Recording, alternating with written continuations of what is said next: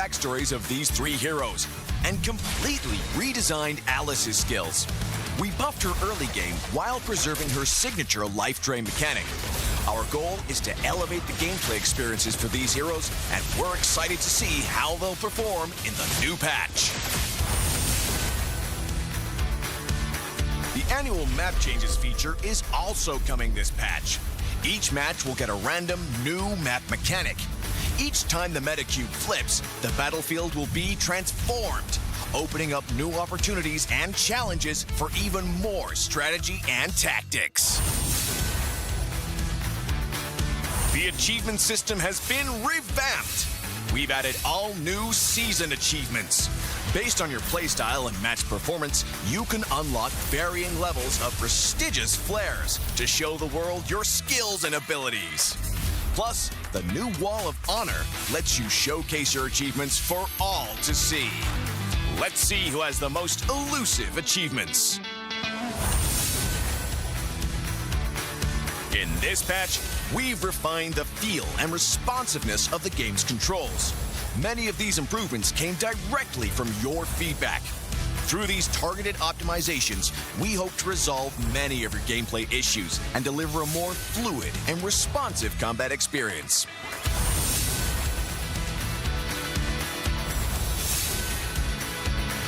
There are many more adjustments that you can read about in the upcoming patch notes.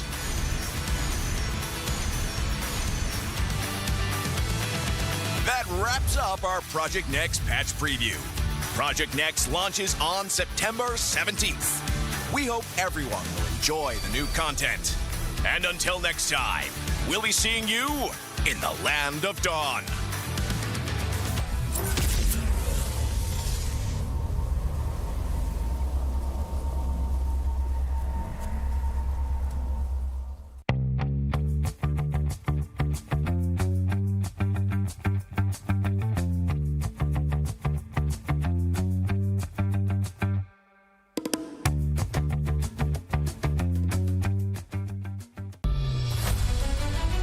Everyone, and welcome to a special preview of our annual map change.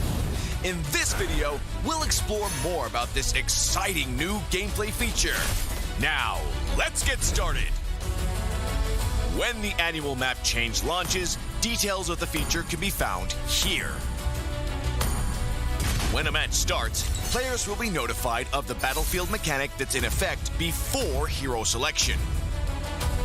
You can view info about the mechanic anytime during hero selection to plan out your strategy. Are you ready for the Broken Walls Challenge? The old walls across the battlefield have crumbled, revealing new paths and giving heroes without blink a chance to shine. We can't wait to see the optimal routes you'll come up with. Danger lurks in every corner when dangerous grass is in play. The battlefield has been overgrown with bushes, so proceed with caution. Will you be the hunter or the hunted? You'll need new strategies to survive this deadly jungle. Have you ever dreamed of soaring over the battle like a cloud? With Flying Cloud, rideable clouds will spawn on the battlefield. Just hop on and take to the air for swift lane rotations, or plunge down for deadly ambushes. Come, ride the wind and own the skies. The river will bring you to victory with Expanding River. River currents will expand into the jungle areas, and new currents will appear when the Lord spawns and when it's defeated. Travel with the current for a massive movement speed boost. Master the flow of the currents and drag your enemies into a whirlpool of defeat. We hope these new battlefield mechanics will break stale metas and deliver new experiences and challenges to everyone. See you all on the new battlefield.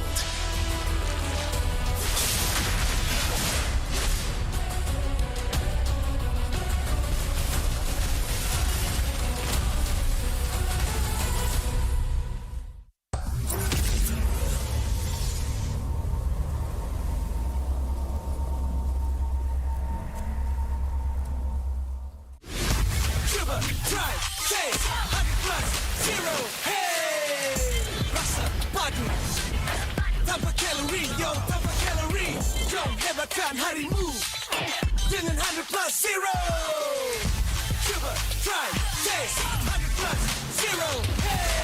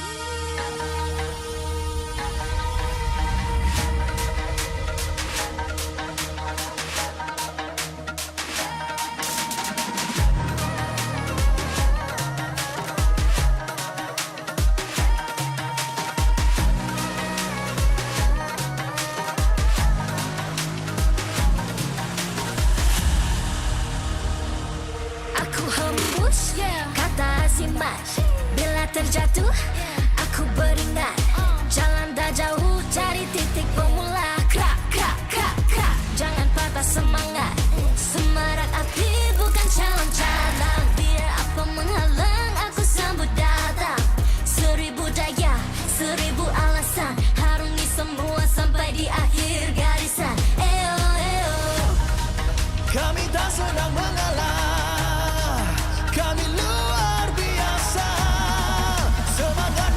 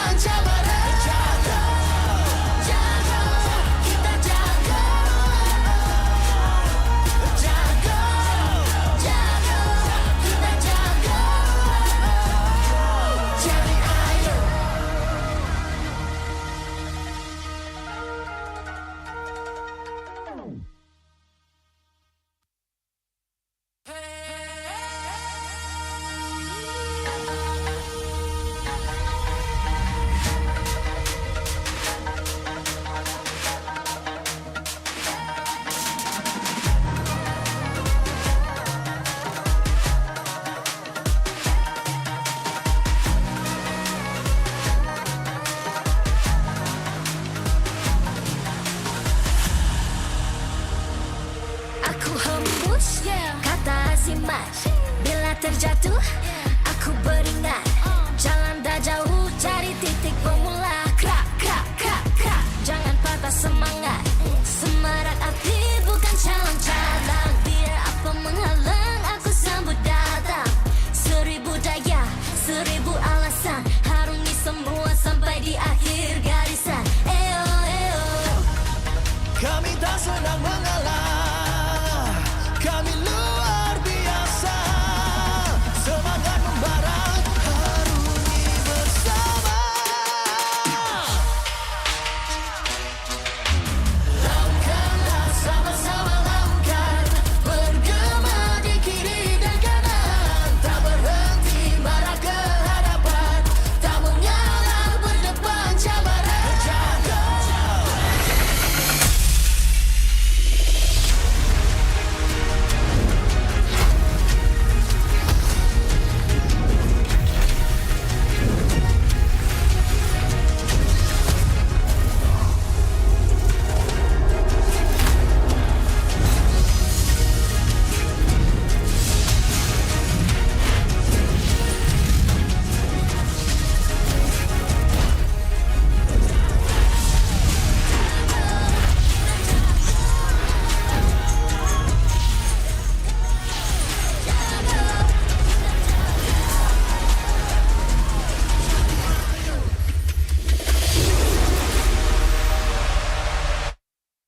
MPL Malaysia Season 16 is powered by Moonton.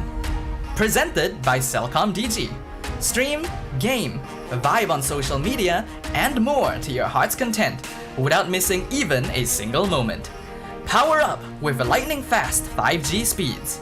Stream all day long with Celcom DG Prepaid 5G. Our official sponsors. Official gaming smartphone Infinix GT30 just launched.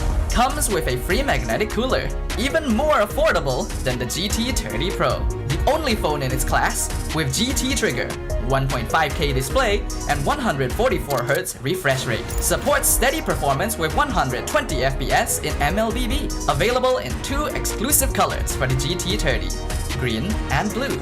Perfect meals for gamers, Grab. Grab food for one. When eating alone, enjoy meals from 10 ringgit. With just 1 ringgit delivery fee and no minimum spend. And group order. Get 15% off when eating in a group. Bigger gang, bigger savings. Our esports partners, 100 Plus, Ferry, and Yamaha. And thank you to all our strategic partners, CeraVe and Playas. Tron Ares in cinemas on 9th October. A visual spectacle action adventure. Tron Ares follows a highly sophisticated program, Ares, who is sent from the digital world into the real world on a dangerous mission, marking humankind's first encounter with AI beings. Catch Tron Ares in cinemas 9th October. Keep an eye out for special ticket bundles that reward you with in-game diamonds when you purchase Tron Ares movie tickets for 4DX, IMAX, or ScreenX. Supported by KBS, Rakan Muda, ESI, MESF, and PSM.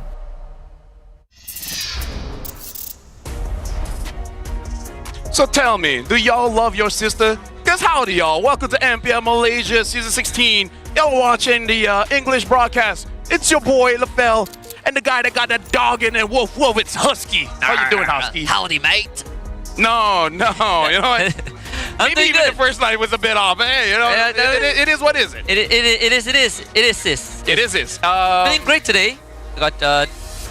We have the match of the regular season Oh yeah. in the second match. So I'm excited for that. Mm-hmm. But I'm also excited for GMXK, who yesterday came off quite a win over Against Toda. Toda, yeah. Yeah.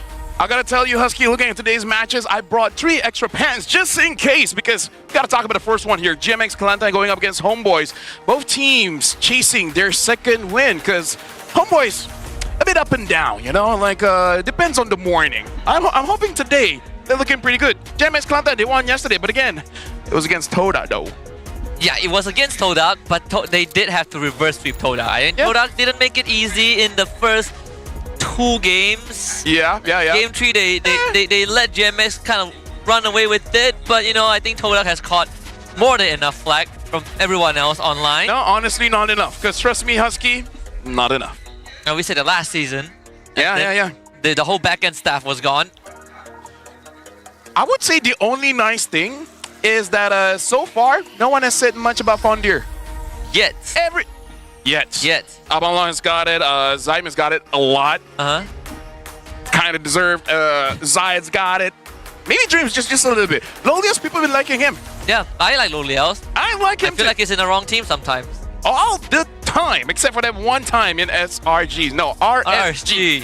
Hey, who knows, maybe in the future, SRG. But now we got to talk about the schedule for today. We're starting things off with GMXK going up against Homeboys. And later on, the match of the regular season is going to be SRG going up against CG. I heard it's called Carrot Gaming or something like that. And last but not least, Untitled going up against Vamos. Yeah, Untitled against Vamos is also a highlight match. Vamos coming off a hot streak. Oh, yeah. So far, they have been really winning games. I mean, they took down Aero as if Aero was nothing. But Untitled, on the other end, they had a very shaky week 2. They are on Rome.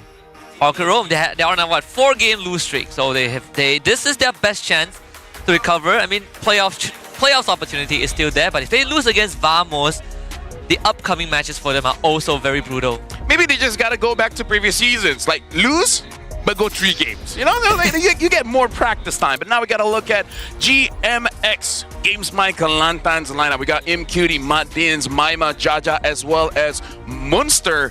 I would say the best thing that we can say about this lineup is that when they get the CC, the Angela, they got to catch you, 100% win rate.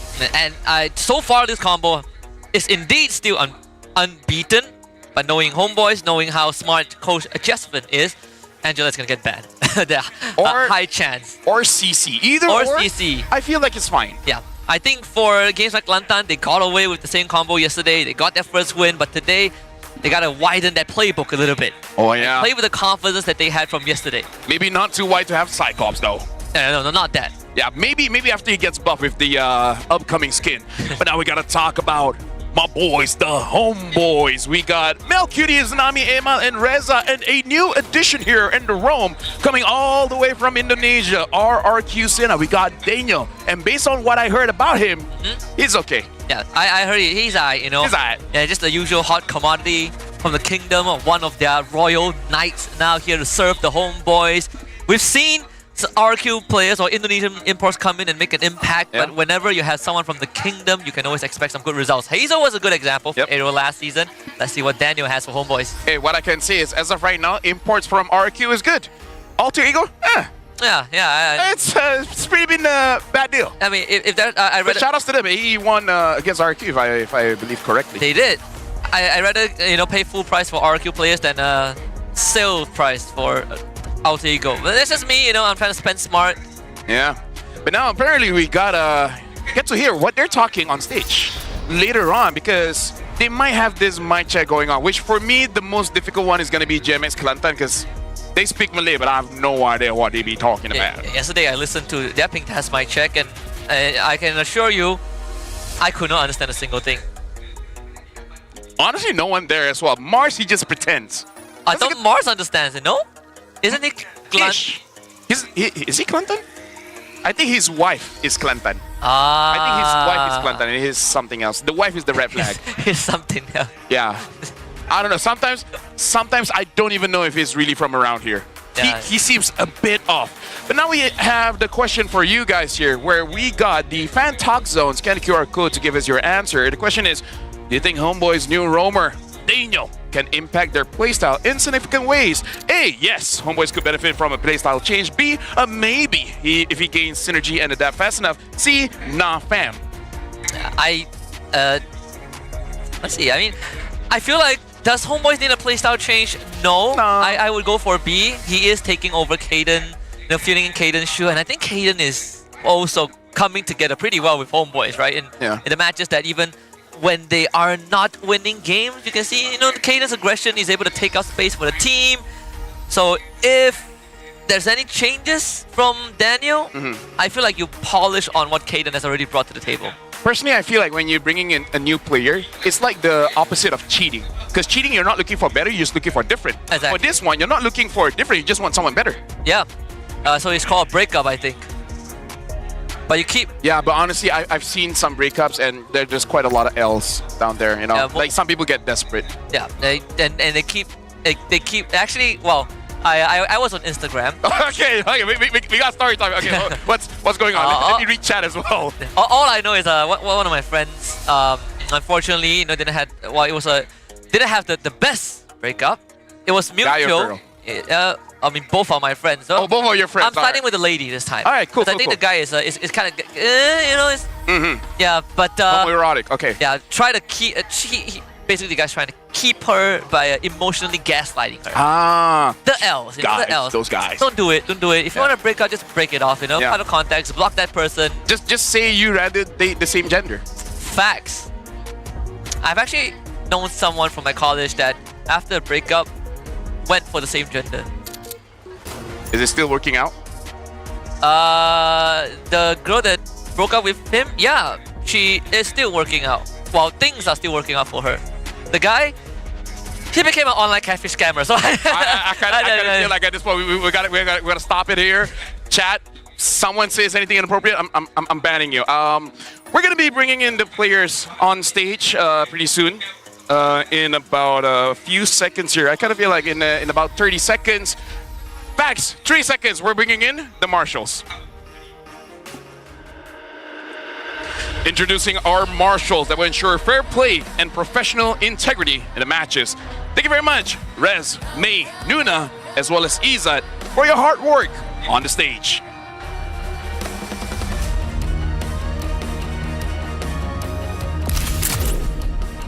Games by Planta. after managing to secure a win yesterday, they have returned today, hopeful to continue their streak.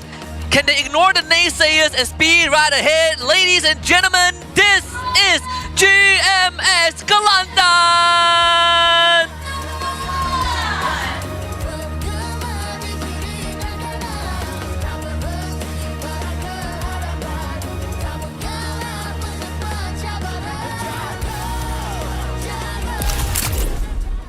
Homeboys.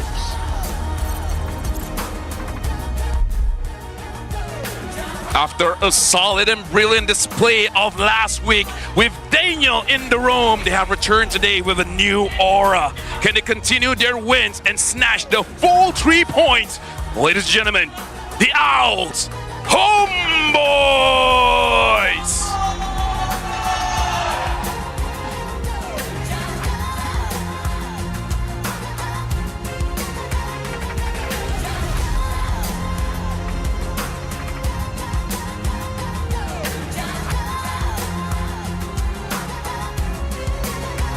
Introducing the head of League Ops, Franklin, along with the coaching staffs of both teams, the masterminds behind every game.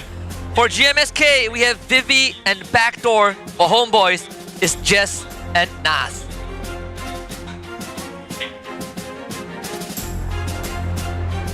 Let's keep it going with fist bumps between the teams, a true sign of professionalism. This is how we roll. This is Malaysian sportsmanship. Ini gaya kita. This is MPL NY. Let the battle between Games by Kelantan and Homeboys begin. And now as we're about to start the battle, apparently we have a bot now. We got evening bot, but I kind of feel like I have to correct the bot where it's that this guy's high. It's a THESE, not THIS, you know? Just a bit of a grammar change. And it's no big deal. It's no big deal. But it's okay. I mean, you learn something new every day. Yeah. Not just about the game, but outside the game. Hey, you gotta get high sometimes. yeah.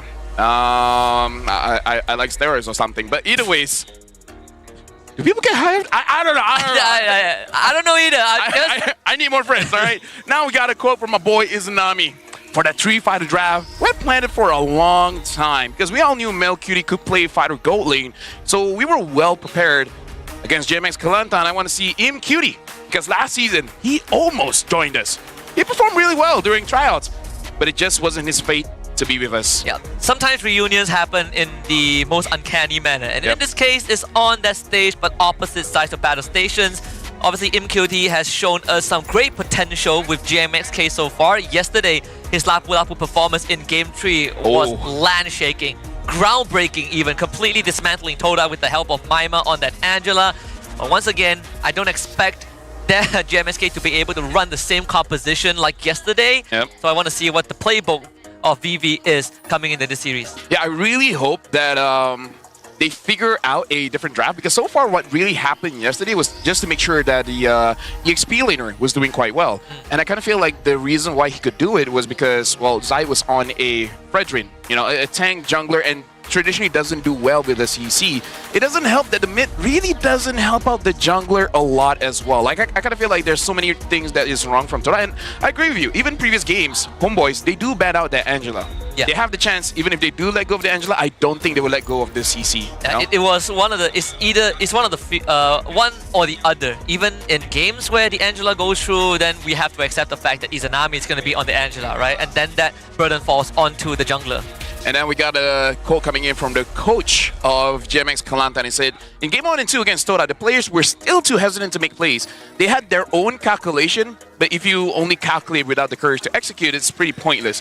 I hope that against Homeboys, they can be as brave as they were in game 3 yesterday and play with more confidence today. And I agree, because Husky in my games, I'm confident. I'm just not calculative. Yeah, for me, I am calculative. I'm just not confident in my teammates.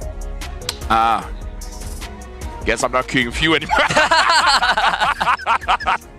Either ways, solo queue is where you build character. Yeah. It's where you build character and where you build doubt. Yeah, and then it's where you build confidence in yourself, right? You trust yourself more than anyone. Of course, if you play with your friends and you still doubt them, then you probably should reconsider that friendship, at least in game.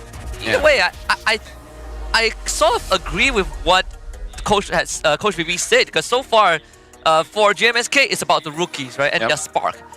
Before yesterday, they were able to take one game off of Team Ray. Yep. Yesterday, they took their first match against Toda.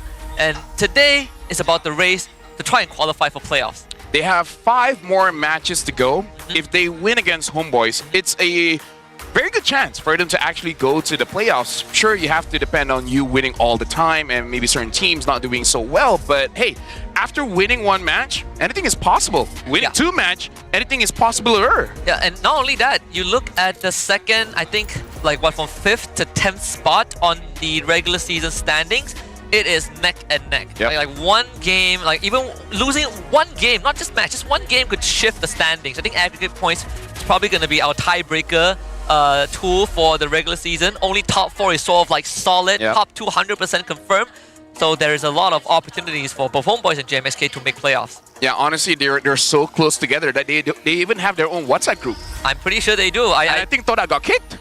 I think Toda probably got kicked after yesterday. Yep. For, I don't know, maybe they were leaking their own strats. Who knows, right? I don't think they even have strats.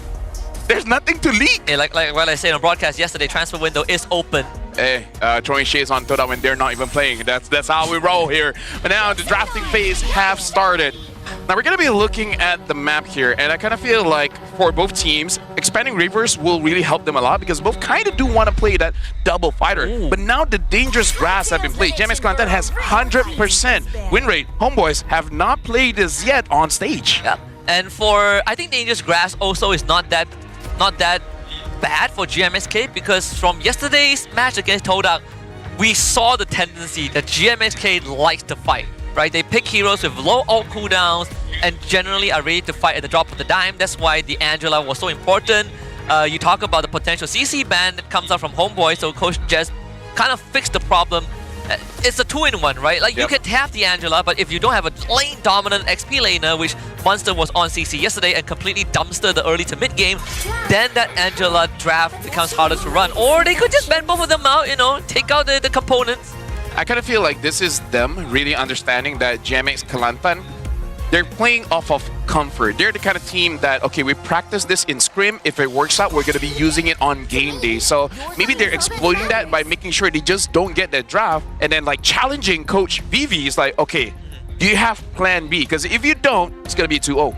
It's something that we saw last season as well, where Coach Jess and Erpang are the only coaching staffs that is willingly changing their ban sequence depending on the teams they face. Against SRG, they were heavily leaning into banning out U2 junglers. Against teams like Vamos, they were banning out assassin junglers. So I think these kind of adaptations are very important because you not only cater to the enemy team and make life hard for them, but you also open up agency for yourself. In this case, Yishunshin being banned out, another target towards Jaja, who has been consistent. Yeah, another Baxia has been picked up. We're going to see if Jaja is going to be using this one. No doubt that he can use Baxia really well, but it seems for the games with Toad out yesterday, they really need that Lancelot to do really, really well. But now, as we're continuing our conversation, we got a fun fact here. Munster and Daniel have competed against each other before in MDL ID Season 10 and Season 11. Arcuseta defeated Onyx Prodigy 3-0 in the semifinal of MDL ID Season 10. So hey, a reunion here, just kind of like MQD with Homeboys. Yeah, a reunion of two different teammates. Of course, the roles aren't the same, but it's good to at least have that bit of an insight that Daniel once beat Munster in the MDL semis. Wonder what Homeboys want to go for, right? Like some teams go for a Lapu early, they have the chip as well, which is a big priority for certain teams that want to play macro. The Drusin also was a pick. I think the Barca broadcast brought up yesterday that in the second game it was ignored between GMXK and Toda, but no one entire day. The entirety, yeah. The entire day, people were ignoring Jushin. And right now for Homeboys, they're already setting up for their double fighter here because having the chip means that you want to fight at any moment. And Jushin can fight at any moment. She don't care. She's the kind of girl that throw it down, right? She doesn't throw hands, she throws you. Yeah, and having the Baxia, and they for sure is going to have at least one more front line, it's going to be much easier for Izanami to just pick people around. And now having the Matilda as well as the Kimi to kind of reply, I think they just need a very good early game. If they don't, then maybe lights out. I was thinking along the lines of like maybe you take a Lapu for yourself, because if you say Homeboys is ready to fight, Lapu becomes such a hot commodity, right? Oh, you want to fight? Drop the chip portal. We saw what Cram did yesterday when Yules was on that chip. Every time shortcut pops, Cram comes through, bravest fighter, kills the backline, rinse and repeat. I wonder if they want to go for an Arlet here, just because Arlet is a good combination with the chip. Not sure how Reza feels with the Arlet. They could also go for a jungler here, something like a... Either go Assassin with a Lancelot or go for a tank with a Fredrin, because I kind of feel like you can hide your EXP. No, they go for the Joy, yeah, because you go for the Fredrin, then you actually lack damage. Yeah. And you probably need the Lapu and then a strong gold lane to compensate for it. I mean, they still have Granger, right? I expect gold lane or Harry can ban out. Harry as well. I know MelQT could play both of them. If push comes to shove, we have the Moskov as well. Not that I think about it. I keep trying. I have been looking for openings to see if Obsidia fits in any draft. Right? We saw what Navi did against highly mobile drafts against Dewa, right? Dewa's one using it. Maybe he was using it. Yeah. Oh, that's a Lapu ban. By Homeboys too. Okay. Again, like there is a chance for them to pick up an Arlet here, just take out all the good matchups, and then just go for fights whenever possible. But yeah, looking at MPL ID, it does look like Obsidia is the kind of hero that makes it so that you can't escape from her damage. But for her to get to that point, I think even Gideon said it.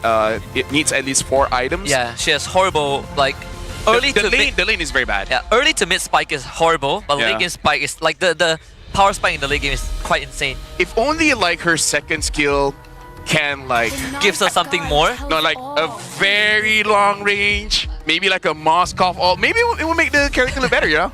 You know what? I think another way to utilize that hero, aside from just trying to do damage, obviously that's your job, but your ultimate could be used just to immobilize someone, right? To allow your teammates to follow up against assassins. In this case, 3 XP laner best. Well, make it 4 with the CC taken out. We still have the Phoveus left, which is not too bad. I mean, Phoveus into the Drusin is kind of a nightmare, but you have the Matilda with you if you are GMXK. And then you already have Kimmy, right? So double fighters still possible. Yeah. I kind of feel like for Homeboys, it's not worth it for you to hide your gold pick here. I think it's better for you to hide your EXP, because I just thought of Fovia. So they pick up early here, then the Fovia is going to get picked up by GMX Kalanta. And yes, they can fight back with the Jushin, but maybe Reza just wants a very easy time. Maybe just pick up the Harif here. Harif is good with the chip. So, you know, just make it easy. Yeah. We've also seen MQT play the Go Kimmy for the very first time in the league yesterday. He did win, so suddenly it becomes like a potential flex for GMXK. If they see the Go lane matchup here, it gets to help them decide if they want that Kimmy in the lane. And it also influences what Maima gets to play, because so far he is 0-3 on the Kimmy. So he's not really looking good in that mid lane. Yeah, so maybe even MQT is like, okay, Maima, Maima. Like, look, Maima. Hey, like, coach, we can have the Kimmy, just let me use it. Maima, I love you, but you know. Yeah. So they pick up the Granger here, asking the question to GMX Kalantan, do you dare pick up a Irithel? Because having the chip here, kind of no matter what marksman you pick up, is going to be very difficult, because the moment chip just jumps on you, there's not much that you can do. You're forced to take Purify. Exactly. You have to Purify out of it. Another option is Moscow Purify. There it is. We talk about the Phobias. An extra dash for him to work with. You have to work together with the Matilda. Now the question is, what does Maima get? Like if a mid lane that can... Back then I would say Aurora, like, it's not the worst, right? Yeah. Big control into a chip comp. Vex is also not bad. Yeah, like portal in, just all on the portal. You know? Sadly, they're not meta right now. Maybe just not Valen. Yeah, I don't know. No, I feel like Valen is the death sentence. Okay, they go for Ruby. So they are playing double fighter here. I would assume so. This is going to be Maima on that Kimmy. Yeah, but it's not a bad idea, right? Maima gets lane prio. You have tons of crowd control for these dashes. You have a Matilda to help you out. GMXK, I mean, I'm liking what I'm seeing. As long as Maima doesn't, you know, doesn't go like 0-4 in the first 5 minutes, if the game scales, Maima could do a lot of work with the amount of peel that they have. Now the question is, what is going to be the EXP layers? Because most of the... I kind of don't like Arlet here. Yeah, like the glue ban was so smart from GMXK. They thought so far ahead. The other heroes that he has used before is Terizla, which I guess can still work. Not sure how his lane phase with the Phobias is going to be. Haven't used Terizla for a while. I think he should be fine. Uranus, Hylos good too. Yeah, Hylos wins the lane against Phobia. So honestly, maybe they can make a decision just to swap. Yeah. But most probably Munster is going to be the one using the Phobia. So gonna have a bit of a hard time against Hylos. Yeah, because you can't put Phobias in gold lane too. Yeah. He's gonna have a hard time against Hylos, and on top of that, short card opens, Hylos comes through, puts down the carpet, and they run you down. So it's if, let's say, Munster, you know, he eventually is going to press us out into the fight, once he gets caught by the Glorious Pathway, he has to full commit. Yeah, looking at the draft here, it kind of looks like for GMX Kalantan, they actually drafted quite an aggro kind of draft, having double fighters, having the Matilda, having the Boxy as well as the Kimmy. At any point, Homeboys wants to fight, they're ready. But here's the thing, looking at draft coming in from Homeboys, they do want to fight. Even Granger, their marksman, the moment he gets level 4, he can already be involved. Sure, he wants 2 items first, but hey, we'll see how the tempo of the game is going to go through. GMX Kalanta, do you have the confidence to take down the Homeboys? Welcome to the Land of Dawn. This is game number 1, Homeboys against GMX Kalanta.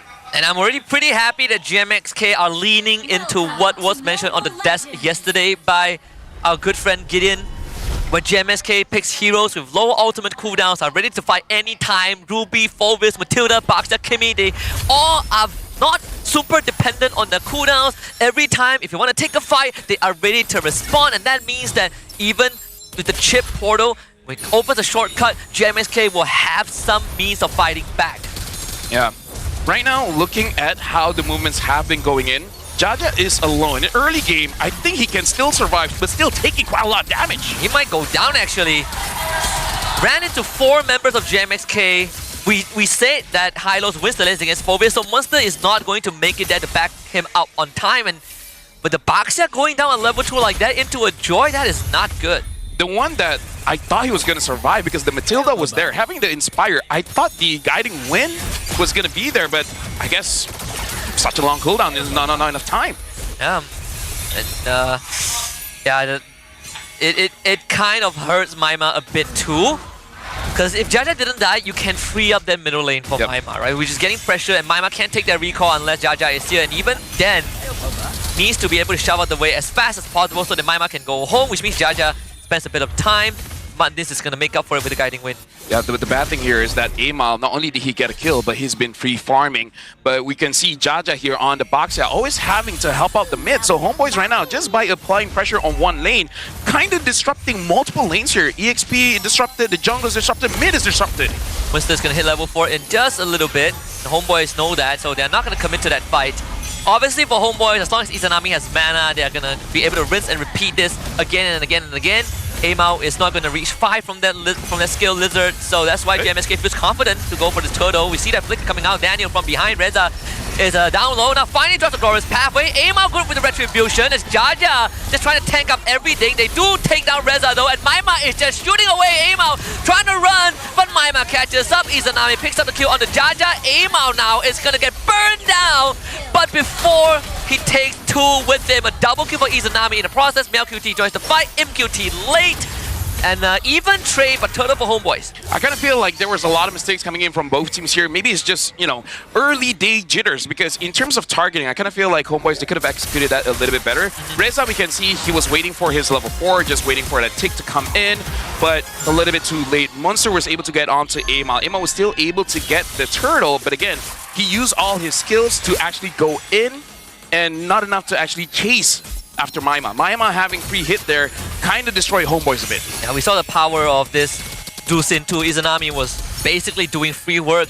Maima at least got 2 before he went down, so that is consolation prize. I think Maima didn't even use his ultimate that fight, not that I remember. Yeah. Still, Jaja a level behind Amao, and GMXK now switching the focus a little bit. Something that I didn't notice as well, Mel is already 1-0-2. This is good news coming in from a marksman gold laner that you're already having a pretty good start in the game. Homeboys with 1,000 gold lead here, they can really up the tempo. Though I kind of feel like the 1,000 gold lead is mostly on Jaja not being able to get the farm. Yeah. He was trying to go for attempted invade too, but Amao unfortunately was on the camp. GMXK, do they get the read where Homeboys is at? Because Daniel, he's already positioning himself very deep inside the bottom jungle. Unless for GMXK, if they want to go onto Izanami, he has the flicker to work with too. So with the next turtle spawning, GMXK, they're going to make their move bottom. But they have no idea that Daniel is there. Yeah, if they can get onto Maima, it's no. going to be big. Maima most likely is going to go down. They drop the shortcut. The whole team comes through. Maima straight up dies. Killing spree for Izanami. Circling Ego used by Muddins, but no angle to engage. Yeah, and right now, Homeboys, they do have control over the turtle here. Muddins having the flask of the Oasis. Looks like Homeboys, they're not really going to contest because Amal just really wants that buff. Can try. Monster trying to hold back Amal, but Amal still gets into the pit and finds the objective. Muddins now flickers to safety, but unfortunately, it's easy for Homeboys to keep up with him. Amal runs him down with a hop, skip, and a jump. Monster trying to do the same, but it's a bit more heavy. Mega kill for Izanami. Maima back into the fight, tries to find a couple kills with the help of Monster, and GMXK gets 2 bodies. Yeah, right now it looks like Homeboys, they really don't have enough damage just for the fact that when Amal goes in, he actually takes a lot of return damage, making it so that he cannot commit for a very long time. But I think it's fine because later on, Amal is going to build either the Blood, what was it called again? Blood Wings, to actually get an extra shield to stay longer in the fight, or hey, maybe even get a concentrated energy just to make sure that, again, sustain longer in the fight. Like, I kind of feel like Homeboys, without Mel Cutie, they don't end the fight long enough for the fight to look good, I guess. It's been 2 4v4s, right? Both MelQT and InQT have been uninteractive with the shortcut. We haven't seen this Ruby in a fight just yet, and even then GMXK sort of made it quite close, right? If Maima didn't get caught out, I think that would have went in the favor of GMXK with Monster being able to hold the front line for longer than the Homeboys would have liked. But still, Daniel, he's hovering around the bottom side again. This is the 3rd time he's doing that, and the target is Monster. Another Sky Piercer stack for MLQT. Yeah, and again, this is why you want to delay your EXP pick later, because Phoveus is a good hero in the right circumstances. Against a Hylos, you're already losing lane, and now because Homeboys have scaled up to almost 3,000 gold, making it so that even Phoveus goes down pretty quickly when 4 to 5 people just ganks on you. Can't really blame GMXK because they were on the blue side. The Phoveus will be shown regardless, and I think Homeboys, they are just having the right idea, right? They have been avoiding MQT the entire time. Understood that Monster is slightly easier to take down. But GMXK, they just need to stall out for a bit of item. I don't think this 3k goal lead is going to be too substantial for Homeboys just yet. as having fighters means that your power spike does come early and a lot more efficient with components. So GMXK, they're gonna jump onto Daniel, and Izanami tries to peel him away. Yeah, honestly, as a Matilda player, kind of difficult here. Jaja taking quite a lot of damage, but they return back to Reza. Reza Pulse revitalized, Monster hops to the back, they lay on the carpet.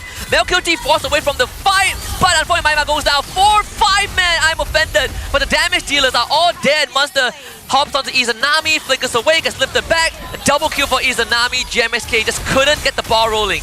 Something that I want to say before the fight even starts, as a Matilda player, this is a very difficult game for Matilda because one of the things that you do want to use is guiding away with the circling eagle, but hold on, Jaja is going to get punished, going to get pulled away with the circling eagle. But as I was saying, Matilda does want to engage and directly onto that Warren target.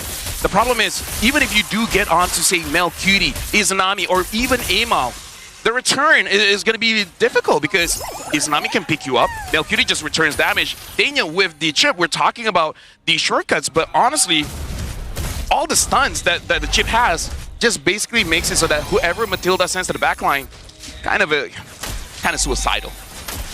If GMXK cannot keep Maima alive, I think their chances of winning the fight is very slim, right? Because Maima is the only consistent damage dealer, and not only have you need to deal with dives coming your way from, you know, Amal, Reza, and even Izanami, but taking down Reza alone is a tough task. And that's not to mention that Reza hasn't even gotten the blade armor just yet, so GMXK needs to really think about how to take these fights, or if possible, just get themselves space and resources, because MLQT is free farming Blood Wings for Izanami. Yeah, honestly, amazing because Amal has been doing so much, Izanami has been doing so much, forcing out that Raiden armor, making it so that MLQT just does way too much damage. And now, like, look at that!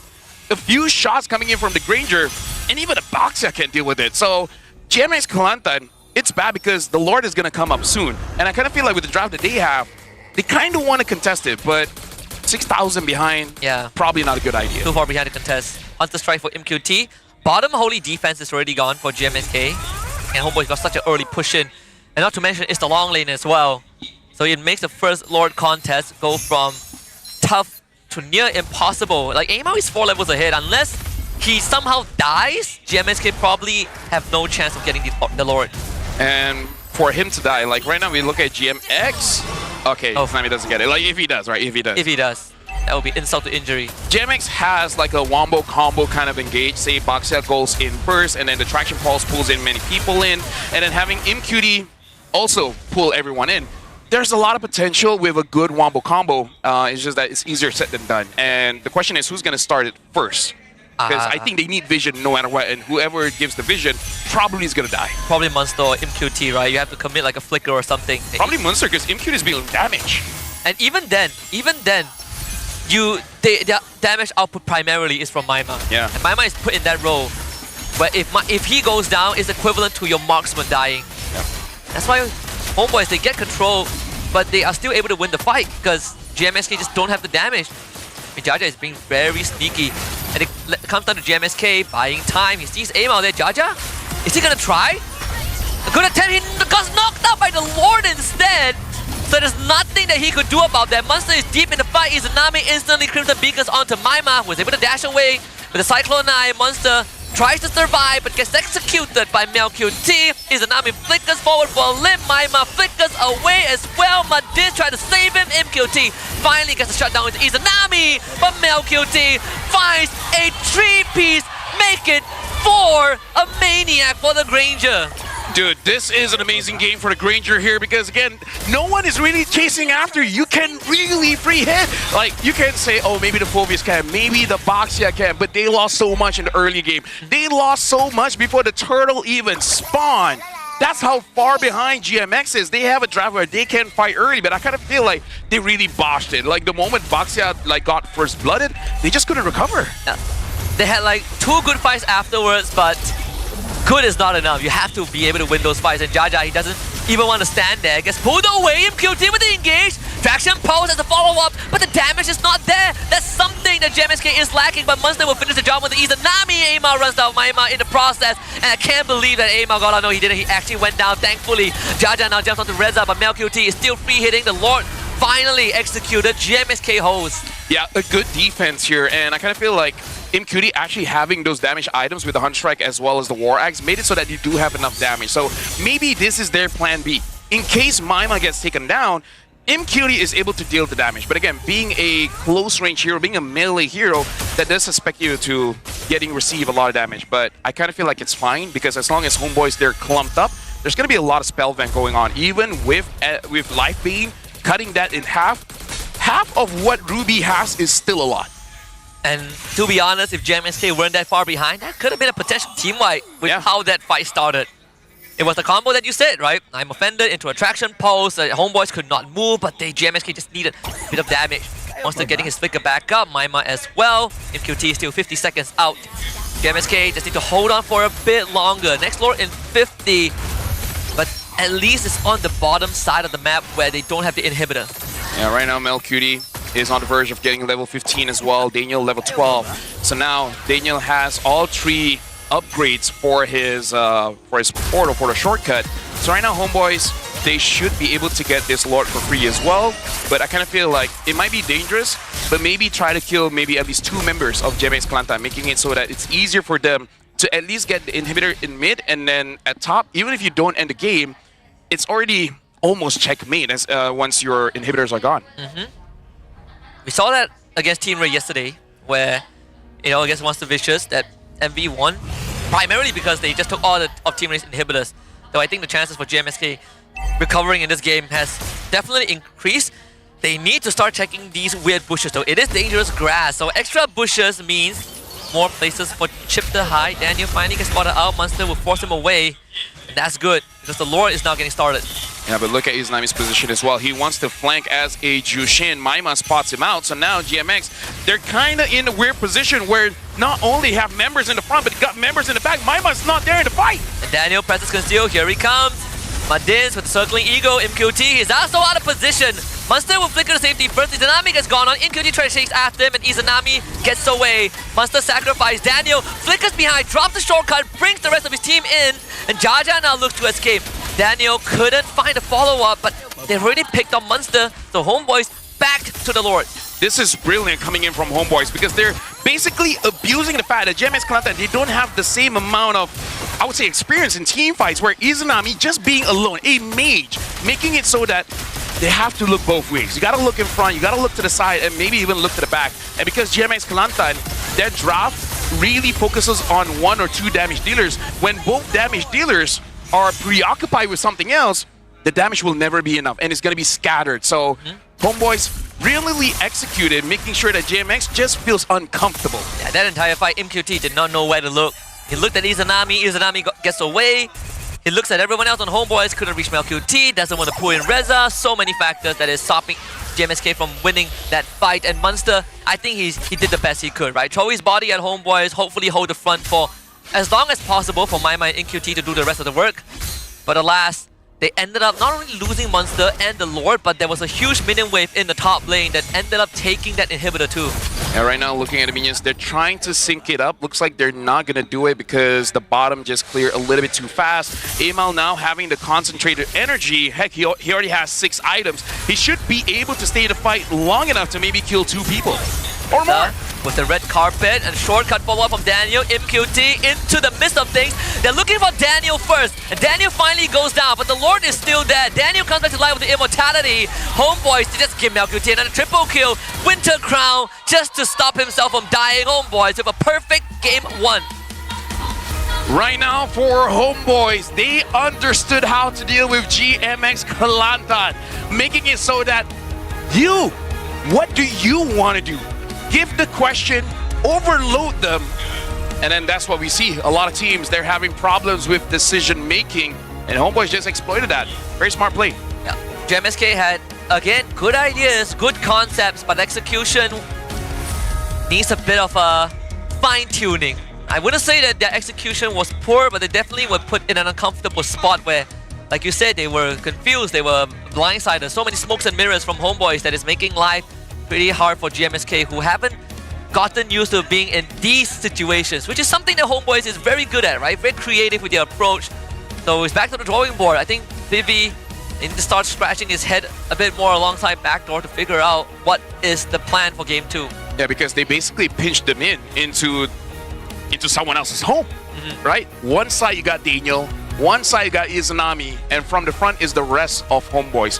I don't know if it's this draft specifically, because I don't know many other mages that can do the same as the Jushin. Maybe something like a Farsa, someone that has a lot of mobility just to make sure you don't get caught. But either way, if that is the entire game plan for Homeboys, I'm not entirely sure what GMX Kelantan can really do against that, because it's about adjusting in the mid game. Yeah, I think if you want to talk about mages that's like Jusin that has self-peel, no, Jusin is like the best, right? Deals damage, has mobility if you have Crimson Beacon online, even more if you have Flicker, and you can peel for yourself, right? You don't need to rely on your teammates to save you. You can toss people away with your Lantern Flare. No other mid laners can do that, and that's what makes Izanami so independent in these fights.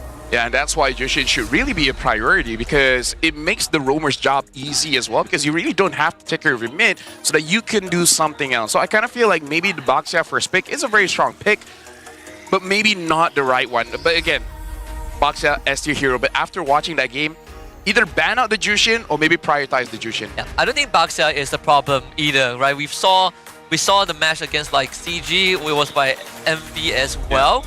They were... Oh, is it Untitled? I think it's Untitled. SRG used Baxia yesterday and just completely counter enemy's draft. Exactly. So I don't think Baxia is the problem. I just think GMXK needs to polish things.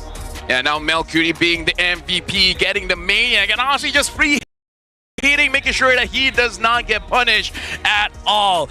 The ordinary marksman here looks like they were hyping up, saying, oh, maybe he's going to be using a fighter in the Golden. Nah, fam, I got a Ranger, I'm happy. And that's more than enough, right? I'm up against a double, triple fighter comp, but I get my marksman that can buy Sky Piercer ahead. That solves all the problems. The front line, bang, goes down. He has max stacks of Sky Piercer, so even if you're a Monster or Jaja, you see him and you're like, I don't really want to be in front. I kind of feel like for the upcoming game, they really have to consider that Amal is really good at assassins, right? Making it so that if you only have one damage dealer, or maybe even two, it might not be enough. So maybe GMX Kelantan, they just need multiple win conditions. So in case Amal, doesn't matter if he uses Lancelot or Joy, if he targets one person, you're not completely out of the fight when it comes to damage. So maybe Maima being the sole carry, just not enough. Maybe they just have to go traditional and get Imcutie on a Harif or just any other marksman. I think if you want someone that's ready to fight, I still feel like the Lapu was the choice. Yeah. They could have picked it third instead of the Kimmy. That's what I personally feel for GMXK, because they picked Kimmy third instead of a Lapu. Yeah. But it's small things, right? Like, even this draft can work if they weren't so far behind. Because we saw some good combos, they were just lacking items and damage. Yeah. But look at those kills, man. 9 to 23. I would say yesterday we were so used to seeing low kill games because people were just playing macro, but Homeboys, it looks like they're the kind of team that they can play macro. They just don't want to. That, and also the draft allows them to do two things at once. And they keep drafting like this, man. They keep drafting like this. One of the few teams that, plays the chip, prioritizes the chip, and does it well, right? And not to mention Dangerous Grass. We saw GMXK not checking the bushes properly. How many times has Daniel bring a gank to the XP lane, and how many times has him and Reza sit in the orange buff jungle without GMXK knowing? That's the degree of dominance that Homeboy has macro-wise. That was a very feels bad moment, but again, like you said, they were first pick. They just had to have a blind pick, and there's not many EXP laners that have very low, I guess, counters.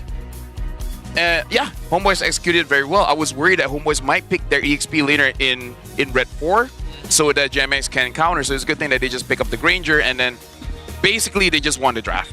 I like how, like yesterday I was saying that people probably don't pick much high-lows anymore due to the state of the meta, but in this case I think it's an isolated case, right? You win the lane against a Phobius, you do extremely well into a GMXK draft, and I think he's like the sole sandbag for Homeboys. And that's fine, like him and Daniel basically tank everything. It's so hard to take down these high-lows.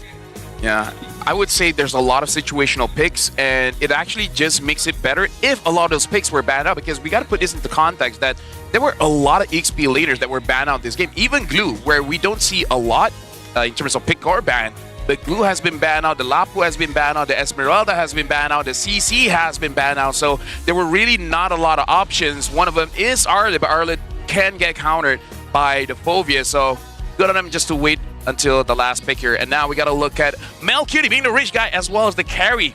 888. Lucky number, gold per minute, and a 90,000 total damage dealt. Jaja being the Boxia did take the most amount of damage. And Daniel, with all those shortcuts, is the best wingman. Yeah, 100%. And just to put into context how dominant the game was for Homeboys, Amon reached level 15 very early. Yeah. It was 5 levels ahead of Jaja. The game ended and Jaja still hasn't hit 15. And let me just say, this is Daniel's debut, and he had 19 assists. Now, he's a fantastic debut on this chip. Yeah. Absolutely incredible. From the early game onwards, obviously, it's a bit of a whoopsie from Jaja, dying at level 2, because usually as a Boxer, you don't expect that to be the case when you have a Matilda and Kimmy on your end. But Daniel's focus on who the target was great. They completely dodged MQT's lane. They're like, we don't need to deal with the Ruby. Let's shut this Phobias down first. Let's check out the highlight here. And the thing that I want to point out is that Daniel looks like he's very independent. Like, he knows what to do in terms of how to catch people. And when he opened the shortcut, the follow was very fast. So it looks like Daniel has integrated into Homeboys very well, in the sense that no one has to hold his hand. He knows what to do. You just need to follow up. And honestly, amazing play. Yeah. Not only that, we also see some micro movements from Homeboys, from MelQT specifically, which is very smart, right? It's the presence of mind where before the portal opens, he makes sure that he walks out of sight so MQT can't just join with the portal. That's why in the 2 important fights in the early game, we didn't see the Ruby there because he couldn't find the portal. Yep. It just shows that how well the team has done with the Chip, because again, Chip is not an individual hero. It is a team kind of hero. It doesn't matter if your roamer is good on a Chip, but if your team is bad at Chip, then it's going to be looking bad. But either way, right now, GMX Kelantan has lost against Homeboys. But again, it's really not that bad, right? It's really just a few mistakes that I kind of feel like is very much fixable. Yeah, definitely it is. Again, I think inexperience is definitely one of the biggest factors. But one thing commendable about GMXK is that when they make the call to fight, at least they do it together, right? Obviously, there were certain moments where they got outsmarted by Homeboys, but you can see the hesitation isn't as apparent as it was at the start of the league, something that I think GMXK can be very proud of. But they're up against a tough enemy, so Homeboys taking that game is just based on a raw experience and just better understanding. Yeah, and I feel like they might have to play dive for dive, because in that game, Mel was so free. No one could chase after her. And again, you were talking about heroes like the Lapu, Jaja. If you use an assassin, something like a Lancelot, maybe the problem can be solved, because we can see that GMX Kelantan, they came in already having a game plan where they're just going to be basically ubeing it up, being a bulldozer, moving as 5 and then just ram them over. But again, because Homeboys, they just spread the fight over, the entire draft crumbled. So it was good on Homeboys understanding the win condition and then just ruining it altogether. I mean, not only that, they also botched the early game a bit, Yeah. so that kind of stings for GMXK. So now it looks like you guys say maybe if he can gain synergy and adapt fast enough, which so far looks like he did. Yeah, I adapt fast enough. He has adapted. Yeah, he's adapted.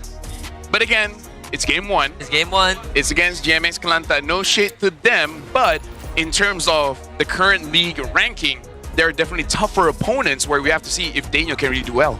And well, I mean, if they still got a couple of matches after this, and that's where we really get to test where Homeboys is at. I mean, when they lost to Vamos, that was quite a moment too. Rough. That was incredibly rough loss, and that was also we start to question, okay, like where is Homeboys at? Because they got dropped by SRG, they got dropped by Vamos, but this could be the turning point for Homeboys where they start winning games again. Now, it was more confusing because they won 1 game against SRG and then losing 0-2 to Vamos. So it's like, whoa. And in a very devastating manner. I tried to look for that game on YouTube. It was flagged. You can't watch it. Yeah, it went to a different site. Yeah, you need if you're under like the age of 12, you need parents advisory or something. Yeah, like that. the site I saw it was like orange and black or something like that. But it was a. I ended up not watching the video and then just browse through. But either way, GMX Kelantan, yeah, I just kind of feel like someone needs to go to the back line. Like you said, maybe pick up a Lapu early. Just don't go all in into one drop. That's what I'm saying. Like, diversify. Yeah, because we saw that Lapu was instantly banned forth by Coach Jess, right? He completely understood the memo. He knew what the game plan was. That, hey, we take a chip. If they don't take Lapu, they are throwing. There's no one that can come to the portal and help us and help the team. So, very good on Homeboys coaching staff. Honestly, every single time since last season, whenever we are trying to figure out pick a coaching staff of the week, it's either like SRG Or or Homeboys. Homeboys. It's always these two. Honestly, like maybe even a Terizla would be okay. Like the moment chip goes in, and then you can set up for your team, making it easier for MQT. But you know, But it's like a one-hit wonder, right? If you miss a penalty zone, Yeah. it's like, oh. but either ways, like we were to talk about it. There's no many good picks. Like you just have to pick your poison. There's the Arlet. There's the everything else. Right now we're looking at a coach, both coaches, and I kind of feel like this is the biggest change for Homeboys ever since their very bad season. It's just that they got a good coach, right? They got Jasmine. They did amazing last season, and this season maybe a bit slow, but they're getting to the point where they want to be again. I think even like last season, a lot of people, I mean, all of us were giving huge credit to Erpang, but even Erpang says that Jasmine is the one that is really like figuring out this draft from behind. He's the brains, and for Erpang, he's looking at the mental, he's looking at the macro more than the draft itself, and now you put Jasmine in the head coach position alongside Nas.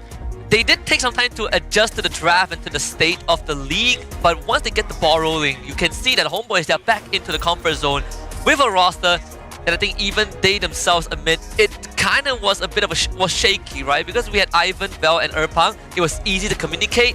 They had to restart that process. Something I can say about Homeboys that is hard for me to say about any other team is that Homeboys, they have an identity. They really like to fight. They like to draft a lot of fighters. They like to get scrappy. Screw macro. You can't clear waves if you die. Yeah, macro is a byproduct of us winning fights. Yeah. Something like that. Or they won their first dangerous grass game. I think Jackie Chan said something like that. Yeah, I think Chris Tucker said a follow-up. Yeah. Like what's his name again?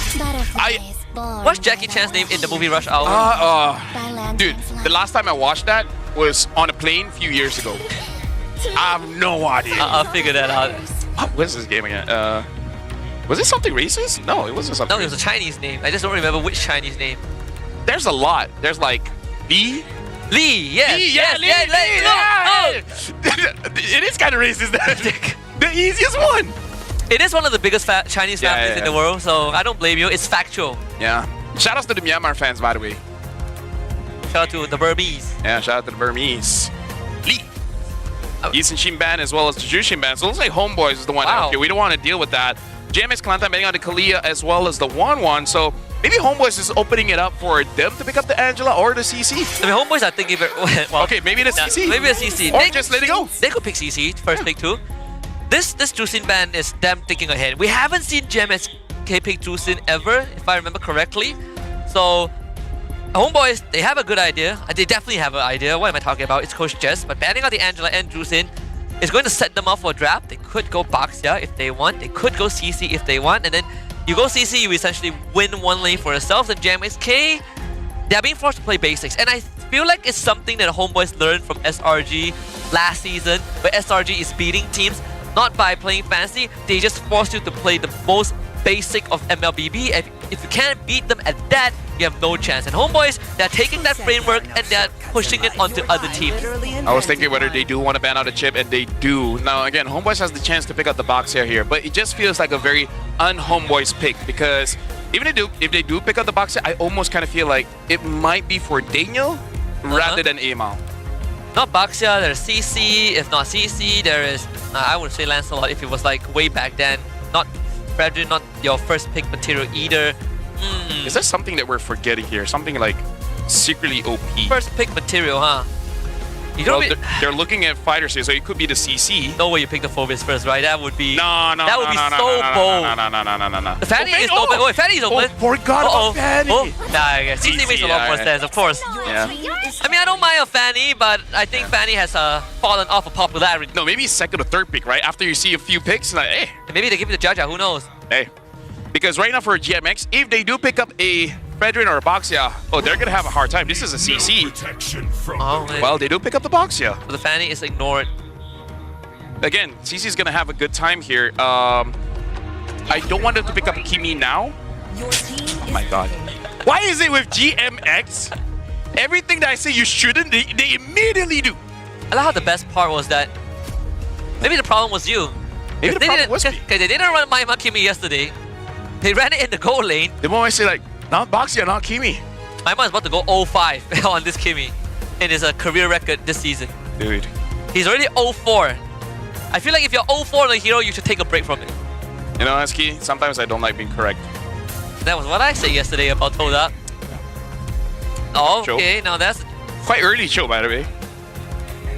I dig it. Things Did they pick up a like a Joy or Lance or Fanny here straight? Because honestly, I feel like you could hold your assassin if you want. I Or don't you know. could with Joy Fanny, I have no Because problem. they pick up the Cho. They did. Oh, the They Yi. pick up the Eve here. And here's the thing. This is a very early Cho, also indicating that they just want to get rid of the counters for the Fanny. So GMX, they kind of only have one ban. Fanny. Meaning like they already banned Fanny, then whatever else is left. And like What I if they said, don't ban Fanny? then we're going to have a good game. And we're gonna have a good We're game. going to have a fun cast. Do you take Lapu here? Now that's Oh yeah, you the question. should. You should. Like, it's okay against the CC, but more importantly, you can deal with the Eve. Someone has to deal with the Eve. That's right. If Lapu doesn't come out here, it's gonna get banned. Let's say that they don't pick Lapu here. I wonder what else is there. Esma, Tamus. Esme is good. Tamus is gonna. Well, I mean, We haven't seen it in professional No, play, so not I yet. have no idea. It should be the Lapu. Sometimes the easy answer is the answer. Or Grok. Oh, so this Baxia is gonna be Bro. Fats or EXP. Boxer XP. Oh, EXP, no, because No, yeah, you're gonna it's gotta sell- be Rome. It's gotta be Rome. They're gonna straight out lose the game. gotta be Boxer Rome, huh? That's the thing. If you want to pick Boxer Rome, I mean, if you want to flex it to a Rome, you can't review your jungler here. Yeah, you should have picked It's up. I tell you, it's a sequencing problem because of this freaking Kimi, dude. It locks your draft very early. I mean, technically you could still flex Kimi to go, but you know, we know what happens when you have 3 flexes on a team. You make life like 10 times harder. Ban out Fanny, Lance, or Joy, because Sir, what's your command? yep, they banned the Fanny because the Cho pick kind of forces that one. So now at least GMX Kelantan, they're diversifying their damage profile. They got something with the Haya as well as the Kimi. I wonder if they want to go for a fight anytime kind of draft as well. They banned the Lapu again, so hey, Oh yeah, the Lapu has to come out. what are you gonna do? What are you gonna do after this? What, ban the Esme and then like, okay, what are you gonna do? You can you can ban the Esme. That's basically it. 2 of the Yeah. strongest divers are gone. Then you're only left with What, Yuzong? no, Arla is like your 3rd best choice, and even then it doesn't feel good because you lose the late. Lose the CC. There's no And yesterday, Munster didn't have a good time against the CC as well. yeah. His CC was great, but out of that, Yeah. CC is just such a strong hero. Thorns remain. They banned the Lancelot, which is okay. I don't mind. I mean, for homeboys, okay, I want to say Fredrin, but even if they go Fredrin, it's still the Joy. You know? Yeah. It's still the Honestly, Joy. because yesterday that was a Suyo, I'm like, okay, whatever is open, whatever. That too. Yeah. If you want to win Retribution Just don't battle, go too loco and pick up like a Gushin, you know? I think pick up Amon. Amon is dangerous Amon is grass. fine. Amon is Dangerous fine. grass. It's like, wow, here's a Kimi. Let me just ult the Kimi. Yep, ban Esme. So now, what other options do you have on the EXP here? Because everyone else, the Phobius, the Arlet, y'all lose to the CC. I'll tell you the last option is you. Oh, Bakito. Bakito can do well with it's the like, CC. yeah. My life. Your Did he Harry get the hurt? The last possible option, you shaft monster on this Baxia, and then you give Mandins like a setup, like a Grok or something. Yeah, the Grok would be Grok, a Gatot Gacha, maybe a Grok would be better. Grok, yeah. Yeah, but basically you are just telling monster you're on your own. That is your last possible option. Knowing Amal's hero pool, it should be something like a Joy, and then when it comes to the gold lane, they have options here. Honestly, the Granger is still Just not go bad. Granger, man. Yeah, just keep it simple, right? Yeah, Joy, Granger, and then that's it. Oh, you can go Moskov into Haya, but if you keep Oh, it yeah. simple, just go Granger. You have a Cho to protect you. You should be fine. Go Granger and then like Fredrin, Joy. Your service. Yep. Yeah, Joy, Great. Joy, Granger. So kind of like Coach Bam just being one trick, but hey, you're winning. If you're winning, why change it? Yep. I do like the Grok here. Like something that can dive, something that can start something. And yeah, you know what? Munster, screw you, man. You didn't flush. I mean, it's not that he had a choice at this point. But they're looking at the EXP here. The other one is like Benedetta, you know? The other one that I'm actually thinking is a Rome Khalid. But you can't make a mistake then, you know? Like if you're willing to put this Baxia into XP, it means you're like ultra desperate. Choose my own path. So they will go Arlen, yeah. I mean, it's either or, right? you're gonna lose the lane anyways. Both lose to CC. But at least Arlet has a way out, I guess. And you have some setup. You're putting the burden onto Monster, which means Mundin sort of is like the Matilda from game 1, but instead of having guiding winds, you are straight up in the face of Homeboys. And you can't get first blooded like last game. I don't know if I'm biased or not, but hey, I'm liking Homeboy's draft a little more, especially because these are proven heroes. The only one is like Daniel, but I assume he can use the choke. I mean, I agree with you. I'm with Homeboys. I think Easier to execute. way easier to execute, and you open options, right? Like I do wonder what is the thought process, you know, for GMXK. You know, like when they're talking about the draft for VV and Backdoor, I feel like it's probably not the most satisfying draft to play with, or it's not the most satisfying draft that you had to pick for your players. There's definitely something to talk about, I think, after this game, whether GMXK wins or lose. There is some revision that needs to be done. This is not the direction, because it makes life so hard for your players too. Yeah. Sometimes they're limited by the tools they're given. We've seen it on Homeboys as well. You give them heroes that are just not it, you can be the best player and still lose the game. Yeah, this is why options are great, right? Options are amazing, where variety is the spice of life. Never lock your draft so early. Like, I think GMX can get away with this because no one has mentioned it on Facebook. The moment someone talks about it on Facebook, then they'll be like, all right, maybe we shouldn't do that. Or maybe people also brush it off because like, oh, it's an MPL team, or maybe it's Mima, you know, like some dismissal. But I do hope that, you know, they take this as a point of reference. We're gonna hop into game number 2, GMXK against Homeboys. This time, Homeboys gonna be on the blue side, GMXK on red. Let's see how this game is gonna play out. The question is right now, how is GMX going to deal with the early game? Because they kind of had a good and bad early game. The bad one is definitely having Jaja dying quite early. But then, during the turtle fight, Mima actually got a few kills. He died, sure, but I would say still a pretty good early game. And now looking at early game, MQT take a lot of damage! Oh my god! So close. Hey. Good cheese. You know what we say? Check your bushes! I mean, you can't really check a bush as the high rip, but man, that cheese... Did Daniel take... Okay, yeah, he took 3. Okay. 4 people took 3 here. Only Izanami took Inspire. Oh my god, if MQT went down, that lane is straight up over. I mean, it's already half over. You miss a full wave. And, oh good god. Oh, are you gonna miss the... Oh, he got it. He got it. He got it. But still, look at how delayed the level 2 is. This so delayed. That game, that lane is already over. Yeah. This is where you call Mundins and be like, Mundins, you clear that wave, come bottom right now. Yeah. At that point, after seeing what Daniel did, I think MQT is just side-eyeing Madin's bit. It's like, you never did that for me. Never. Yeah, not even with a Franco. Because it's not a show. It's very easy. It's like, this kind of cheese you can only pull it off with a show. Because people underestimate how stupidly painful his Jit Kundo plus passive plus concussive blast is at level 1. Yeah, it is pretty stupid. And sometimes stupid wins you games. Right now, Reza is actually dealing the wave quite well, going up against Munster here. Munster trading. I think Reza is just trying to, you know, pull him, and then Munster has to use the flicker. Oh, good on Mantis and Jaja. Mantis might go down here though. Jikundo knockout, revitalize. It's gonna be used. GMXK, this time prevents any sort of a kill. The MQT, man, that lane gets freeze. Yeah. This is so rough for him. This is good that both teams, they didn't overcommit because, again, the turtle has spawned. Madins is waiting to the side. If he goes in, I think he's going to die. MQT is bullying MQT straight up. Madins, you need to help MQT. Screw the turtle! Just, yeah, give out the turtle, right?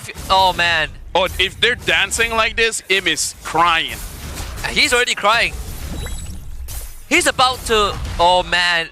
This is where Im is like, damn it, if only I entered Homeboys. It's like, yeah.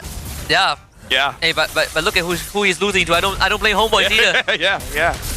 But this, like, if MQT is suffering, you have to win this fight. Traction pulls out. Reza with the vengeance and his first blood for Reza. The turtle goes over to Jaja though. Good retribution, but Jaja runs out of cooldowns and aim out is just gonna dance over his corpse. That's 3 bodies for Homeboys. And I would count MQT as the 4th anyways with how that lane has gone. Yeah, and again, just to remind ourselves of the matchup, because CC counters both the Boxia as well as the Arlet. So trying to contest that one is very brave. And Husky, let me just say it here.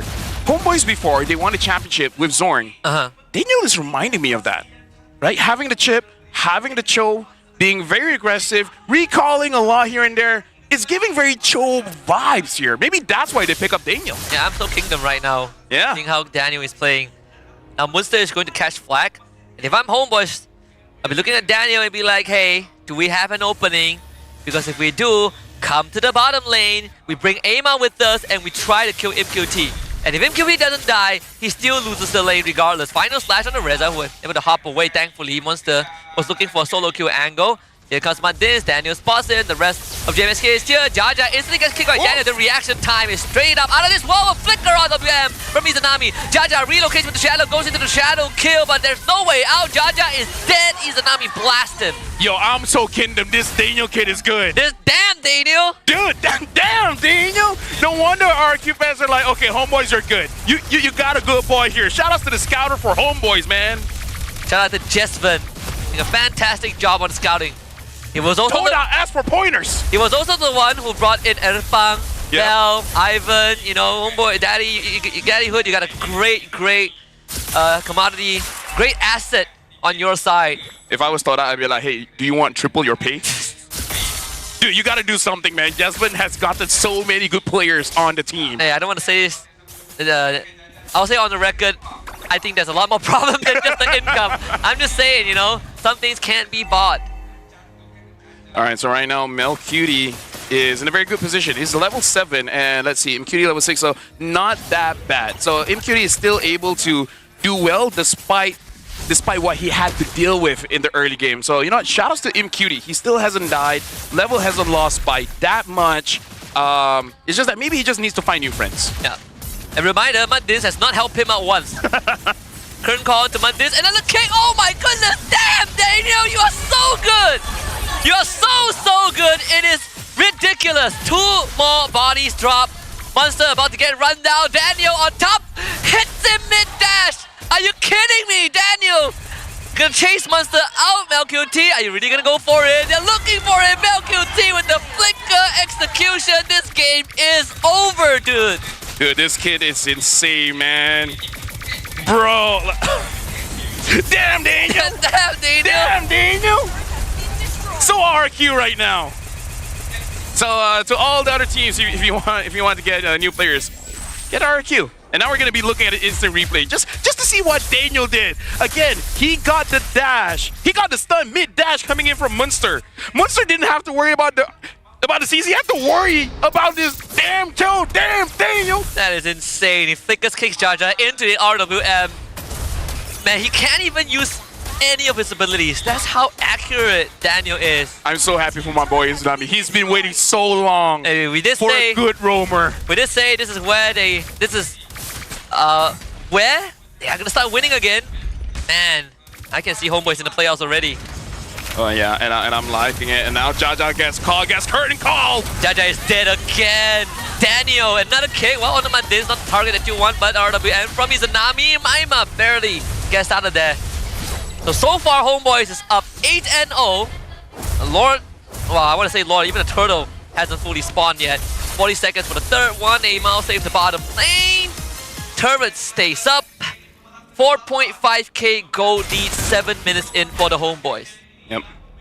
Right now for Homeboys having about 5,000 gold lead here. GMX, they're really waiting for MQT because MQT can turn things around, but the way that Daniel has been playing 0-0 and 7, it's going to be hard for him just to find space because, let me just say, Homeboys makes GMX frontline basically irrelevant. Yeah, Daniel, 007. He's like James Bond. He's accurate with those shots.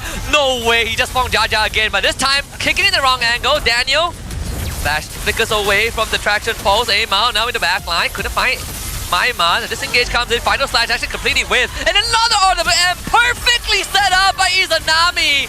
And that's going to allow Homeboys to pick up a couple more bodies.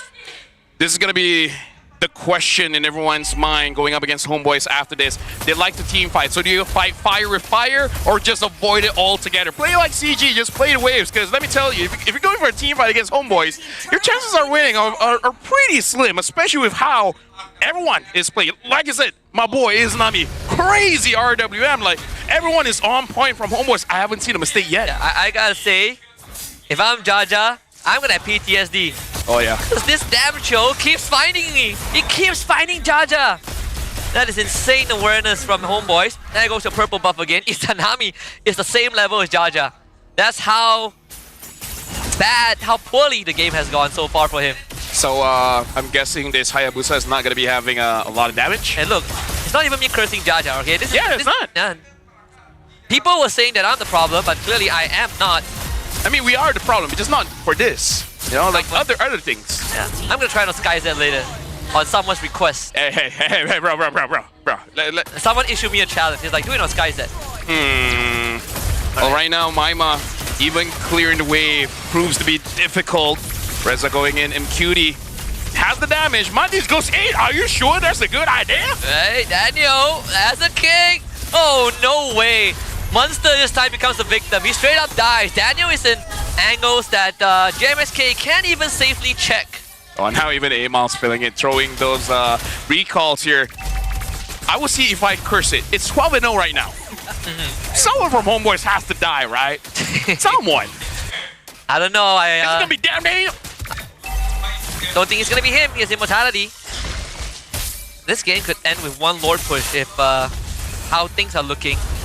Yep. So right now for GMX, in terms of wave clear, I would say they are okay. But again, the biggest problem is the front line. The front line can't really set up for a team because all the while, either the damage from Homeboys is just too much or they just get picked off. Look, even Mel is just recalling here. This is Zorn vibes, man. Like Daniel is an influencer. How could you reach them? I don't even know how they are gonna get to the backlines of Homeboys. Hey, we'll try to deal with this Lord first. Daniel, another flicker king! He still finds it into the RWM! Jaja was able to get away. Good final slash. Homeboys needs to get out. Daniel waiting on cooldown. And he escapes though, thankfully burned out by Maima. The first death on the side of Homeboys. Yo, right now, the Prime Zorn allegations is showing up. We haven't seen that kind of Cho play. Guys, check the players on the stage. You sure? We haven't seen this in ages, Husky. Not even from Zorn, not even from you. I'm checking the player cam. You sure that's Daniel playing? You sure that's not Zorn back in Homeboys? Dude, that engage was insane. But again, I cursed it. I say like someone's gonna die, and someone did die, and it was damn Daniel. So for a good cause, you know, like. Yeah, but you know, caster curse. I just want to check if it works. Hey, it works. It would have been nice if they got the inhibitor. Let's do that for SRG. He still caught Jaja. Bro, that was insane. And honestly, the follow-up coming in from Izanami was good. It's just that, you know, unfortunately not enough damage. Yeah, but, you know, whatever. Monster got a decent final slash. Yeah. So, all things considered, the inhibitor stays up, so GMXK gets slightly more playtime. Not that Daniel is going to slow down. His presence is so in. Wow! Wow! Pressing conceal like that? Yeah. So, you know, like other teams were like questioning why you do that, but him it's like, okay, that's straight up aura. Look at that. Look at this guy. RWM. Okay, Mondays, good night. He is straight up dead. Executed. MLQT, monster kill. MQT dancing at RWM. Final slash comes out from Monster. They will take care of the inhibitor first. Reza using the vengeance to stay alive. Homeboys now retreat. Next door in 15. Yeah, man. Like, here's the thing. Homeboys, they're having fun. And I like that because it's been a while since Homeboys had fun. I'm happy for my boys. Win or lose, they're really good. No, the Flame Boys have a new icon to worship, and that's Daniel. Yep. And right now it looks like it is going to be a pretty easy Lord here. They're not even going to wait for 12 minutes. Honestly, they could. They could, but they didn't. Why wait? Daniel wants to go home. Did I post get? We better get Daniel on the stage. Come on, bros. Get Daniel and maybe just vote for him to be the MVP, man. Yeah, just vote for him to be the MVP. Just vote him to be the MVP. He deserves it. After that gameplay, if he's not the MVP, good debut, man. You know what this reminds me of? What? When Rizal first joined Homeboys in season 12. Yes. One of the greatest debuts of all time. Yes. Made the play of the season on his opening game and proceeds to win the trophy here. Yep. Obviously, it's a different era back then, but still. Ooh, I'm getting chills. Imagine. He never plays again after this. They just bring back Kaden. Just imagine. I don't think so, but... It's a high bar to clear Kaden. Kaden's sitting in the crowd right now, but I think if I'm Kaden, I would be madly impressed. Here comes Daniel. Oh, this is fine. Doesn't come in to kick this there, but Maima just gets run down. Give him a bit of a step here and there. RWM on top. Execution comes in. Monster straight up dead. Daniel sliding on everyone. And that's it, Homeboys. 3 full points.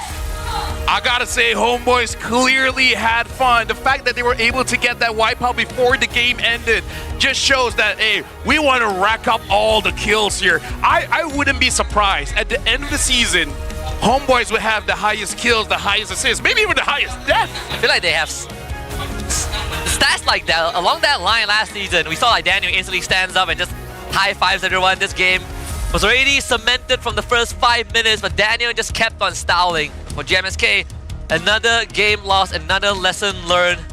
No hard feelings. You kind of expected it from the get-go. So, back to the drawing board. Damn Daniel. Keep him on stage, come on! We already have a moniker for him. Damn Daniel? Damn Daniel. Hey, bring back the Vine memes. Okay. Good old memes. All right, I'm already looking on stage. Looks like Daniel is there. But he looks a bit shy. He's talking to his now. He's like, hey, can you talk? Can you talk? Hey. Can you help me out? Oh, Flame Boss is feeling good, man. Flame Boss is feeling good. And with that, we're going to be throwing it over to the stage where Rose is already there with Daniel, and I believe is Nami. So we'll see what Daniel really has to say for his amazing debut. 2 babalas 0-3 mata penonton Homeboys kali ini. Congratulations kepada Daniel dan juga Izanami on a very, very convincing win. And of course, Daniel, selamat datang ke MPL Malaysia. How are you feeling right now? Aman. Ini adalah debut Daniel di MPL kan? Ya. Best gak sih main di atas pentas? Kenapa? Best gak main di atas pentas? Atas stage, ramai tengok. Flame Boys, mana Flame Boys? Best gak? Best. Okay, now Daniel, Rose nak tanya, berapa lama dah sudah training bersama dengan Homeboys? Udah dari awal bulan kayaknya. Oh, awal bulan. Ya. Okay tak so far? Oke, aman. Dia malu-malu lagi. Daniel, Rose nak tanya satu soalan je. Kenapa suka recall? Gak tahu, itu recall sendiri. Memang dari dulu ya? Ya, udah kayak habit. Okay, one last question kepada Daniel mungkin sebelum Rose move forward. Is next match, Homeboys adalah lawan dengan Toda. Di mana sana pun ada roamer daripada Indonesia kan? Dreams. Yang main daripada musim 3. So, kiranya dia senior lah kan? Apa perasaan Daniel lawan senior roamer daripada Indonesia? Gak tahu sih, kan kayaknya nothing special. Lawan siapapun pantai aja. Nice, I like this kid already. Baru masuk. I like it. Very good, Daniel. Okay guys, tadi kita dah saksikan perlawanan yang sangat-sangat menarik, tapi hanya seorang yang boleh menjadi MVP. I nak tanya audience dekat Dewan Sri Putra dulu. Siapakah MVP anda? Okay, mari kita tengok MVP perlawanan ini in 3, 2, 1. MVP jatuh kepada Daniel. Ini adalah debut match yang sangat-sangat amazing kepada Daniel. Now, starting minggu depan, kita sudah masuk minggu diraja ataupun dipanggil minggu keempat MPL Malaysia regular season. Meaning semua tim tengah step up sudah untuk mendapatkan slot ke playoff. So, I nak tanya, untuk Homeboys, apa yang Homeboys perlu dibaiki untuk perlawanan seterusnya? Apa lagi? Chemistry kurang ke? Disiplin? Banyak sih, dari in-game masih banyak mistake gitu. Mungkin ya step by step kita perbaikin lah pelan-pelan. Step by step, tapi confident gak lawan Toda minggu depan? Overconfident. Flame Boys semua suka. Thank you very much, Daniel. I hope you enjoy MPL Malaysia. And of course, Izanami pula. Izanami, tadi di game pertama sebelum Mel mendapatkan Maniac kan, Izanami buat satu flank di mana GMX pun macam agak confused lah. Apa sebenarnya thought process Izanami sebelum play tu berlaku? Kalau play tu sebenarnya sebab kami memang sentiasa menerapkan lah macam tak kisahlah macam main role apa pun, yang penting at least ada yang kena ke backline enemy lah. So sebenarnya tadi game yang main Zuxin tu saya yang ambil job untuk tutup backline enemy. I see. And apa pula comms? Macam mana comms masa benda tu tengah berlaku? Comms dia saya just cakap lah yang macam ni saya dapat push untuk flank, so just work je. Saya akan Fokus datang je, belakang. fokus, disiplin. Now Izanami, Rose nak tanya sebab sekarang transfer window korang ambil player baru. Tapi kalau kita tengok daripada musim lepas, banyak alasan tim bila kalah is chemistry problem. So, adakah Homeboys akan ada chemistry problem so far dengan kemasukan Daniel ataupun you rasa chemistry tu tak ada masalah pun untuk korang as of now? Kalau bagi pendapat saya mungkin ya chemistry itu mungkin salah satu benda yang penting lah juga dalam sebuah tim ni, tapi benda tu tak boleh dijadikan alasan lah, sebab bagi pendapat saya semua player kena cepat untuk adapt lah walau main dengan siapapun ya. So far adapt dengan Daniel, okay? Bagi saya okay je, aman. Very good. And of course, one last question kepada Izanami sebab Rose dengar cerita that tak silap Izanami pernah cakap that dulu you guys actually try out MQT untuk masuk. So sekarang dah dapat jumpa dia di pentas MPL. Apa pendapat you tentang prestasi dia di pentas MPL? Kalau MQT bagi saya dia player yang bagus lah. Ya, and dia player yang bagi pendapat saya ada potensi lah. Ya, macam dekat games main ni pun MQT macam antara player yang perform, so teruslah berkembang. Alright, itu dia. Anything yang nak cakap kepada Flame Boys? Kepada fans-fans yang datang ni and fans-fans Kelantan juga, thank you sebab datang, thank you sebab memeriahkan MPL MY. Thank you so much. Thank you very much Daniel dan juga Izanami. Ini adalah opening match hari ketiga yang sangat-sangat menarik. And with that, let us show it to the casters to analyze apa yang jadi di dalam perlawanan ini. Casters, back to you guys. Damn, Daniel! Like that was an amazing performance. That was an amazing debut. But hey, okay.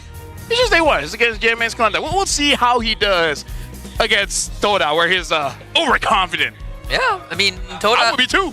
Well, his next opponent, 3-time local champion organization. If he can pull off this spectacle again, oh my goodness, we can't put him as the in the category of rookie of the season, but he could be one of the special mentions for roamer of the season. Who knows?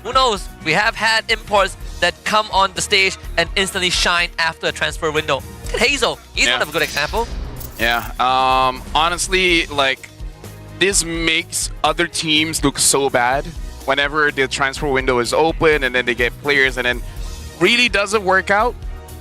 Teams like Arrow, teams like Homeboys, they show that they know how to get these players. Like, yo, team, step up. Like, get them coffee, get them a pizza, and just like wait for them to spill the beans. Yeah, because a lot of people, I mean, at least the general consensus online is that why are we taking academy players? Why don't we take it for the big teams? But you just have to find the right puzzle piece for your team and it'll all work out. Look at this. People say, he's from the academy team. What can he do? Wow, he just crushed this game.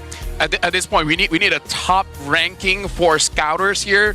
We got like Arcadia, now we got Jasmine.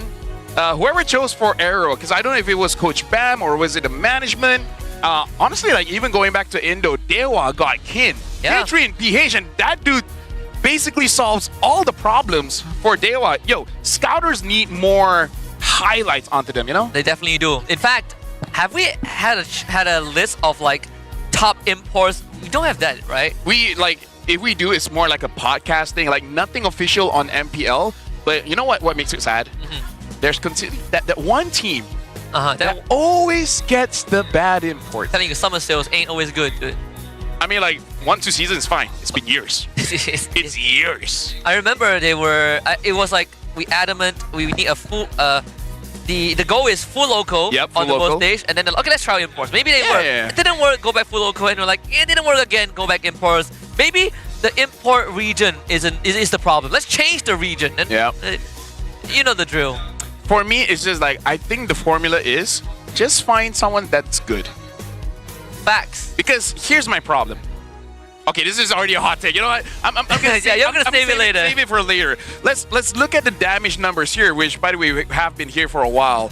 Daniel did take a lot of damage, so he did his job as a roamer for the team, even doing 15,000 damage, and most of it, like GMX just, I don't know, man. Like this game, I think they were caught with their pants down, because even I didn't thought his Cho was gonna be like that. Yeah. After this, Cho's second bit, hell yeah. Makes me happy to see Cho back, right? Yeah. And these kind of Cho performances is a very far few in between. The amount of damage he tanked is equivalent to 3 players on the side, 3 out of 5 GMXK players. That's how much it is. I mean, look at this guy, best wingman again.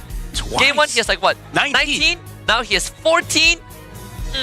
Bro, like the debut, he's racking up the numbers. Hey, he's rising the stocks of everyone named Daniel out there. Dude, now, damn Daniel. I hope Yums takes notice. I hope Zorn takes notice. Because as of right now, looks like there's competition. But hey, hey, few more games. Let's give it 4 more games. Because after this, it's going to be told as, who knows, right? It did make me wish that, you know, they haven't fought Homeboys or Vamos or SRG yet. Because I feel maybe the result would have been different, but playoffs, right? There is still playoffs. We're running double elim, so Homeboys will have their shot if they make it there. I like that it's been a while that the highlight has been the roamer, and by a lot. Especially when you consider Homeboys. Their lineup is pretty stacked as well. Ima won Best Jungler in Week 2, if I'm not mistaken. Yep. Izanami, the Prince of Mages. Ima made his name in the previous season by the Ordinary Marksman, and he just came in and he stole the show. I like when a roamer shows what a roamer can do when he's just that good. Yeah, most people get a moniker like, you know, the Beast, the Beast King Kong, the Brusco, you know, the Prince of Mage, Izanami, and then Daniels is not a moniker. It's straight up a call, a caster call. He has trademarked that. Damn, Daniel, look at this. Look at this kick. This is insane. How many times? Holy cow! And props to Izanami as well, understanding that range, like that final animation of the kick brings you forward. Oh, look at this. Dude, I like the chemistry is there because I still remember the last time Izanami had a roamer like this. Like, Ivan is good, but Ivan is more macro than mechanic. The last time he had this kind of roamer was Zakus, and that was like back in MSC or MPLI. Like it was a long time ago with RSG. Yeah, it's been years, bro. I'm happy for my boy. Maybe this is the year again, right? He made it to MSC last season. This road to M7 is gonna be even more packed, but I'm just happy to see that Homeboys now have a shot again, right? Because there were some doubts, where are they gonna be placed? Daniel rises those odds. I don't know how Homeboys did it. They don't have Ivan and Vel, and yet I feel like they got an upgrade with Reza as well as Daniel. And this time, if they go to the grand finals and beat SRG again, maybe they gotta get through CG first. They gotta get through CG first. So right now, we're going for a hot take, and I have a lot of hot takes right now. And at this point, Husky, I don't know where to start. Right now, I feel like we gotta start with where's the scouters of other teams? Because look at Homeboys. They did it for 2 seasons. Look at SRG. They need just one good call to get Cram and Innocent into the party, and then now they're good. So for all the teams, maybe the answer is just simple. Get yourself a good damn scouter. So it looks like it's a big problem that no one can solve so far because, hey, SRG might still be the champion, but I kind of feel like now Homeboys, they're in the conversation. The other hot take, I know Adin is going to say that, hey, maybe local roamers are not strong enough. I feel like Yums and Zorn are still there, but because they've been there for a long time, Malaysia roamers, where's everyone else? Nova has dropped off. There's a lot of people that has dropped off. Zorn kind of dropped off as well. So if you're a roamer between the age of 16 to 19, play a lot of MLBB. It tells you a lot about our local demographic. Most people just don't like to play roam. Hopefully with this change, a lot of people want to play roam. If you can play Fanny, you can play roam. So play roam. All these, you know, the Natalia players, Hellkurt players, the Kadita players. Snow, I'm looking at you, filthy Kadita spammer. Filthy. He's been winning games. He's on a win streak. Last I checked. I believe him, man. The way that he plays that Kadita. Hey, you know what, Malaysia? We need roamers. So if you're playing those god-awful lanes like the gold lane, like the jungle, like the mid, trash. They don't win you games. Roamer, though. Yeah. They win you games. Hey, you wanna get the rights to flame your teammates? Play roam. Play roam. Play roam. Free go. Play roam. You can always say like, hey, it's your fault you didn't follow up. Yeah. You level up by seeing your enemies. You don't even have to do anything. Just need to see them. Free go. Play roam. Take execute. Play roam. This is not Angela. Play roam. Play a real hero. Like Angela. Shut up. Play a tank. Play Cho. Badang. Cho, Badang, Grok, Kufra, Tigreal. That's a real man's hero right there. Gatot. Hilda. Hilda is a good shout, yeah. Hey, pretty good. Gatot, Hylos, Ruby, Florin. Oh, you freaking Florin players. So anyways, we're going for a break, but after this, gonna be one of the greatest matches of the day. It's gonna be CG going up against SRG. See you guys then. Ghost nikah guys. Ghost semua guys. Kimi no figure. Pove Ghost. Target. Dari Pove. Nice. Ghost lagi nih. Dah. Oke, aman. Ayo pasir dulu. Aku gas lagi nih. Pove Ghost. Pove dulu. Pove Ghost. Air kita dua aja. Ya, kita dari depan. Pove no figure. Aku lupa dulu push dulu, sorry guys. Sorry guys, Kimi guys. Sama ni. Ini untuk kau. Nice boy, rata. Boleh atas tau. Minit kau main. Tiba-tiba minit tu. Kalau aku tak siapa tu? Ya tu. Tak lihat atas. Botol lu ada tak? Dah. 2, 3. Ayo. Aku stun Ruby. Rata. Ruby aktif league. Aku tentur. Dari Ruby. Rata. Senang ni. Enak boleh. Dari parang dulu boleh. Parang dulu boleh. ML. Savage sudah Mel. Aduh Mel. Kita kali berdua tu. Boleh. Bertiga ke? Untuk Berempat ya? Untuk aku tolong. Kok bisa itu kalau lawan gini ada? Serius. Respect. Game tak habis gini. Bagi nanti boleh tahu mana. Bagi nanti. Bila ada. Gesek. Aman. Depan yang aman. Coba dia pasang guys. Granger flicker guys. Tarik jauh dulu. Granger flicker jauh dulu guys. Let's go, selesai nih dorong ni. Tengok ayah. Kelas Daniel. Ayo. Tu tak kelas jauh. Jauh sangat. Cover kau. Mati sih. Gua enggak mau mati. Lu termakan. Ya udah kalau enggak mau show. Turun aja. Tawa ya guys. Ayah di kiri kau pegang. Ayah. Sebe. Kenikah tu. Ah.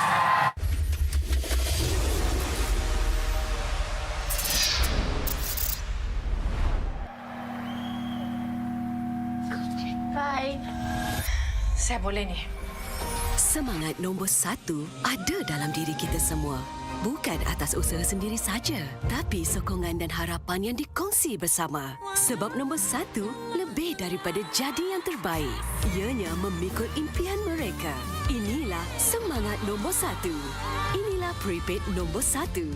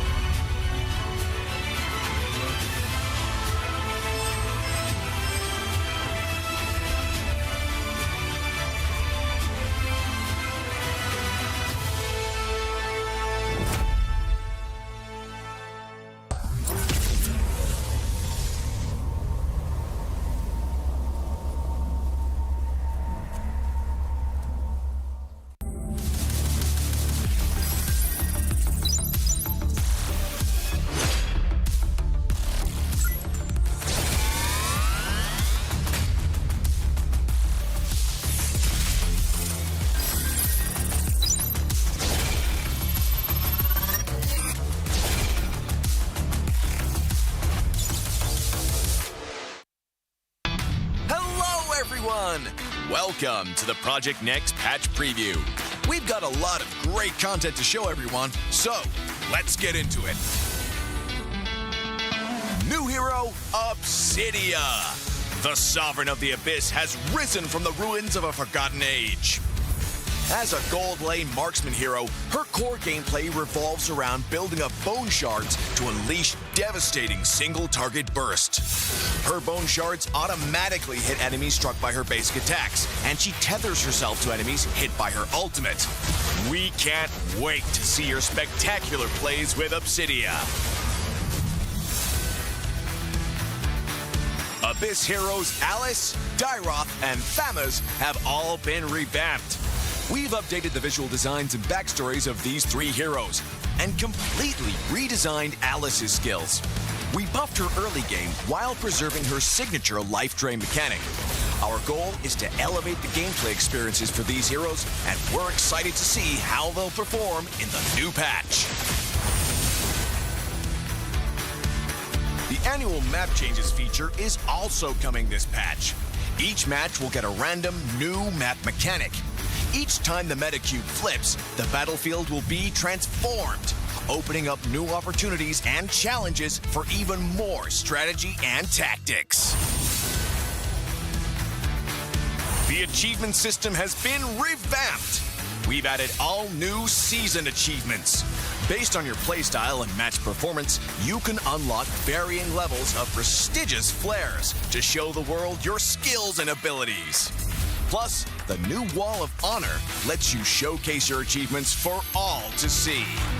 Let's see who has the most elusive achievements. In this patch, we've refined the feel and responsiveness of the game's controls. Many of these improvements came directly from your feedback. Through these targeted optimizations, we hope to resolve many of your gameplay issues and deliver a more fluid and responsive combat experience.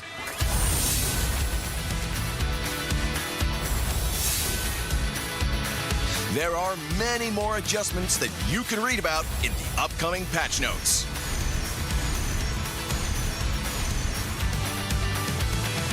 That wraps up our Project Next patch preview.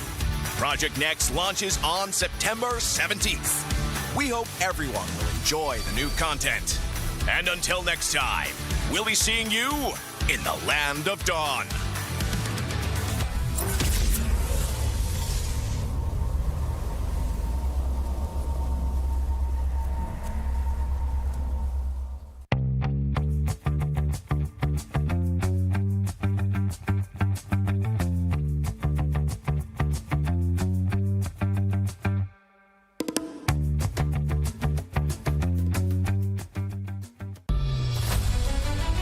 Everyone, and welcome to a special preview of our annual map change. In this video, we'll explore more about this exciting new gameplay feature. Now, let's get started. When the annual map change launches, details of the feature can be found here. When a match starts, players will be notified of the battlefield mechanic that's in effect before hero selection. You can view info about the mechanic anytime during hero selection to plan out your strategy. Are you ready for the Broken Walls Challenge? The old walls across the battlefield have crumbled, revealing new paths and giving heroes without blink a chance to shine. We can't wait to see the optimal routes you'll come up with. Danger lurks in every corner when dangerous grass is in play. The battlefield has been overgrown with bushes, so proceed with caution. Will you be the hunter or the hunted? You'll need new strategies to survive this deadly jungle. Have you ever dreamed of soaring over the battle like a cloud? With Flying Cloud, rideable clouds will spawn on the battlefield. Just hop on and take to the air for swift lane rotations, or plunge down for deadly ambushes. Come, ride the wind and own the skies. The river will bring you to victory with Expanding River. river currents will expand into the jungle areas, and new currents will appear when the Lord spawns and when it's defeated. Travel with the current for a massive movement speed boost. Master the flow of the currents and drag your enemies into a whirlpool of defeat. We hope these new battlefield mechanics will break stale metas and deliver new experiences and challenges to everyone. See you all on the new battlefield.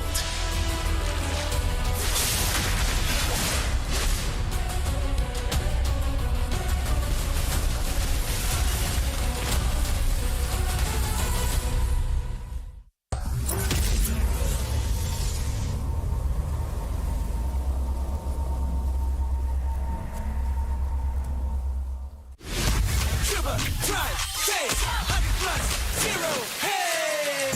Rasa, padu, tanpa kalori, yo, tanpa kalori. Jom hebatkan harimu dengan 100 plus, 0. Cuba, drive, chase, 100 plus, 0, hey!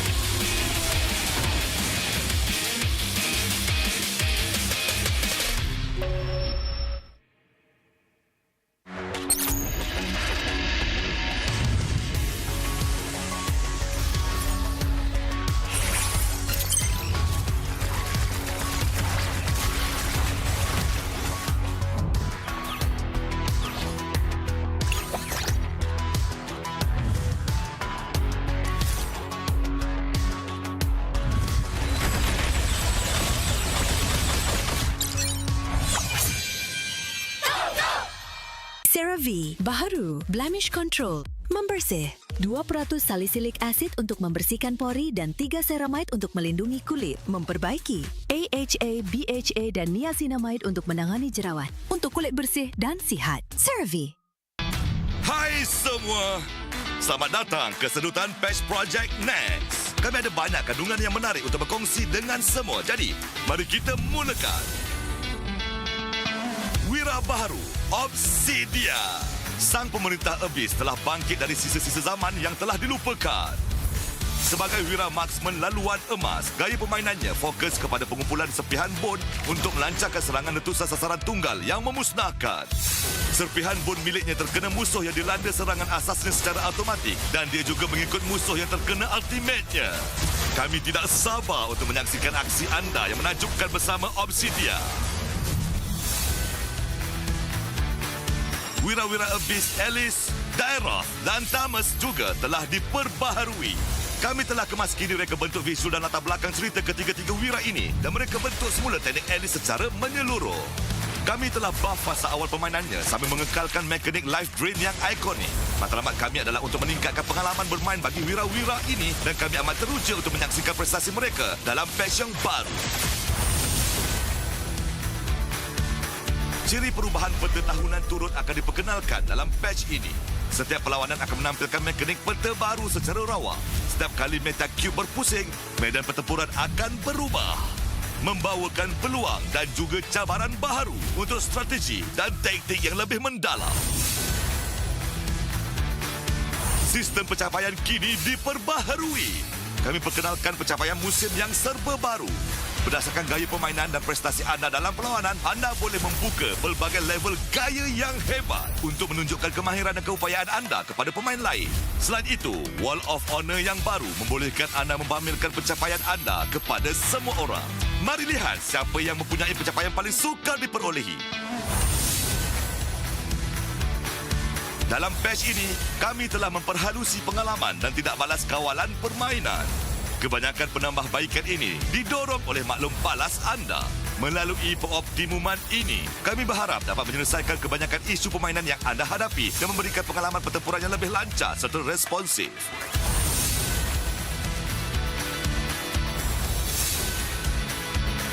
Ada banyak lagi peningkatan menarik yang bakal anda temui dalam nota patch pada masa akan datang.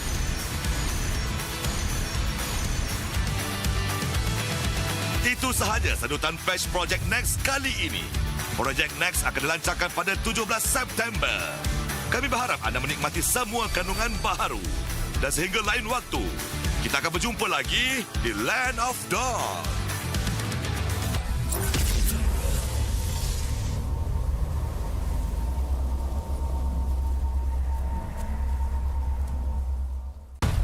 So much talk of AI and tech today. Virtual worlds, what are they going to look like when we get there? I would like you to meet Ares, the ultimate soldier. What are you? I'm looking for something. Something I do not understand. A malfunctioning program who wants to live. Fascinating.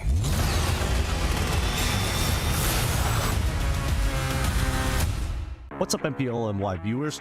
Getting to you here with another report from last week's games. Now, the NXT patch had already dropped in, and big changes have come to the Land of Dawn. One of the few changes happens to be Bane Gold. With the change to his skill 2's force multiplier, his magic multiplier has increased, and it looks ridiculous. Here's a simple example here that we can see specifically from SRG facing up against Todak Innocent with no completed items whatsoever. Maybe a component at most. We see that Dreams loses 50% of his HP. Gone just like that. A ridiculous showing to see how powerful Bane could be in the earlier stages of the game and eventually scales to one-shot his opponents in the later stages of the game. That's one of the very few changes that we did get to see in the gold, and maybe it's already affecting you in your pub games, but that's not all. Blessings have changed for specifically roamers. Not only does it give you gold, but it also gives you EXP. A minimum of 4 people need to be revealed to hit an early level 2, and we see this in one of the applications in our game in Vamos versus GMXK. Now we see that Jaja is dealing with the purple buff, and Zorn on Fanny Roam specifically is able to hit level 2 way earlier and forcing Jaja to actually use his retribution early. Now, most people are going to be thinking, why is Zorn playing Fanny Roam? Well, that's because he can roam really, really quickly on that Fanny. Contest, reveal his opponents not only on the purple buff, which he did, but now he's going straight towards the orange buff to test against Jaja's Ishin Shin's red.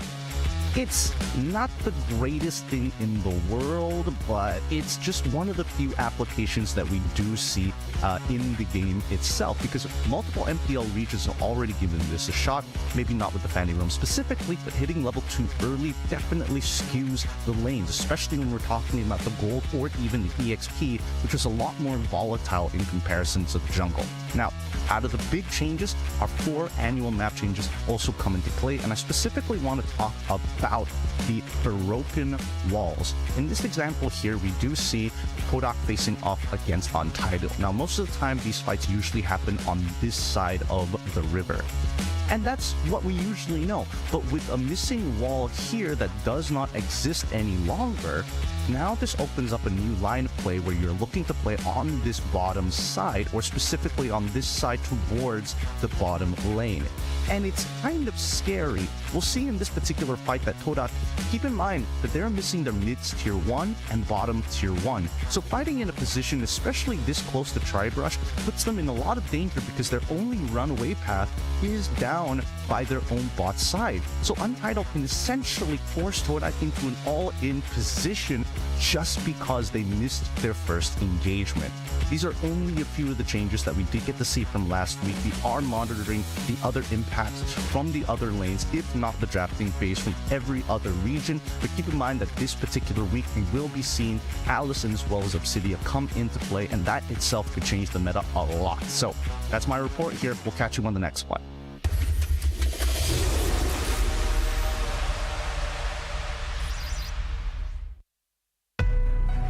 I see. Desperation. I come to crush my enemies. I reap. The strong rise. The weak crumble. My will is absolute. The abyss shall kneel.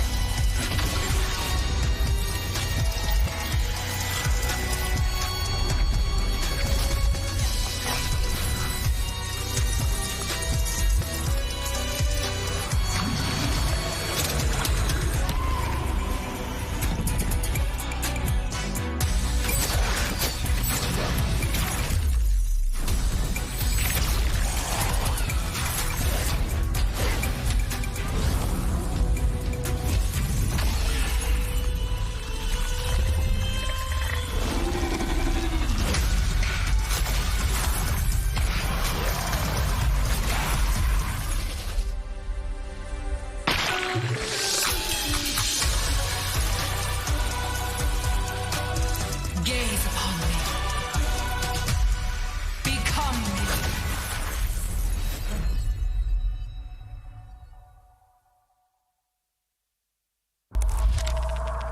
Tujuh tahun, 16 musim, perjalanan yang dianggap sekadar permainan di telefon kini menjadi isukan paling berpengaruh. Inilah MPL Malaysia. Era permulaan segalanya, titik mula sejarah apabila Malaysia dan Singapura menjadi tuan rumah MPL pertama di dunia. Di musim pertama, kita melahirkan legenda Solos, Penjahat dan Fredo. Dari musim ke musim, MPL NYSG menjadi pentas lahirnya pemain tersohor. Musim kedua mengukir cerita untuk pasukan yang tak disangka. Sayan Rebound, Noon bangkit dari kedudukan tercorot di tangga liga, mengharungi satu demi satu halangan hingga akhirnya menjulang piala pertama buat Malaysia. Musim ini menyaksikan kebangkitan luar biasa pasukan Todak. Ciku Guys dan Moon menggoncang pentas M1 World Championship, menamatkan saingan di tempat ketiga, mengharumkan nama negara. Momentum itu memuncak di musim ke-6, detik bersejarah apabila Todak menjulang trofi pertama mereka. Dari detik itu, bermulalah era kompetitif. Dari musim 7 hingga musim ke-12, setiap musim nama baharu diukir di trofi. Tiada pasukan yang kekal di takhta. Di sinilah Todak membina legasinya. Bersama Ciku Guys menjulang trofi sebanyak 3 kali. Puncak kegemilangan mereka hadir di SEA Games ke-32. Gabungan superstar team Ripo, Chibi, Zon, Chiku Guys, Izarami, Momo dan Gary menakluk pentas Asia Tenggara dan membawa pulang pingat perak. Satu detik bersejarah yang mengangkat nama Malaysia ke mercu isukan tertinggi di era ini akhirnya mencapai noktahnya apabila musim 12 Homeboy, pasukan yang sebelum ini tidak pernah menjulang trofi, mengangkat piala buat pertama kalinya dan membuka jalan untuk babak seterusnya. Sorakan peminat bergema bukan hanya kerana nama, namun kerana SRG menjadi pasukan Malaysia pertama menjulang MSC 2024 dan mara ke Grand Final 2 tahun berturut-turut. Sekaligus menyemarakkan api harapan baharu untuk MPL MY.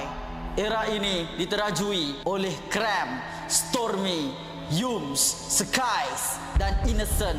Bukan sekadar juara, SRG menulis sejarah daripada dominasi di peringkat liga sehingga ke detik terakhir mereka mempertahankannya dengan penuh megah. Musim ke-14 mereka terus membuktikan kekuatan, memecahkan lagi sumpahan menjadi juara bertahan. Musim ke-15 repeat bersejarah yang menebatkan SRG sebagai pasukan paling dominan dalam sejarah MPL MY dengan barisan pemain yang sama memperoleh kemenangan demi kemenangan. Tapi musim ini pentas akan digegarkan. Wajah baru muncul menentang gergasi. Wajah lama kembali membawa dendam membara. Medan tempur terakhir sebelum segalanya berubah. Pantang mengalah. Menuju perjalanan ke era baru MPL MY musim ke-16. Hanya yang gagah kekal juara.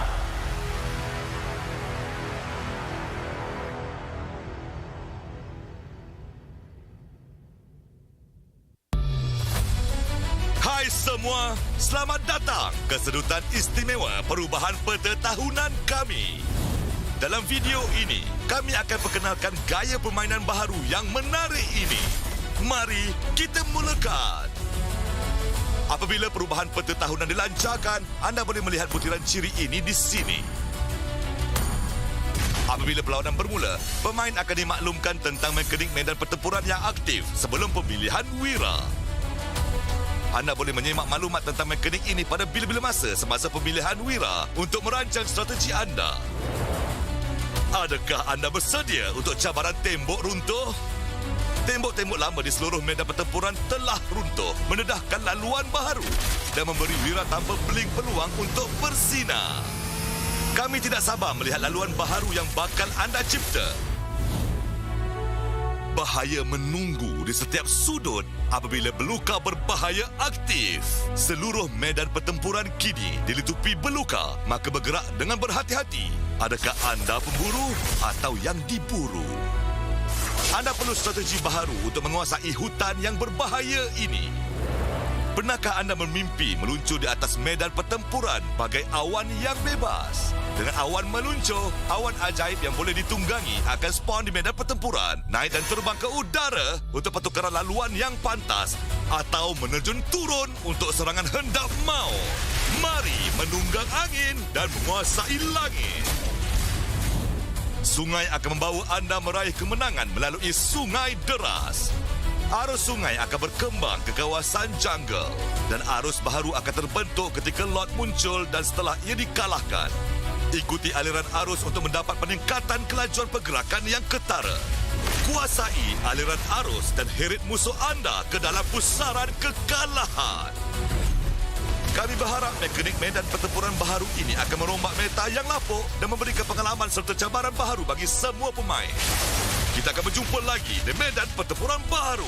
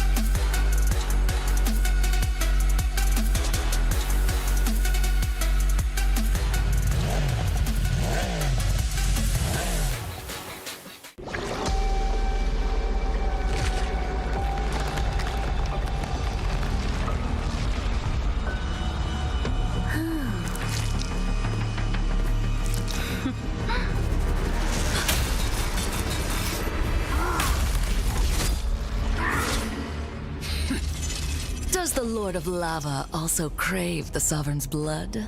Fool!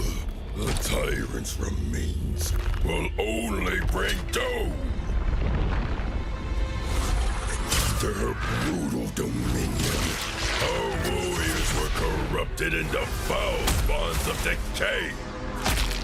Sovereign of the Abyss, Obsidia. The curse still flows within the Sovereign's blood.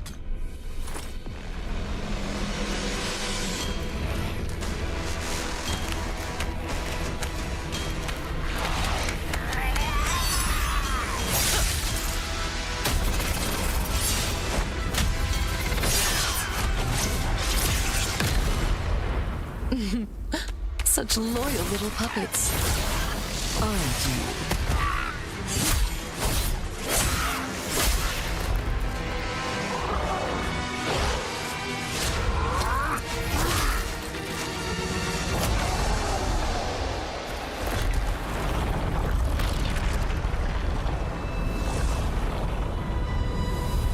You are merely a puppet, no different from my spawns. Bow to me. Keep your throne, or be destroyed. The Abyss bows to no one.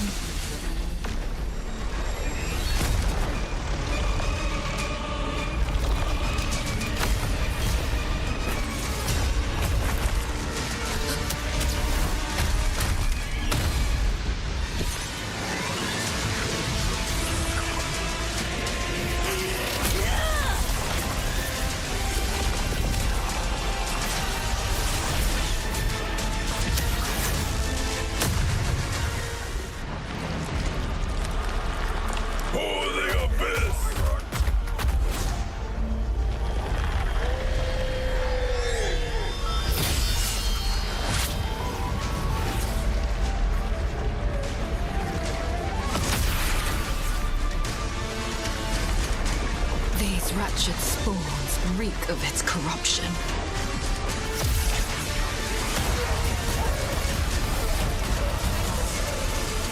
Your sovereign has a god to kill.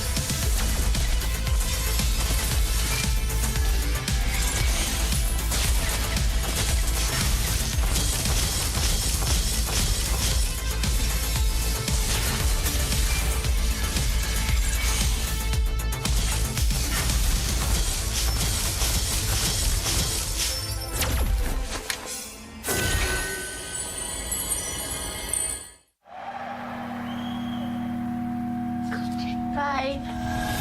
Saya boleh ni. Semangat nombor 1 ada dalam diri kita semua. Bukan atas usaha sendiri saja, tapi sokongan dan harapan yang dikongsi bersama. Sebab nombor 1 lebih daripada jadi yang terbaik. Ianya memikul impian mereka. Inilah semangat nombor 1. Inilah prepaid nombor 1.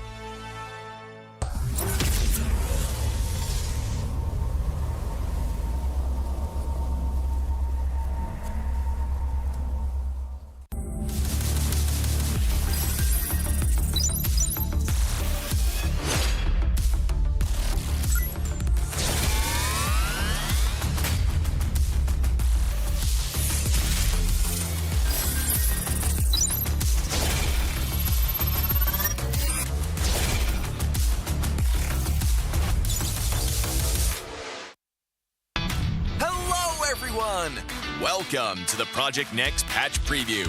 We've got a lot of great content to show everyone, so let's get into it. New hero, Obsidia. The Sovereign of the Abyss has risen from the ruins of a forgotten age. As a gold lane marksman hero, her core gameplay revolves around building up bone shards to unleash devastating single-target burst. Her bone shards automatically hit enemies struck by her basic attacks, and she tethers herself to enemies hit by her ultimate. We can't wait to see your spectacular plays with Obsidia. Abyss heroes Alice, Dyroth, and Thamuz have all been revamped. We've updated the visual designs and backstories of these three heroes and completely redesigned Alice's skills. We buffed her early game while preserving her signature life drain mechanic. Our goal is to elevate the gameplay experiences for these heroes, and we're excited to see how they'll perform in the new patch. The annual map changes feature is also coming this patch. Each match will get a random new map mechanic. Each time the meta cube flips, the battlefield will be transformed, opening up new opportunities and challenges for even more strategy and tactics. The achievement system has been revamped. We've added all new season achievements. Based on your playstyle and match performance, you can unlock varying levels of prestigious flares to show the world your skills and abilities. Plus, the new Wall of Honor lets you showcase your achievements for all to see. Let's see who has the most elusive achievements. In this patch, we've refined the feel and responsiveness of the game's controls. Many of these improvements came directly from your feedback. Through these targeted optimizations, we hope to resolve many of your gameplay issues and deliver a more fluid and responsive combat experience.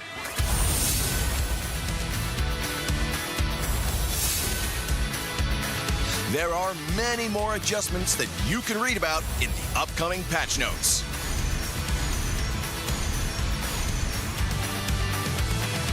That wraps up our Project Next patch preview. Project Next launches on September 17th. We hope everyone will enjoy the new content. And until next time, we'll be seeing you in the Land of Dawn.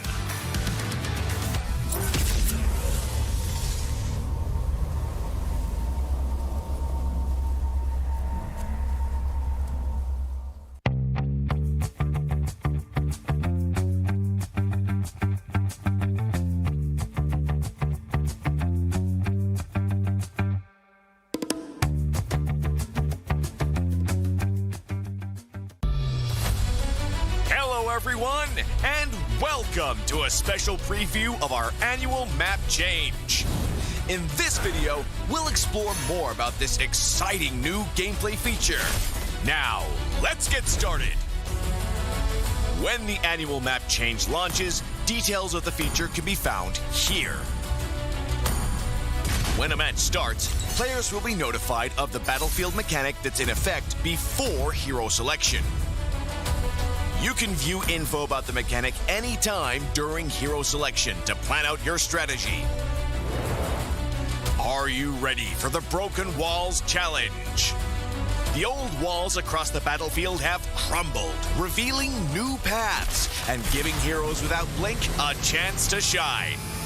We can't wait to see the optimal routes you'll come up with. Danger lurks in every corner when dangerous grass is in play. The battlefield has been overgrown with bushes, so proceed with caution. Will you be the hunter or the hunted? You'll need new strategies to survive this deadly jungle. Have you ever dreamed of soaring over the battle like a cloud? With Flying Cloud, rideable clouds will spawn on the battlefield. Just hop on and take to the air for swift lane rotations, or plunge down for deadly ambushes. Come, ride the wind and own the skies. The river will bring you to victory with Expanding River.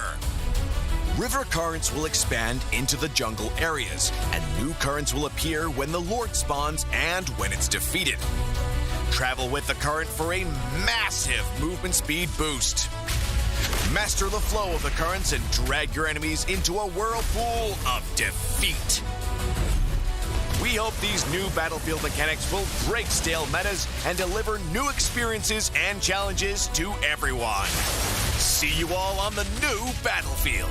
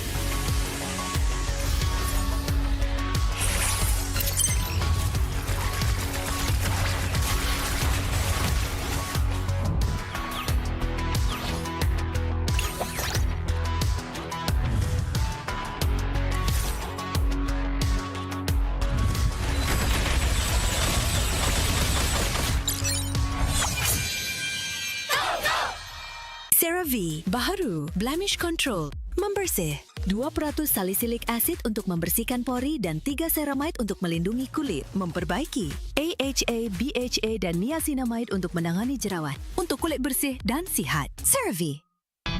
Hai semua. Selamat datang ke sedutan Patch Project Next. Kami ada banyak kandungan yang menarik untuk berkongsi dengan semua. Jadi, mari kita mulakan. Wira baharu, Obsidia. Sang pemerintah Abyss telah bangkit dari sisa-sisa zaman yang telah dilupakan. Sebagai wira marksman laluan emas, gaya permainannya fokus kepada pengumpulan serpihan bon untuk melancarkan serangan letusan sasaran tunggal yang memusnahkan. Serpihan bon miliknya terkena musuh yang dilanda serangan asasnya secara automatik dan dia juga mengikut musuh yang terkena ultimate-nya. Kami tidak sabar untuk menyaksikan aksi anda yang menakjubkan bersama Obsidia.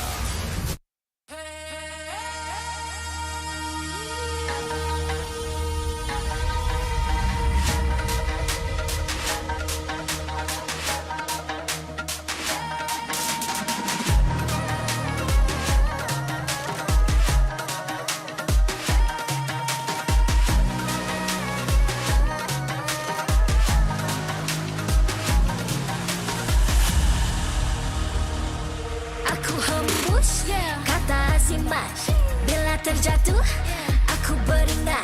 Jalan dah jauh, cari titik bermula. Krak, krak, krak, krak. Jangan patah semangat. Semarak api bukan calang-calang. Biar apa menghalang, aku sambut datang. 1000 daya, 1000 alasan. Harungi semua sampai di akhir garisan. Eo, eo. Kami tak senang mengalah. Kami luar biasa. Semangat membara,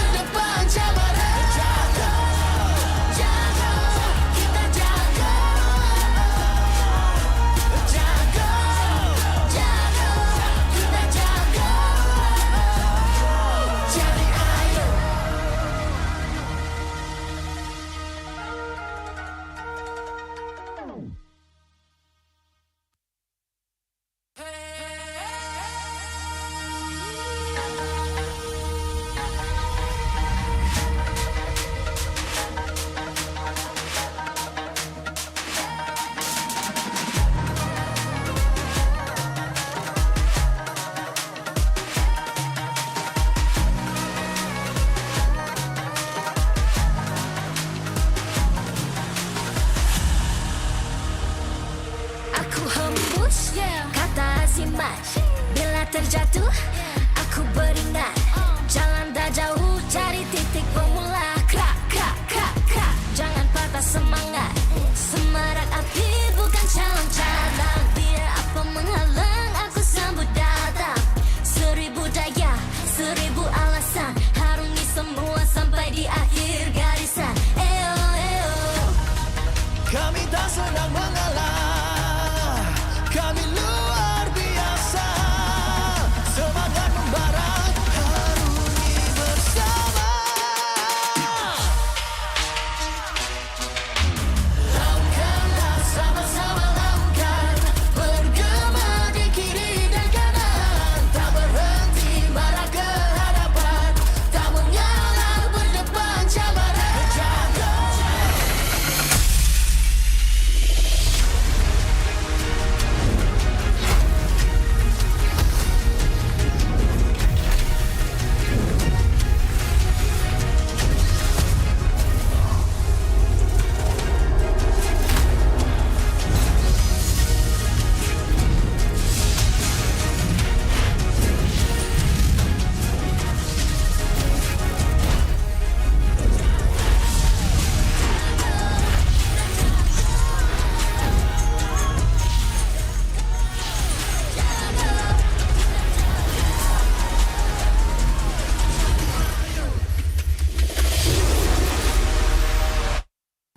MPL Malaysia Season 16 is powered by Moonton.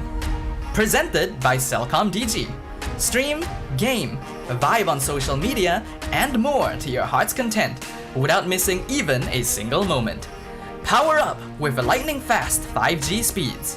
Stream all day long with Celcom DG prepaid 5G. Our official sponsors. Official gaming smartphone Infinix GT30 just launched. Comes with a free magnetic cooler, even more affordable than the GT30 Pro. The only phone in its class with GT trigger, 1.5K display, and 144Hz refresh rate. Supports steady performance with 120 FPS in MLBB. Available in 2 exclusive colors for the GT30, green and blue. Perfect meals for gamers, Grab. Grab food for one. When eating alone, enjoy meals from 10 ringgit. With just 1 ringgit delivery fee and no minimum spend. And group order. Get 15% off when eating in a group. Bigger gang, bigger savings. Our esports partners, 100 Plus, Ferry, and Yamaha. And thank you to all our strategic partners, CeraVe and Playas. Tron Ares in cinemas on 9th October. A visual spectacle action adventure. Tron Ares follows a highly sophisticated program, Ares, who is sent from the digital world into the real world on a dangerous mission, marking humankind's first encounter with AI beings. Catch Tron Ares in cinemas 9th October. Keep an eye out for special ticket bundles that reward you with in-game diamonds when you purchase Tron Ares movie tickets for 4DX, IMAX, or ScreenX. Supported by KBS, Rakan Muda, ESI, MESF, and PSM. I've created mankind's most advanced artificial intelligence, the world's most dangerous weapon. It can think for itself. You think you're in control of this? You're not. I came here from the digital world. I'm looking for something. Something you've discovered. So, you've been spying on me. I was directed to kill you. Hacking seems pretty tame by comparison.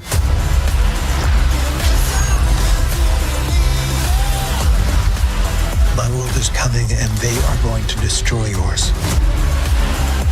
Oh my god, there's hundreds of them.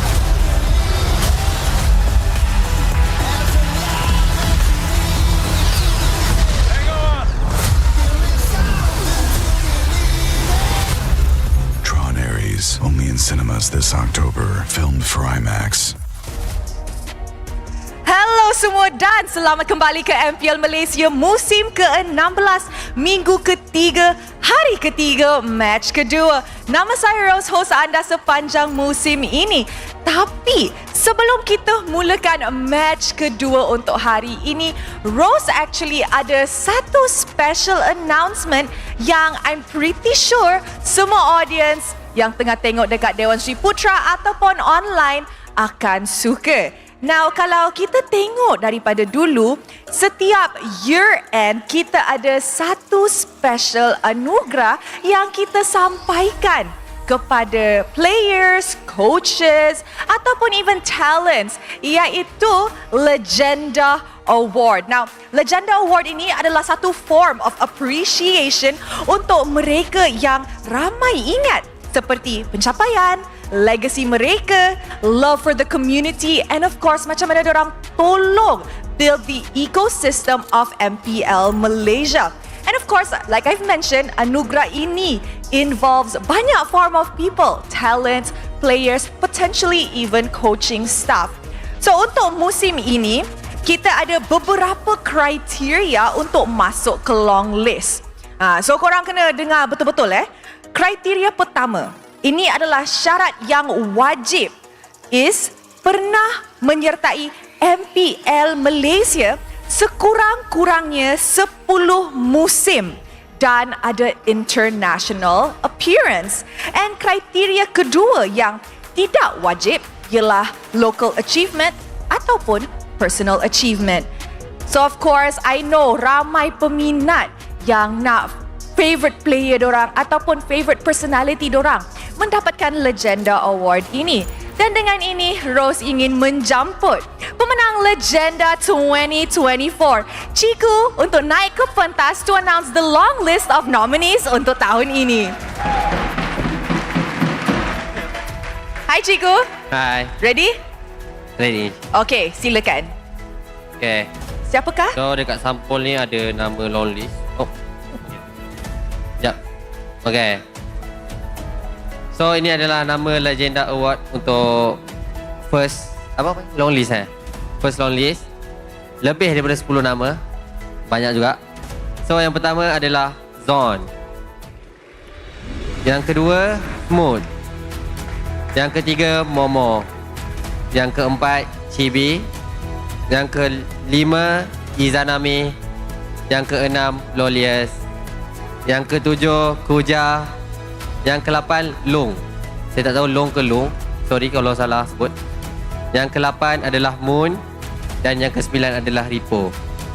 Yang ke-10 adalah Zaim Sempoy.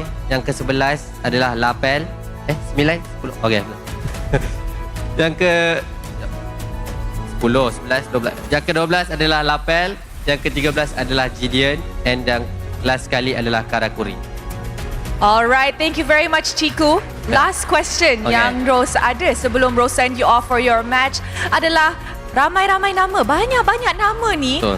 Siapa yang you rasa memang deserving untuk menjadi legenda untuk 2025?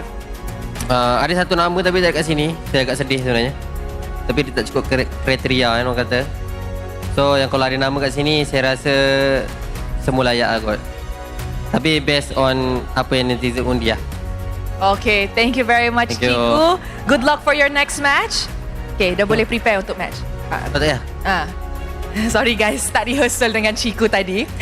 Okay, now bermula esok sehingga 2 minggu seterusnya, anda semua boleh undi di official website MPL Malaysia untuk memilih calon shortlist Legenda Award musim ini. Of course guys, suara community paling penting because your vote shapes our legacy. And of course, kepada semua orang yang tengah tengok dekat rumah juga, jangan lupa untuk isikan kod Ini Gaya Kita di dalam MLBB anda untuk mendapatkan hadiah in-game. And sekarang adalah masa untuk perlawanan SRG OG Esports menentang CG Esports. Dua pasukan yang masih lagi win streak. Siapa yang akan rasa kekalahan hari ini? And selain itu, kita pun akan saksikan dua teammate yang akan bertemu sekali lagi. Yums and Chiku. The Clash of Legacies. Two-star player kembali di pentas yang sama dengan jalan berbeza. Chiku dalam CG, pasukan veteran baharu yang started from scratch daripada MAL with solid results so far in MPL. And of course, Yums bersama SRG OG, pasukan yang three-peat champion di MPL Malaysia. Kedua-dua pasukan akan rasa kekalahan hari ini. Dewan Sri Putra, pick your side. Is it going to be CG Esports? Or is it gonna be SRG OG today? The crowd has spoken, the players are ready. Dewan Sri Putra is ready. Dalam malam ini ada win streak yang akan tamat. Siapa yang akan kekal undefeated dan naik ke tangga teratas? With that, let us show it to the casters. Ramai yang tanya saya, macam mana nak repair basikal ni? Saya tak tahu, saya tak reti naik basikal. Ramai juga yang tanya, macam mana nak kalahkan SRG? Saya tak tahu, saya bukan Chiku. Ya, aku rasa CG boleh je kalahkan SRG. Sebab dia cakap semua startup je dekat MPL. Kalahkan SRG? Ya, startup. Bro, mimpi je lah bro kat yang lain tu. Kalahkan SRG, CG. In case y'all didn't catch it, that was a video where Aiden is like, how do you beat SRG? I have no idea, I ain't Chico. And then Karakuri is like, oh, but aren't all the players the same? You silly goose. Welcome to MPL Malaysia Season 16. You guys are watching the international broadcast, and now we have to answer the question that everyone has been asking. Are you straight? But the second question is CG or SRG stronger? Welcome, my name is Afel, alongside with me is Husky, the guy with the dog in him, the woof, the diggy doggy. What do you think? I think, first of all, I hope they're straight. It's just like, I search how good, it's like #1 thing asked, so like everyone's been asking. Yeah, because everyone lies. It's sort of a crime here. But secondly, a crime, yeah. SRG OG on top, always 2-0. So cool. Calling it right now, 2-0. Hey, I'm gonna call it, win or lose, thought I was gonna lose. Look, if anything, if the curse works, it works here. By the way, we're watching you guys chat here on our GT30 Pro. But for you guys, it has been more affordable with the GT30 under 1,100 ringgit. This price here, you can't get the specs on it. 1.5K display and 144 refresh rate. Supports 120 FPS when you're playing MLBB. And I gotta say, watching YouTube, you guys chatting, shout outs chat. I don't think I'm gonna ban anyone, but hey, tempt me, I would. Yeah. And keep fighting in the chat. We enjoy it. Keep fighting in the chat. Yeah. Fight fairly. All right. No personal attacks. Yep. Make it interesting. Make it funny. If you make it funny, not gonna get banned. Yeah. Just mention. Just fight between ID and PH. Yeah. And then the Malaysians just like, I ain't gonna you know. We like to be in the bleachers. Hey, we got Chiku. We got Yums. We got some good players here. We got some Legenda Awards nominees. Yep. I mean, Chiku back on the main stage. He did say that reaching M7 is not the main goal. Beating SRG OG is what matters. Yeah, other teams. Child's play. But now, we gotta look at the creme de la creme of MPL Malaysia. We gotta talk about SRG OG Esports. We got Innocent, Yum, Stormy, Sakai's, and Cram, and Rose talk to Innocent and Chiku. And Chiku's like, I want Innocent to play marksman. And Innocent said, hey, then ban Bane. You want me to play marksman? Yeah. Ban Bane. It ain't wrong. Get it out of me. Yeah. You want me to play at my best? Force me to do it. I know Arcadia. If you don't ban it, I will use it. Didn't Yetri also say something like, all the XP in Malaysia are actually on the same level? Yes, he did. Yes. All right. Cram. Zaim said it as well. I mean, He said SRG was average or something like that? Yeah, I mean, the statements hold very different ways. Yeah. I listened to Year 3. Yeah. And now we got to look at CG, Carrot Gaming. We got Amzik, Valence, Chiku, Gary, and Year 3. Yeah. Or as he calls it, yes. Yes. I have no idea, chat. It should be YE5 to be yes, but hey, 3 is S. Dyslexia is hell of a disease. Hey, but it's okay. It's okay. I mean, he's here now. One of the win streaks will be broken. And I'm excited to see Year 3 against Cram after what he said. Or both teams can lose. Both teams can lose. The third team that wins is Toda. Toda wins. Speaking of which, apparently we were able to get some insight between the teams because while they were setting up on their phone, on their GT30 Pro, we heard what they were talking about. Were they talking strikes? Were they saying like, oh, I want to lock Yumes, I want to lock Chiku? Well, let's find out and hear what their mic check has to say. Jadi kita nak ada walk in ke? Tak ada kan? Tak ya, kita orang sebelum ni tak sebelum. I like that even the players like, let's not do walk-ins. Select. Nampak nak SRG je berjalan. Tim lain tak boleh jalan. Tapi tak apa, sebab dia king punya pasal dia boleh lah. Dia boleh. King SRG ni bos. Ikut dia. Tapi asal aku dapat level? Memang dapat lah. Sebab kau jungler. Hey Amzik, kau dengan Granger only? Macam tu, mid lane boleh pakai retri lah. God, so smart. Maksud mid tu bagi kau lah. So I heard two things. I heard Nathan jungle and I heard Amzik. I mean, is it a declaration? He is up against the half-man, half-beast. He is the rookie, by the way. And he is a prime candidate for the Rookie of the Season award with his performance. His average KD, high kill count, low death count. Yep, he's fresh meat. Young blood. He's the young blood. He might be fresh meat in Innocent's eyes, depending on the result of the game. But for now, he ain't that yet. He ain't that yet. The game hasn't started. The biggest match of the week. Two teams with unbeaten stakes. Streaks. Unbeaten chops, as I call it. Legacies collide. The old and the new. Speaking of which, we're gonna have a graphic for that. So nice setup. We went a little bit too early here, but now we gotta talk about this. Streaks on the line. Who will remain unbeaten? Yeah, look at that. The four players we talked about, Year 3 and Cram, the big portrait in the middle. We got Innocent and Amzik. Ooh, some nice matchup, but also we got the YSS on SRG. Yume, Stormy, Sakai against the YSS. Against the CGV, the carry, Chiku Balance. Ooh. Company names. They said out Chiku Gary Ventures, something like that. I'm looking for the Y in YSS because Yume's like, don't blame the opponent roamer. All roamers that I fight against, just be like that. And just stop talking. Look at your trophy case or something. Yeah. At this point, I wouldn't be surprised if we asked Yumes for one of the trophies. Like, honestly, I don't know where I put it. Yeah, it's somewhere around there. Oh, you want the first trophy I won with Toda? Hold on, it's I don't know. I donated it for charity. Did someone legit came here and said, "Bahasa Melayu Kastel"? This is English, chat. Betul. I mean, if you guys want us to speak Malay, we can do it. You want us to speak Tagalog, we can do it. But we might have to end the stream early. Yeah, so I call it put a panzer in the mall. Put a panzer in the mall. It sounds a bit Japanese as well. Yeah, because it's a tank model.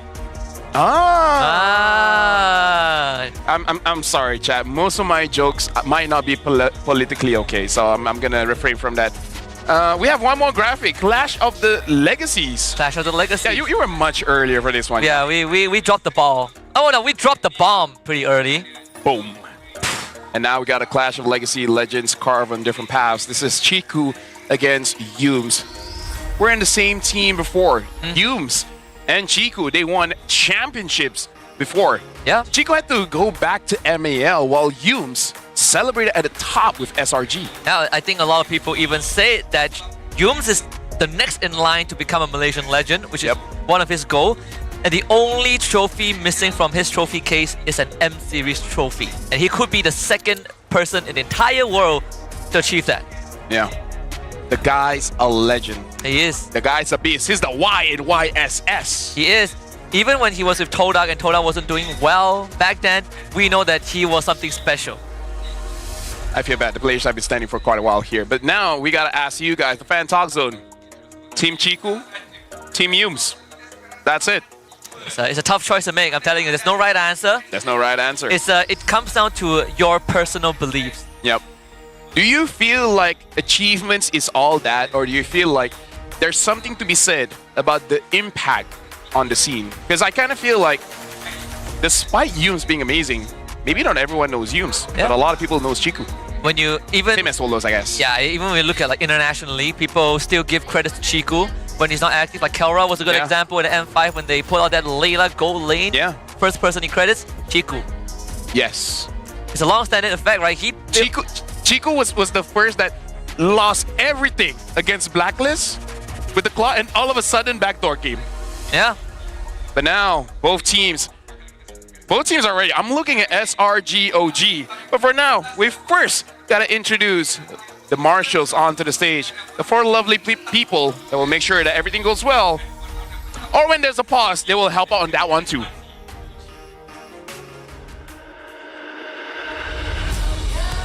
Introducing our marshals that will ensure fair play and professional integrity and help with the pauses. Thank you very much, Rez, May, Nuna, and Izad. You guys are the best.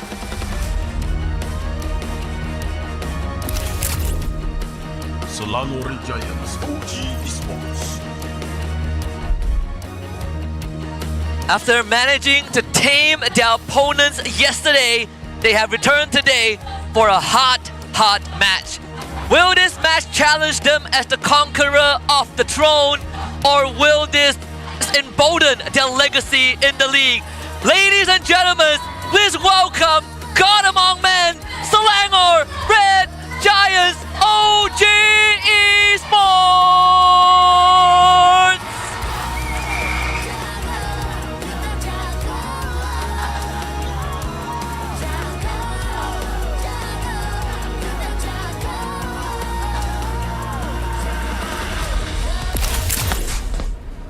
CG Esports.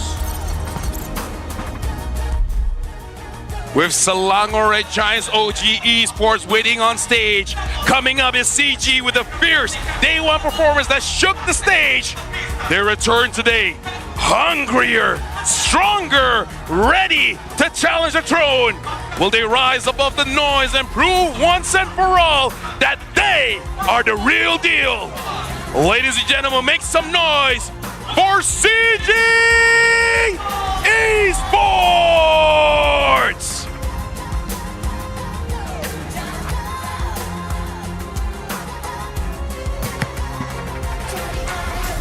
Introducing the head of League Ops, Franklin, along with the coaching staffs of both teams, the masterminds and tacticians behind every game.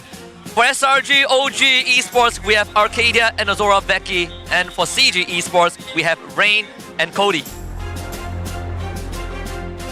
Let's keep the festivities going with fist bumps between the teams, a true sign of professionalism. This is how we roll. This is Malaysian sportsmanship. Ini gaya kita. This is MPL Malaysia. Legacies collide. Let the kings and the gods duke it out. Best of 3 coming up is the series of the regular season. I really hope they go all 3 games, man, because it has been a few seasons where SRG, they just wait in the wings to see who gets that win streak. Yeah, and then they're just gonna drop it. And they just wait to see who can push them to the limit. Yep. And to be very, very honest, based on the 3 seasons that they have won consecutively, the season that they got pushed to the limit was season 14, and that was also the lowest point. Season 15 wasn't even close. I don't remember season 15 anymore. And the last time we had a 4-0 grand finals was Toda 4-0ing Team SFG in season 11. And Stormy was there. And Stormy was there. And the was Yums there? In Todak? I think Yums was there. I think so too, right? And I think Valence was there as well. Either ways, right now, we got a WhatsApp video here just to have a more feel about both CG as well as SRGOG.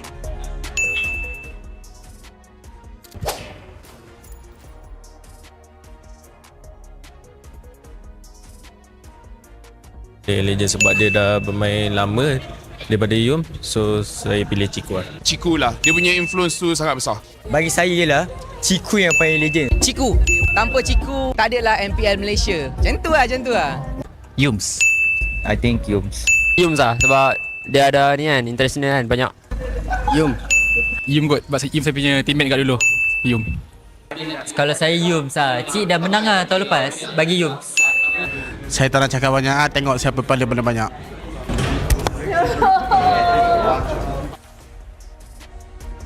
Aura. It's hard to argue against that. It's like saying man, I got more chicks than you. And the person replies, hey, who has a master degree? Who's earning money? Where's a mansion? What color is your Bugatti? Yeah, that's the biggest problem because my Bugatti is still like, I haven't watched that for a while. Oh yeah. I haven't gotten payment, so I couldn't watch the Bugatti, you know? It's okay. It's okay. I'm pretty sure Chiku feels the same. Yeah, he said, okay, it's true he has more trophies, but none of that matters for this match. What matters most is today's result.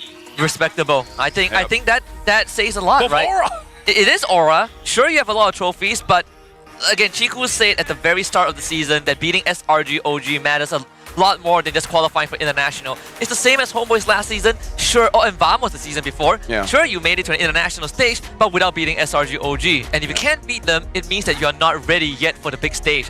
Chiku, he has his goals set straight, but I do wonder what the mentality, right? Is there going to be a lot of stress on CG side? Because we know SRG, they're chill, they're chill as always, but for CG, this is the true test. You know what happens for 3 seasons? SRG stops a win streak and they use a different draft. Like every single season, they have the same draft, but against that one team, something changes. By the way, I'm just going to say, if I'm part of this argument and people are like, hey, I have more trophies than you, and I'd be like, hey, shut up.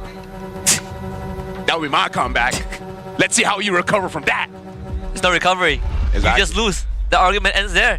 Flying Claw, 100% for both. Yeah, well, I mean, they haven't lost, so. Yeah, I mean, the SRG lost one game, but it was before the patch, so 100% win rate for both teams on all the maps so far. And you're right? When they beat Homeboys, when they broke Homeboys' win streak last season, it was so different. Xavier? Yeah, Xavier, yeah. All the shenanigans out. Let's see what they have. Juicin Arlen's ban from Arcadia, that is already a very different start. Kalia, I'm asking for Kalia ban. It's Rain, It has to be a Kalia ban. Rain, please, Rain. Bro, okay, if they don't ban the Kalia, what is the answer? Gato Kacha. Okay, box up, man. Oh, but here's the thing. Ban YSS. Kalia, yeah, YSS. Yeah. YSS, Kalia, or let both true. I think letting both true probably would make the most sense now. You let both true, and then you see if SRG takes Kalia, hey, Gary YSS. Yep. And it opens up double fighters. So at that point, what do you ban? Like as in like a throwaway ban? I don't know. A Bane? Sir, what's your command? Oh, that's a fan. Banning. All right, so Kalia or Yisun Shin. I kind of feel like for SRG, it's better just to take the Kalia, man. Yeah, I feel like Kalia is probably what they're comfortable with. Gives you lane prio. Good contest for Little, great for invades, and once you start snowballing, I mean, they can play Beatrix, they can play Farsa. SRG has a wide pool that they just haven't found the need to show yet. Honestly, even the Bane, just pull him in and then just Bane just push them away. Yeah, I don't think that we have reached the point where SRG has to play carry.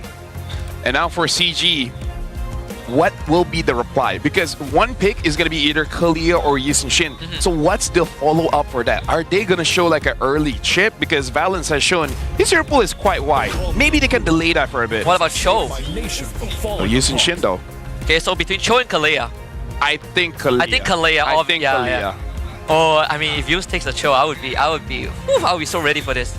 Okay, there's the Grok too, right? That's like, I think the support pool is quite wide. I don't... Honestly, like Grok has a good matchup against Kalia. Yeah. I don't think CG is going to take that Grok this early, at least not in the first 2 picks. You still need prio. There it is. Okay, never mind. So no Grok for them. They take Kalia, Lancelot. There's a direct challenge. Direct challenge. Now SRG, I'm just wondering what is Yum's going to play, because he doesn't have to play much. He's been using Chip as well as Kalia. These are the only 2 heroes he's used so far. You know what they can do? They can pick a Lapu tree too. They can pick a blue tree Lapu and a Chip, and it will still work. Because you got Mountain Shocker for vision, you got the shortcut. Lapu is great when it comes to the shortcut and just start swinging. The Esmeralda and Ruby, so they instantly take the double fighters. Wow. You know what this scares me a bit? Uh-huh. Whenever Stormy is the last pick, you know they got some secret. We're in for a surprise. We're in for a surprise. We've seen Xavier, we've seen Odette, we've seen Nana. You think Odette's good here? Hey. Not the worst, actually. It's not the worst. If there's like 4 out of 5 members are close range. Even like a Harith, you know. Dude, Dewa brought Odette and they won pretty convincingly as well. They did. Huh. Okay. How do you deal with this Esmeralda? This Ruby, I know we haven't seen this for a long time, but there's still the flex potential, right? Yep. Remember, Yums has a what? Above 60-70% win rate with Ruby across his career? He has, I think, above 60% everything in his career. It's average, right? His average is 60% and above. If you say his average, No, as in like, gonna clip that, it's like Zion was right. No. As in I said, I was saying like the average win rate for every hero he has played throughout his career starts at 60% and above. Either ways, right now for CG, good trio pick first. Having this Kalia, Lancelot, as well as Lunox, almost reminiscent of what SRG wants to play, right? So it's kind of like CG just using their draft. But right now, SRG, there's a lot of things that is hiding here. They're banning out the Kimmy. What other things that can really hyper carry? We've seen the Sicilian, but it takes too long. Too long. You need someone that can like stiff arm this Lunox, right? Like Lunox is great because she bursts you really fast. But the one thing that Lunox lacks is range. I have to open up the game because I'm like, okay, what else can Stormy possibly use? Because it has to be something we're not thinking of. Honestly, I want to say the Xavier. Yeah, Xavier's still good. Something that can really stop this Lunox, right? Like Lunox, she deals a lot of damage, but she's also squishy. She's also very squishy. Wait. They banned it. Oh, are they expecting like a... Why? Because they already have the Lunox. A Lunox goal? I don't know. What does SRG know? Like, is this signaling that this Lunox is not mid? Or that goal? I don't know. No way, right? No way. No way.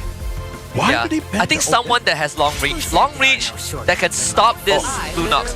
The Yeef is one. Obviously, that's the brilliance for Lunox, but Yeef is one. If you want to go crowd control, Vex is another one. Yeah. Okay. Here's the thing. Let me list some of the heroes that he has used and potentially can use. The Kagura, good against the Kalia. Something that he has used before, the Veil. I've seen it for a while. Veil. Yeah. Pretty sick. Kadita. What about Kadita? I was thinking of Kadita too. I mean, it's not the best matchup into Lunox, but outside of that, it's not the worst. I'm just thinking, banning out this Odette is very interesting. If they ban one more mage, then maybe they just know that CG has been practicing Lunox Gold. So they ban the Uranus. Okay. So we are left with like Lapu. We're left with...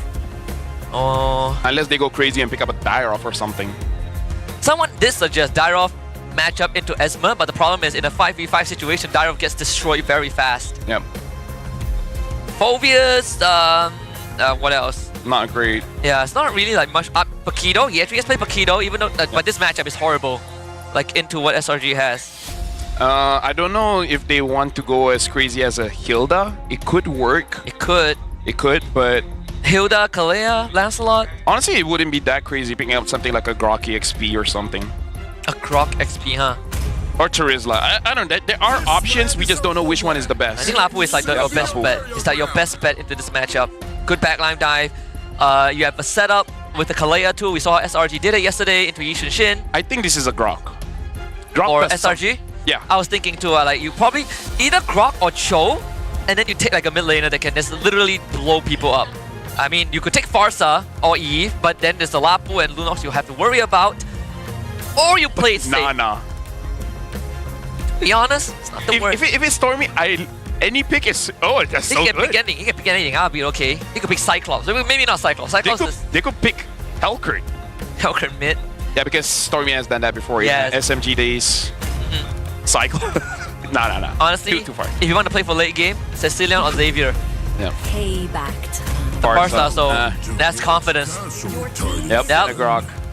I mean, like we called the draft not as exciting, but I gotta say this is definitely a change of draft for sure. Not only that, it's a direct. It's SRG basically saying, okay, we'll play the. We still will not adhere to Chigu's request and play normal marksman. But what we will do is we bring you back to basics, because everyone has been saying the CG esports macro, their fundamentals are among the best. SRG is gonna put that to the test. Can CG use that fundamentals and their experience to overcome SRG? I gotta say, CG right now has one of the best drafts in terms of this current patch. Having Kalia Lunox, super strong. Lance, even though got nerfed, is still super strong. Lapu, the hero of the day yesterday. And Granger, we've seen Granger pop off today. SRG, they basically have played double fighter all this while. Yeah, and at the same time, Amzig's most played hero is Granger, and is his most comfortable hero. He's literally on a win streak. I don't think he's lost a single game. Well, they haven't lost a single game, but you know, the highest win streak with Granger is currently Amzig. Well, ladies and gentlemen, this is the match you have been waiting for. CG Esports currently on win streak, not even dropping a single game. But SRG/OG are here to remind them why SRG are at the top. Dynasties don't last forever. Most of them can be replaced, but it doesn't mean that CG cannot come back and claim what was once theirs. We got SRG on the blue side, CG on red. Of course, this Kalea into Grog matchup is going to be very, very interesting. Now, when we seen this trick like yesterday, Valens gonna lose more than half his health, but does get the prio and reach level 2. Yep, and with them, this is the flying cloud, so he does have the option if he want to go back early and then just come back, act like nothing happens. But looks like he's going straight for the jungle here. Yetri and Cram, they're duking it out, and Valens is there. Cram, he doesn't know! He does his Purify, but he's gonna go down. Cram, a bit overconfident. Tries to zone out Yetri from the wave, but not sure if SRG relayed that info. I think Cram is like, no one ever ganks me. I should be fine. Oh, Yetri says that that we are all the same. Okay, I'll give him 1 kill, and then I'll crush him. All right. Although that does make me think like, oh yeah, why doesn't anyone just gank Cram? They just let him 1v1. I think this is just an EXP thing. It's like, bro, leave my lane. I can deal with it. All right. It makes it even funnier if he actually comes back from that, which he can. He's an Esmeralda. Once he has the Enchanted Talisman, it's all good. Valens so far has been good. Stormy taking a bit of damage coming in from Gary. Humes has been using the wall very well to trap people in. This is again the Earthen Rampart. Earthen Rampart. He's been really babysitting the Stormy, right? And that's, I think, very important. He needs it. Stormy needs level 4. Valens and Gary are on the bottom side, so there's a chance for CG to turn this snowball into an even bigger lead, but Yules and Sakai will be there to facilitate that.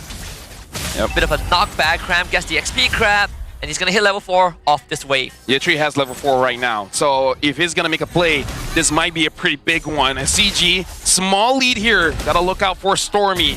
Stormy can't give the damage for free. CG has so many answers, and now Yetri goes in. Yeah, deep same with the bravest fighter. Instant better airstrike. Yetri swings the rating slash. Yumes is not forged yet. Gets grabbed back by Valens. Yetri, great stun on the Sakai to secure the turtle. The turtle boat does land though. Ashigo goes into the brilliance. Sakai only collects 1, and that's on Yetri. And so far, this is also pretty different from CG because they've been playing the lanes and letting the opponents take the turtle. This time, nah fam, we want to fight back. And Yetri, he's zoned out, forced out the ult coming in from Stormy. But because the ult was so far away, he could literally just only target Yetri. Gary was untouched with the feather airstrike. Not only that, the Landshaker stuns Sakai, so no steal is going to happen. And the feather airstrike, Chico trying to force the brilliance out. Does it successfully. Yep, right now Valens will see Humes, and Valens so far has been showing his chops as a roamer, actually punishing SRG for trying to fight back. We're gonna see how SRG will come back around mid-game because both teams in this season, they shine the brightest up until 6 minutes, until the 9 minute of the game. Yeah, again, fundamentals is going to be the name of the series. Both teams have basically mastered the basics.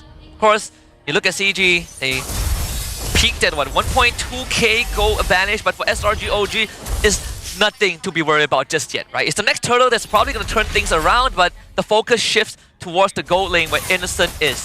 Amzik has to be careful here because Humes can charge in at any moment. He still has the tectonic charge. It looks like CG does not give him an opening. SRG rotate S4, but so far haven't gotten anything just yet. SRG/OG, they're very good at stemming the bleeding even when behind, and we do want to see SRG playing from behind. Another brilliance forced out. Great usage of SRG's abilities. The good thing about both teams, they understand how fast they got to clear the mid. Because Cram rotated mid just to make sure everything is cleared fast, go for a gank. CG, Gary and Chico come in, clear very fast, go for a gank. So it does look like both teams understand how to play that mid lane to make sure that both side lanes will always be pressured. And Gary got the War Axe. So there's some extra damage, a good stun into a knockback. Gary is still able to get away with the puncture, always making sure that the cooldown is reset. Second turtle now up. This time, close to where Innocent is at. Cram making the first rotation. Yep, Innocent now having the War X as well. Chiku having the glowing wand. For both teams, we really got to look at the roamers here. Random execution in from Gary. Cram able to take out a bit of Yetri's health bar, down to 60% off screen, but both XP laners should still arrive on time. Balance in onto Yums, Innocent, threatening Gary too. A grab back onto Innocent, and now the fight breaks down. Tectonic charge as a response, Balance disappears. Yetri, Raging Slash, looks for Innocent, couldn't find him, but stuns Sakai's in the process. Yetri still survives as Gary gets the double kill. Phantom execution in, Cram needs to hold on, and Stormy, not enough damage to take out Chiku. CG, lose 1 for 3. Right now, CJ is looking very good, and we really got to shout out Yetri, man, because since day one, he's been performing on the glue, on the Lafu, on any hero that he has touched. He has done well, and now against Cram, not only does he does well in lane, but we got to look at the instant replay here, how the Tectonic Charge stopped them, but Yetri kept on pressuring. He made it so that Innocent has to flicker out, and he's still able to stand out Sakai's, giving a lot of space for Gary to get those executions. Sakai's didn't have enough items just yet, so he could not eat through Yetri's health bar, even though when Yetri is at critical. And that's going to bring CG's goal lead up to close to 3,000. SRG OG, they need a bit more items to make it work. CG now will have such a great time. Gary 3-0-1, 2 levels up onto Sakai's, who needs space. Yums gets gone on, and the burst damage is here. Yums can't even get the Tectonic Charge off. Channel time doesn't complete. Yep, good catch by CG, and I gotta say, this is a rare stat. But hold on, looks like Yetri wants to apply more pressure, but he's alone though! The Land Shaker doesn't land with Sakai this time, but Sakai needs to buy distance to Gary around. Yetri hanging on, the passive doesn't proc. So Yetri gets shut down. Balance able to zone Stormy away. CG Esports will grab that mid-tier 1 as Cram looks to back off. Amzik peels for his teammates. I gotta say, someone has to tell Yetri to calm down just a little bit because they've been playing clean so far. He engaged when everyone else from CG has already disengaged. And let me just say, Husky, SRG, they're in a position that is very rare, where Stormy, first item in 6 minutes. I've never seen Stormy in this kind of situation before. Yeah, SRG being behind is something that we want to see. I think even for SRG themselves, they want to see themselves behind just so that they could, there's a challenge posed to them. Third turtle spawning top. Interesting here, Cram in this game decided to go for Oracle first instead of the Enchanted Talisman, so he feels like he just needs to sustain a little bit more because he just can't spam his skills to generate all those shields. I mean, Amzik is like free farming this game, right? He has Sky Piercer, too. He's more than ready to fight at a drop of a dime. Yetri's Bravest Fighter. They're gonna wait out the duration, but CG's not gonna wait. Flicker again on a Stormy this time. The Purify gets popped. Sakai peels him away. Now Yetri rejoins the team. Cram is already down. Yetri getting gone on by Sakai, who's gonna assassinate him, but they lose Innocent. So it's a 1-4-2 in favor of CG. Yeah, and CG, like Yetri, yes, maybe overhit a little bit, but so far, it's better than him not doing anything. He went straight for Stormy. Even Sakai's had to react to it. And hey, I'll take that trade any time of the day. And now Chiku having the Lantern Flare as well, like, it's just gonna hurt. Yeah, Wishing Lantern, sorry. Malefic Roar. Yep. There goes your health bar. A Flying Cloud's gonna allow SRG OG to get back into lane pretty fast. Yums is gonna spot out Chiku, who will try to take him down. Tectonic Charge connect Chiku. They get the safety. The guys comes in. Brilliance from Chiku to get out of there, so no shutdown. Oh, right now, CG. Very convincing, I gotta say, Husky. Like, they're really living up to the hype here. SRG, I believe both Arcadia as well as Veki is like, okay, we got a game. I still think SRG is not out of the woods. Like, they can still make it work. But the thing is, we really have to analyze this. It looks like Chiku, his main target, it really is just Yums. Yeah. It really is just Yums. It really is. I mean, without Yums, SRG loses majority of that setup and Pew. And Innocent alone on this Ruby isn't enough. I mean, Veki did say on stage yesterday after beating Arrow that they want to 2-0 CG and not leave any crumbs. But that could easily fall apart with the lead that CG has. 6,000, 45 seconds until the first Lord. This is something that I'm starting to realize, Husky, because in the games that Grok loses, it's always the Grok getting targeted. Isolated even. Hold on, Cram, he got caught. Gonna pop the Purify. The execution comes through from Amzik. Very well done. Again, CG Esports, they just have the map control. And right now, again, Yetri just aura farming at this point. My point really is, maybe the weakness of a Grok is that the draft kind of centers around him to be the front line and they engage. So the moment you're the one targeted, if the Grok dies first, maybe the entire draft just kind of loses 40% of its strength. This Granger is still untouched so far. Amzik, if you've watched any CG games this season, that Granger that he plays is on a different level. And I don't think SRG even has a chance of contesting this. But for CG, they can keep doing this. Balance again, pulls the trigger, brings Yunes back. Yunes flickers to safety. Yetri jumps on the Stormy again. A good pullback from Innocent into a tectonic charge. They finally take down Balance, but they need more than just that. The guy's now on the run, able to trace to safety. Gary on the chase, couldn't get to him. Amzik almost snipes him down. SRG have a chance. It's a good thing that was a bit of a heal, but right now, Gary looking quite low as well. But still, CG very fast to the engage. Balance had a good eye going in from Yumes, but almost better Stormy's reaction. He knew that Yumes was going to get caught. Immediately opens up the better Ezra. Yes, he got caught, but almost looks like it was a good play, forcing out Yetri to show his face early because, hey, look at this. Stormy still hasn't died. This fight could easily erupt again because of the flying clouds. Both teams positioned around the Lord Pit once more. Of course, CG, they're gonna try and rush down the Lord. A bit of peel, Yetri and Balance to the backline. Gary instantly gets the objective, and Yetri goes to work with the support from the rest of his team. So guys, looking to find any sort of an avenue. Yetri is just too damn tanky.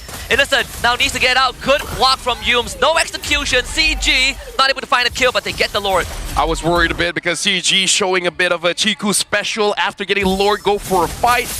It's a good thing no one really died. I thought Yetri was going to overcommit, but the moment that his Bravest Fighter form was done, he just dashes out of it. So far, CG has been playing beautifully, and the Lord is marching up top. But SRG, oh, hold on, Balance. Would be nice to get Amzik, but Balance is just too durable. So guys, gets spotted out by Gary, so going back to base is going to be very tough unless he outplays Gary. Gonna be forced to make that attempt. Turtle Bolt does miss though, as the base now needs some attention. Innocent gets executed by Amzik. Inhibitor stays up just for a little bit, but without Sakai, CG is gonna continue to do damage. How about this? SRG being the first to lose an inhibitor, and CG has not lost a single turret. CG almost 10,000 up in gold in 12 minutes. Almost an impossible game to come back from. The tectonic charge. Miss Balance goes in, gets the grab.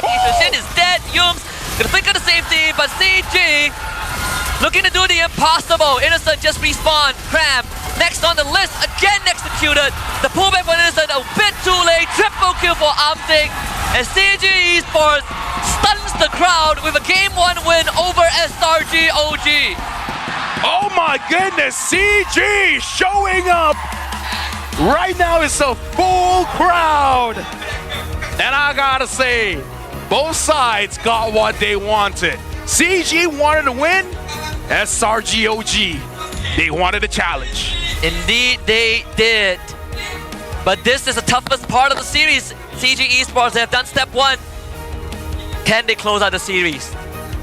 Because if SRG swings back and gets a reverse sweep, all that effort would have been for nothing. Draft might change again. Because again, like we talk about how CG was basically using the SRG draft, and that looked very good. So this is a good opener, Husky.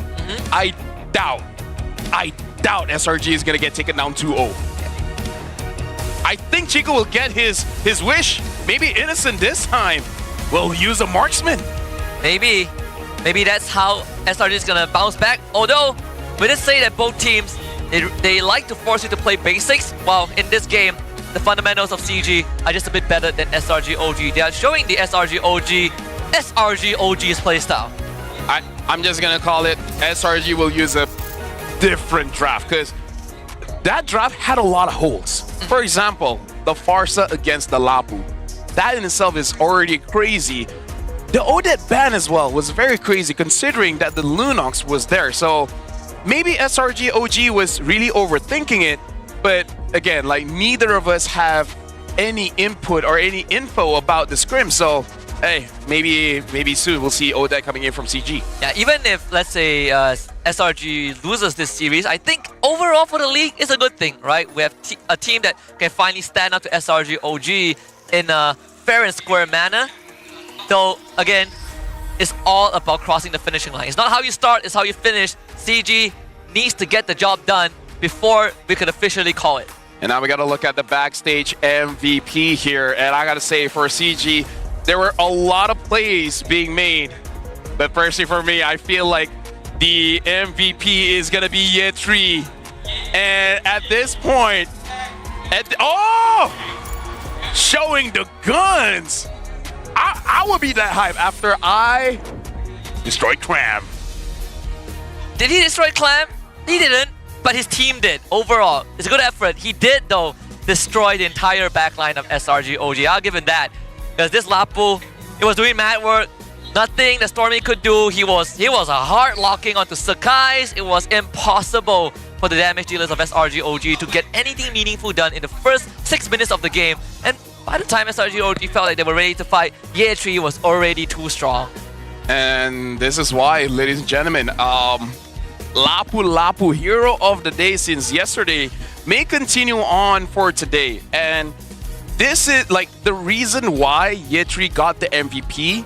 It's not because of the damage. It's not because of the damage taken, but because he did his job, and he did his job well. His job is to prevent damage from coming out, and he did that in strides. He made sure he only went for Stormy and Skies. Without them, hey, no one from CG has to be afraid of death. Yeah. All 10 players got their comfort picks, but if we really, have to nitpick the needle in a haystack, CG's comfort picks were a lot easier to execute. Amzik, he's now 6-6 on the Granger. Does no one want to stop that Granger? Does no one want to ban it or anything? I think the tools that SRG OG were given were definitely a lot harder to execute. A lot more conditions have to go right. And on top of that, double picking your double fighters right off the bat is quite a gamble. If I know SRG, these are the changes and non-changes they're going to make. Number one, Kalia first pick. Oh yeah. Or CG will just ban it out. But they will let Amzik play Granger again. If I know SRG, Innocent be like, no, give. Just give it. Give it the Hazel treatment. Exactly, like, hey, you're high on one, right? Hey, take it again. Take it again. I dare you. You're good at Granger? Okay. Makes it even sweeter if we crush you. Yep. That's the mentality, and something that I can see from SRG, but based off of this game one, it is quite a landslide victory. And there's nothing fancy from CG. They just picked the right fight. They understood their power spikes a lot more. And of course, the macro, something that I think Balance was doing a spectacular job on Scalia. You know what CG can say? What? Their organization, their boss was so pissed off seeing this one team keeps on winning. He came down and played the game himself to take a game off of them. CG is the only one that can say is, I'm the owner, I came to play, and I won. The owner and all the other owners, an owner that can actually play the game and has won trophies before. Like the flex that Chiku can have is insane. If they beat SRG. Yep. Again, they're 1 foot through the door. Yep. I don't think CG is gonna get this draft again. Like they will get maybe 2 out of 5. Yeah. Maximum 3, but I don't think they will get all. I don't think they will get the Kalia and Lapu. Everything else, I think they're like, yeah, take it. Even if both are open, it's gonna be separated. Yeah. Like I'm quite shocked that SRG didn't go for the Lapu. Let me give Innocent his normal marksman. Even I want to see Innocent back on the marksman because I think that's what makes it a lot more interesting, a lot more standard. Of course, Rich Guy, Amzik, Carry Amzik, Cram as the sandbag, had a bit of a doo-doo in that level 2 first blood, and a Balance as usual, consistent in that room. Yep. Never let your opponents know what your next move is. Like I think they said, okay, you know what? Yetri, play like you don't have a brain. Go 1v1 against the Esme, look like you're gonna lose, and then Valence will be like, cha, mask off. Yeah, Yetri, play like how you were back in JP. Yeah, and it's like this, boss? Yes, like that. Bonus, I'll give you a bonus. The fact that you live, I was expecting you to die, but you live. Look at that. I mean, the fact that it happened at level 1. No one else does this to Cram. No. Actually, when you look at even previous games or like tournaments, internationally, especially international tournaments, games that SRG OG drop, Cram does not get to play the game. Yep. And I think we've been saying this for at least 2 seasons now, where you have to shut down Cram. It's just easier said than done. Yeah. And CG's like, I don't know, just gank him? Just gank him at level 2. It's nothing hard about it. Just get a good matchup and kill him. Yep. Now Cram at level 2 would be like, I dare you. Come again. Maybe he'll pick up something like a Uranus or something. Or Glue. Now that I think about it, have I seen Cram play any like big setup like Arlen? No, right? No.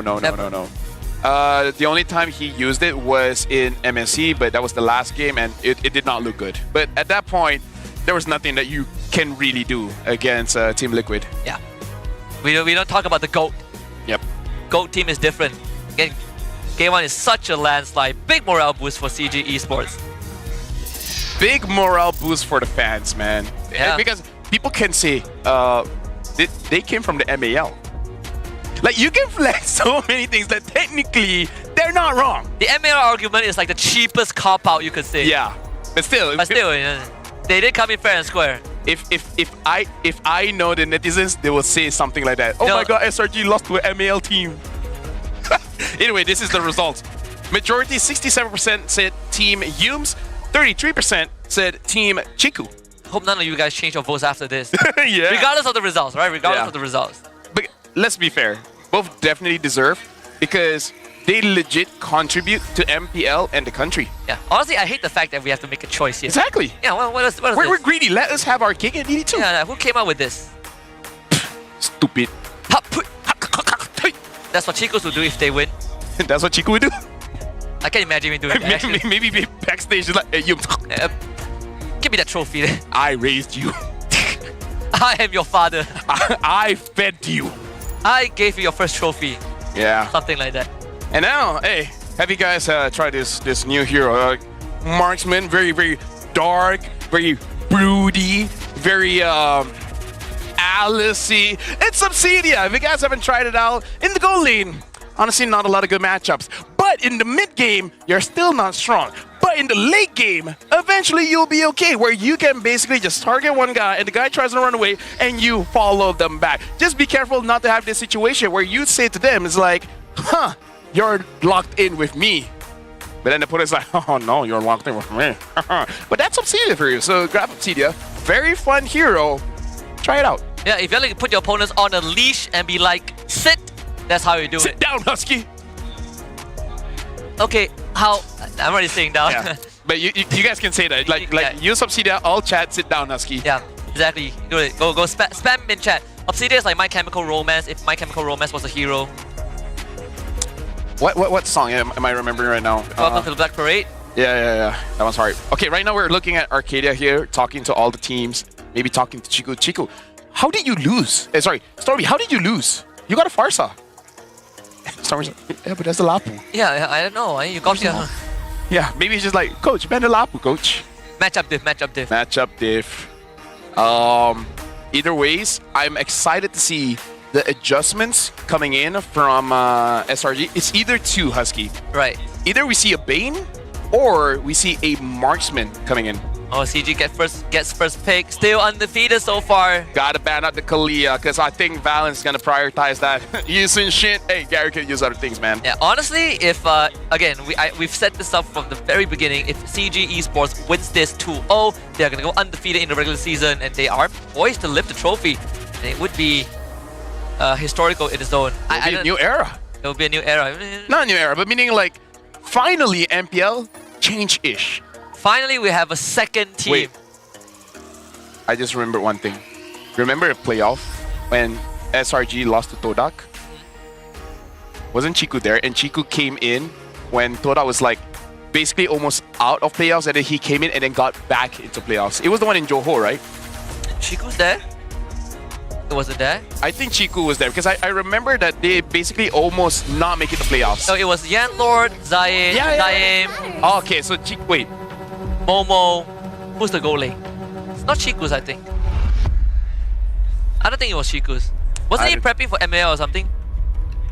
Oh, okay, I was surprised when I saw SRG 0% win rate on this map. I was like, okay, they haven't played for this one. My memory could be wrong because there's so many times when Toda looks like they're losing, Chiku comes in, and they do good. At this point, I just assume every good thing happening to Tola was because of Chiku.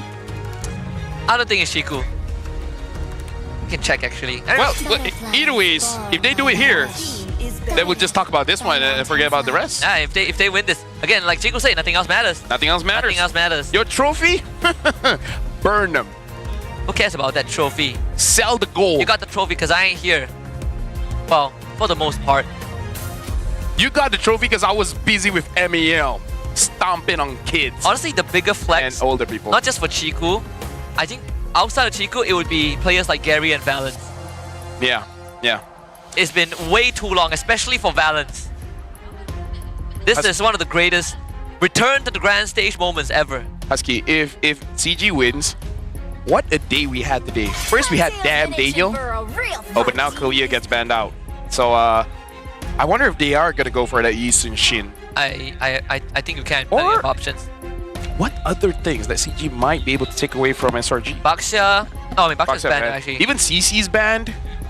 Harlot. Chip. Oh yeah, Fovi is still there. You can't. Yeah, you can't pick Fovi.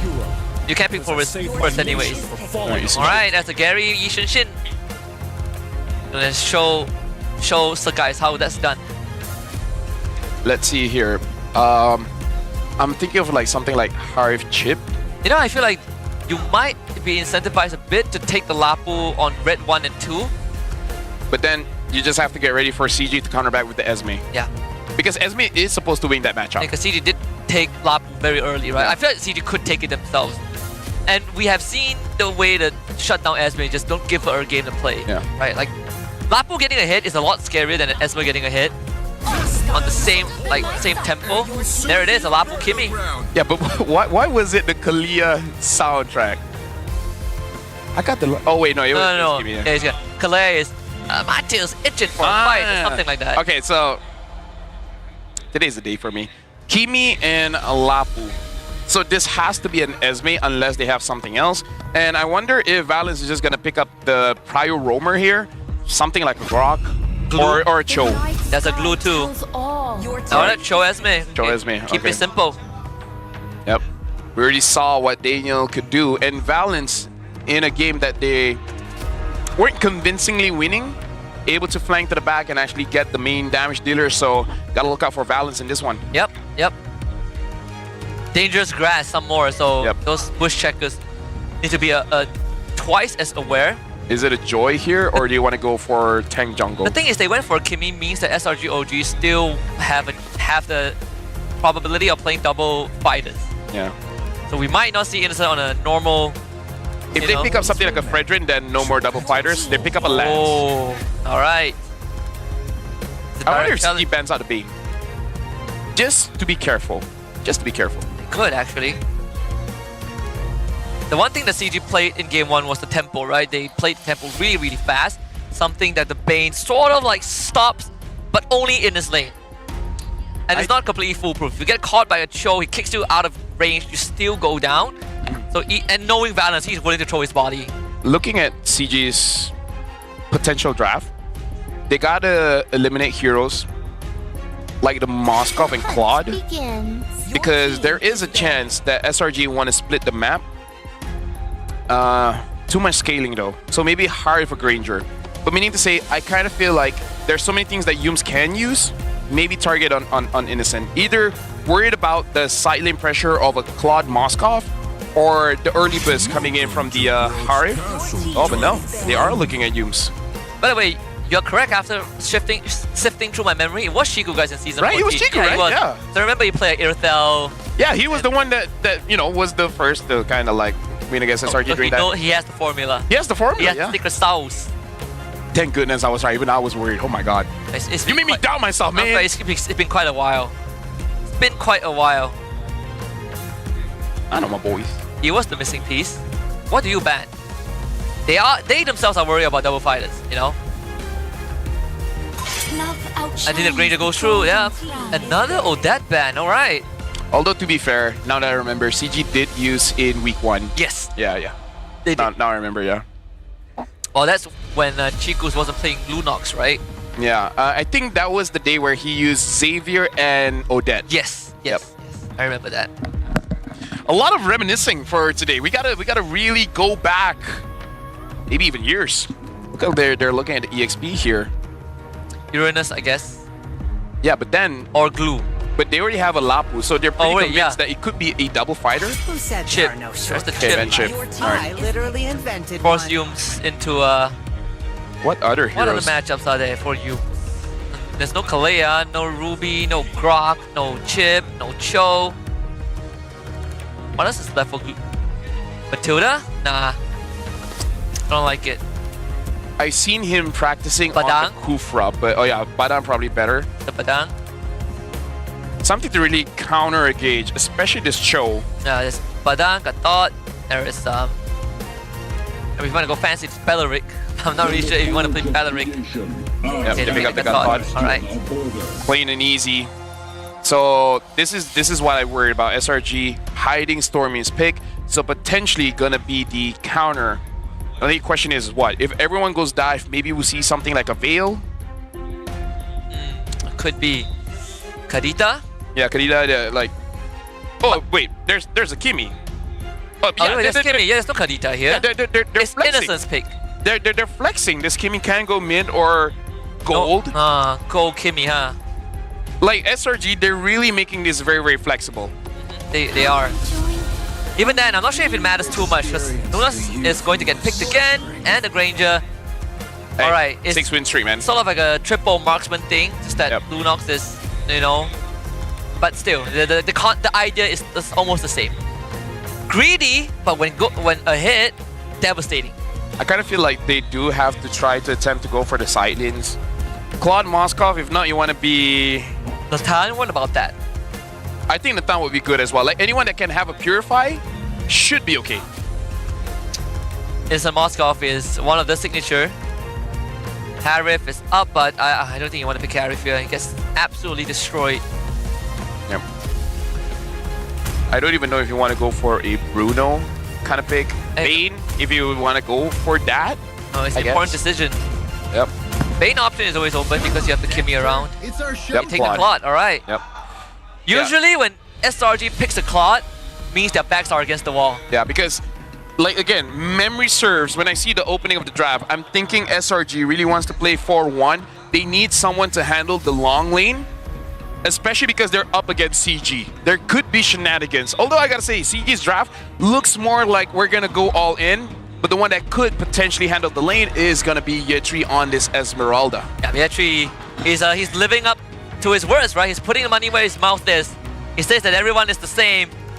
But if he overtakes Cram today, then he truly can say that he is on top. So this game 2 is either going to determine whether we go the distance or will CGE Sports just shut all of the SRG supporters up with this game. The thing is, Husky, this matchup will shake the MLBB world internationally, because not only will we have to announce that SRGOG has finally lost, we will also have to say Chiku is back. Yeah, Chiku is back. He is so back. Chiku and the rest of CG. Game 2 underway. CG on blue side, SRGOG on red side.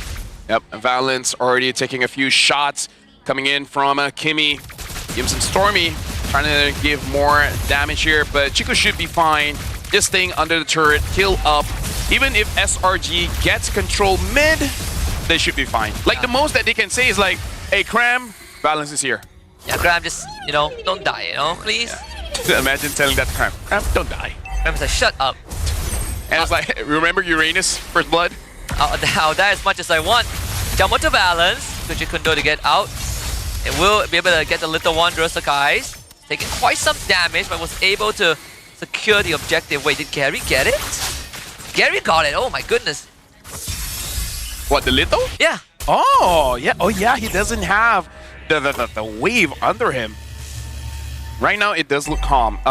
Valence, maybe a bit too close for comfort, but hey, all is good, all is well. If we're looking at the lanes, it looks like both are CG-centric, EXP as well as Gold. For EXP, Crime just feels like, okay, learn my lesson, not gonna happen again. I respect you, bro. Something to note is also SRGOG side lanes are losing lane. Right? Primary Esmer into Lapu, Lapu is gonna feel the heat. Claw into Granger, Claw is gonna try and get the wave under his own turret. So there's a lot of reliance for SRG to play towards that mid, or at least to get Stormy out of the lane, because you already lost the side lane, so you need that mid lane to gain priority. Right now we got to look at the setups here because the Lancelot going up against Eastern Shin, I believe Lancelot has a better trade when it comes to the turtle, more burst damage, but Eastern Shin, if you're able to head the turtle boat, then that's going to be good. They jump onto Gary. Gary has the Traceless, going to try and use the ult to get away, but the Mountain Shotgun still doesn't do anything. Meanwhile, Chico gets slain. SRG finds 2. Yep, good use of the terrain here, using the dangerous grass of actually waiting in that bush. Because, again, it's still a new concept. You don't think about that bush when you're going to get ganked. Balance finds the kick onto Sakai. Thorn rolls, puncture, gets away. AOG, good dodge for the Shumpo. Sakai still survives. Yep, Yetri is here going to make sure that they don't capitalize by actually grabbing the turtle. Because SRG, they got the kills. But, oh, Yetri, looks like he still wants to fight, taking quite a bit of damage. Yeah, falling Storm into Landshaker. Yetri overextends. And now it's SRG's turn to take control. Oh, yeah. Yum jumped on, but the Jikundo revitalized, keeps him alive. Stormy getting bursted down by Chiku. He's gonna try and go into the Brilliance right now to survive. Phantom Execution into Retribution. Chiku is gonna end up going down. Turtle for SRG OG. And just as expected, they only lose once. Yeah, and now SRG with 1,000 gold lead looking much better. Without the Kalia in play, they have more ways to actually move around the map. And Cram this time actually gets to play the game. He's level 6, Yetri just hit level 5. This is a big gap that finally Cram gets to enjoy. If you've seen a boss, if you've ever played any other video games, you know a boss fight gets real when it enters second phase. And this is the second phase. And so far it looks like it. Nothing is conclusive though, just a 1k goal lead. Balance will get pressured by 3 members of SRG, but CG have the whole squad with them. Right now it's really about CG, because you talked about this. This is kind of feels like Triple Marksman, where you got multiple scalers here. You got the Eastern Shin, you got the Lunox, you got the Granger, and honestly even Esmeralda. You preferably want 2 items. You want the Enchanted Talisman, and then either the Oracle, or, okay, hold on, Sakai goes in, Balance didn't get a catch, but essentially 4 scalers here as well. Yeah. So CG is not panicking. If they lose by 5,000, sure, they might panic, but 1,200, manageable. Yeah, it's the same situation as last game where SRG with a double fighters. It's like, it's not too big of a deal, right? Because with fighters, you get a lot more value with levels and just small item components. It doesn't have to be big items. And that's the advantage of having fighters. So for CG Esports, they shouldn't be too worried. But when the game goes late, then you have Innocent to worry about. And maybe then we'll get to that conversation if we go that late. But for now, even Amzik is still having a flawless game. I don't want to say flawless game, it undermines it. He has a flawless season so far on this Granger. And looking at the EXP, it does seem like Cram has opened his 6th eye because he smelled Chiku's gank earlier. And now 4-man SRG rotating towards the turtle. Cram will be joining soon. Yetri trying to stop him, but still, Cram still has the level advantage. For CG, they really got to look at Valence to engage. Oh, he's going for it! And he catch him before the Phantom Execution can come out. They try to save him, but Sakai goes down. Valence will lose his life. No Innocent finds a kill. Massive ton on the Yetri. Sakai repositions. Chico with the flicker in the back. AOG force him into the Brilliance. Amzik finds a double kill, but Cram is swinging it away. Yums keeps him topped up. Landshaker connect. Chico next. Double for Cram. SRG still wins the fight. Dude, this is the game we gotta look at the EXPs, man. The frontliners are doing work. Cram is already TPing, doing the recalls. Gary taking a bit of damage. But oh my god, Valence went for it, got the kick, kicked Sakai's, got the kill. He's trying to slow down the game as much as he can. And what did we say? Valence, he has a good eye for opportunity. Sakai still ends up getting the turtle. Like Gary has already shifted his attention to the jungle. And Yuz will arrive a bit too late. 2 small camps already collected by Gary. The orange buff still stays. Innocent also will be safe. Him and Amzik, this is another matchup to watch out for. Amzik has 2, but Innocent as a late game scaler, having early kills is going to benefit to that. Yep, 101, 200, very, very close here. Yeti. A lot of damage coming in from Crime as well as Skies. Again, they just want to scale up. As long as they don't lose the turrets. And look, even the goal lead is shrinking. It's not even 1,000 anymore. So CG, they're still looking pretty good. So it does look like it's going to be that Lord dance where SRG is very strong, but CG having the mastermind of Chiku, they should not lose this macro dance when the Lord arrives. Amzik has been being fed double waves. That's all of the protocols that CG has been going for, you know, get Amzik ahead. He is out of win condition. He gets ahead, 80 Sky Piercer stacks, boom, the game just ends. We were talking about scouters, man, and Chiku, where did he find this guy? Even on Facebook, we were like, yeah, we know Amzik MAL and stuff like that, but how did Chiku, like... Of all the MAL players. Yeah. No? Like, he always gets the good ones. Oh, it will get balanced this time, no running away. They can instantly shift their attention to the top lane. Blazing Duet, AOG, dodged by Amzik with a flicker, but Stormy comes in. 2 guns, better than 1. We shouldn't have opened our mouth. Oh, okay. Like the moment we would glaze Amzik, and then he died. At least Gary got Sakai. I think Gary on this Yishunshin is scary. He's outplaying Sakai, left, right, and center. Still, Sakai will be back for the next hurdle at least. Yep. Right now, 7 minutes in, Innocent has completed his second item. We're looking at 9 to 10 minutes for both gold laners to complete the third item. Right now, Cram going up against Yetri. Cram is winning this one convincingly. And again, it's mostly because of that EXP lead, now leading by almost 2, having that Oracle as well. Good luck to CG taking him down. Even with Chiku, I don't think it's going to be enough. Thinking about Chiku, he's waiting to ambush Cram, who doesn't have the bravest fighter off screen. Cram, they're trying to fight that out while the main team will fight for the turtle. Blazing Duet, Purify Innocent, completes the shutdown. Balance comes in with the conceal, instantly gets spotted out. They still jump onto Stormy though. Turtle secured by Sakai's, balance executed. SRG covers their flank. Husky, this game is saying be careful what you wish for. Chiku asked for a marksman game. And Innocent's like, I got you, fam. You just gotta win against me first, and then I'll bring out the Claude. I gave you an easy way out, but you said no.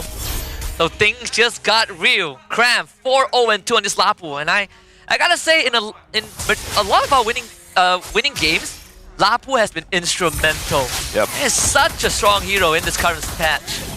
Crazy coming in all the way from the Philippines, but Malaysia here, we're really utilizing it well. EXP Gold, heck, one of these days, I think in rank, we're gonna see some kind of Lapu jungle coming up. Sounds bad, but hey, now we're in games. Yeah, a lot of things can happen. First Lapu win was by GMXK MQT, something that Innocent couldn't do. Yeah. It does show you how strong Lapu is as a hero. And I'm looking at the gold here, quite a big difference when we're looking at the gold laners, actually. 600 to 700 gold diff, but I kind of feel for the Granger, it's okay. You just need those 2 items, the Hunter Strike as well as Sky Piercer. Innocent completing the 3rd item will kind of put CG far behind. I'm saying going down is a big deal too because we rarely see him go down. Mountain Shocker gets used, so vision granted to CG. They were able to peel away in the bottom lane 2. Golden Staff done by Innocent. Gary split pushing top. Yetri trying to create distraction. Just escapes with the falling star moon as SRG OG prioritizes the bottom quadrant of the map. That's where Lord spawns. And look at this, CG is already going for plan B. All right, we can't take you on the fights. We're going to split the map. And this is where Chiku is playing chess here. And not magic chess, but just the Land of Dawn kind of chess, where we're going to have a few people here while someone will sneak in and grab those turrets. So SRG, this is something that they have to realize that they got this Claude. They got to manage all the waves. They can't sleep on this. That's the macro supremacy that CG has been demonstrating time and time again. And not only that, SRG has been winning the fights, but you see the position CG puts themselves in, right? It's so much beneficial. Amzik, Lakers to get away. Valence now come in. Innocent, Yum, some targets to go for, but Valence will be patient. Yep. Amzik is going to clear the wave, maybe get some spell vamp as well. Right now, in terms of the lore, again, you got to be careful. You can look at Yetri. Yetri is hovering, making the decision whether he wants to push, and right now he is going to push because there's no action here, forcing for Innocent to respond. But Yums is taking a lot of damage, so SRG, game time. Lord, or do you want to go for controlling? Look at Balance, look at Balance! Oh, a good attempt. This time he misses his flicker, and that's going to cost him his life. Yetri swings away with a Raging Slash. Look, guy gets gone on. Yums could not get home. Stormy! Solo kill by Chiku, guys. CG gets the mid-tier 1. Yums looking to escape, will be able to make it out, and now Innocent finds himself against Yetri, but cannot 1v1 him.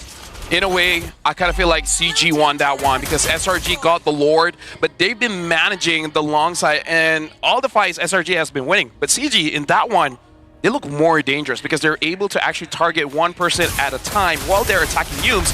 Chiku just got Stormy. Amzik doesn't have a flicker. Goodbye. Gary comes in with a turtle bolt, but the guys will be able to get away this time. Yep. Believing he does have the brute force because that was still quite a lot of damage coming in from Gary.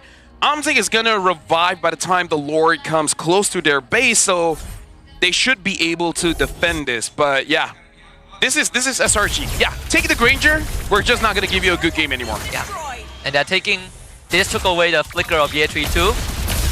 Taking turrets against CG is not an easy feat with how good they managed to waste, but SRG manages to take down the mid tier 1 and now converts to a top tier 2. That's brilliance out from Chiku, starting to make CG bleed resources. But I gotta say, Gary against the guys has been an interesting one-on-one matchup in the jungle, and Gary has been doing phenomenally. I like that we're basically having 1v1s, and yet all 5 players, they play with each other so well. We got a lot of Stormy, Chiku, we got a lot of Amzik, Innocent, Gary, Skies, Cram, Yetri the entire game. And Valens Yumes, again, trading how they set up for the fight. I like that all are showing their individual skill. Oh, turbo miss. Gary gets away with the Traceless, not a problem there. Bravest Fighter is forced out, but has a very low cooldown, so Cram will get it back in no time. Ideally, they want to take this bottom tier 2 so that they can open up the jungle a bit more, but CG is not going to make it any easier. Yetri is on the back. Gonna get spotted out for now. Innocent works on the structure. Yetri now gets jumped on. Sungeist is here with the taunt into the AOG. Yetri is gone, executed by Stormy. Gary gets jumped on with the blazing duet. Wisdom nature for Innocent. Gary still gets away with the Traceless. Cram holds balance back with the Landshaker. SRG disengage. It's so rare, but we were looking at both junglers playing at 110%.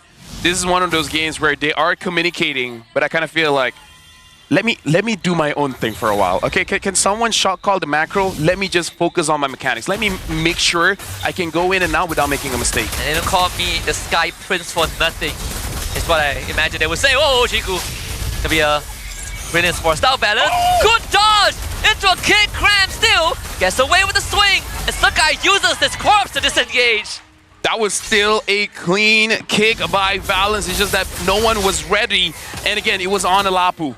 The dude's pretty tanky, got a lot of spell vamp, got a lot of dashes. Stormy is gonna purify out of that. Fight still is going on. Cram not able to recall the AOG from Yume. Is looking for Gary, but Gary able to gain distance too. Amzik is coming in from the wings.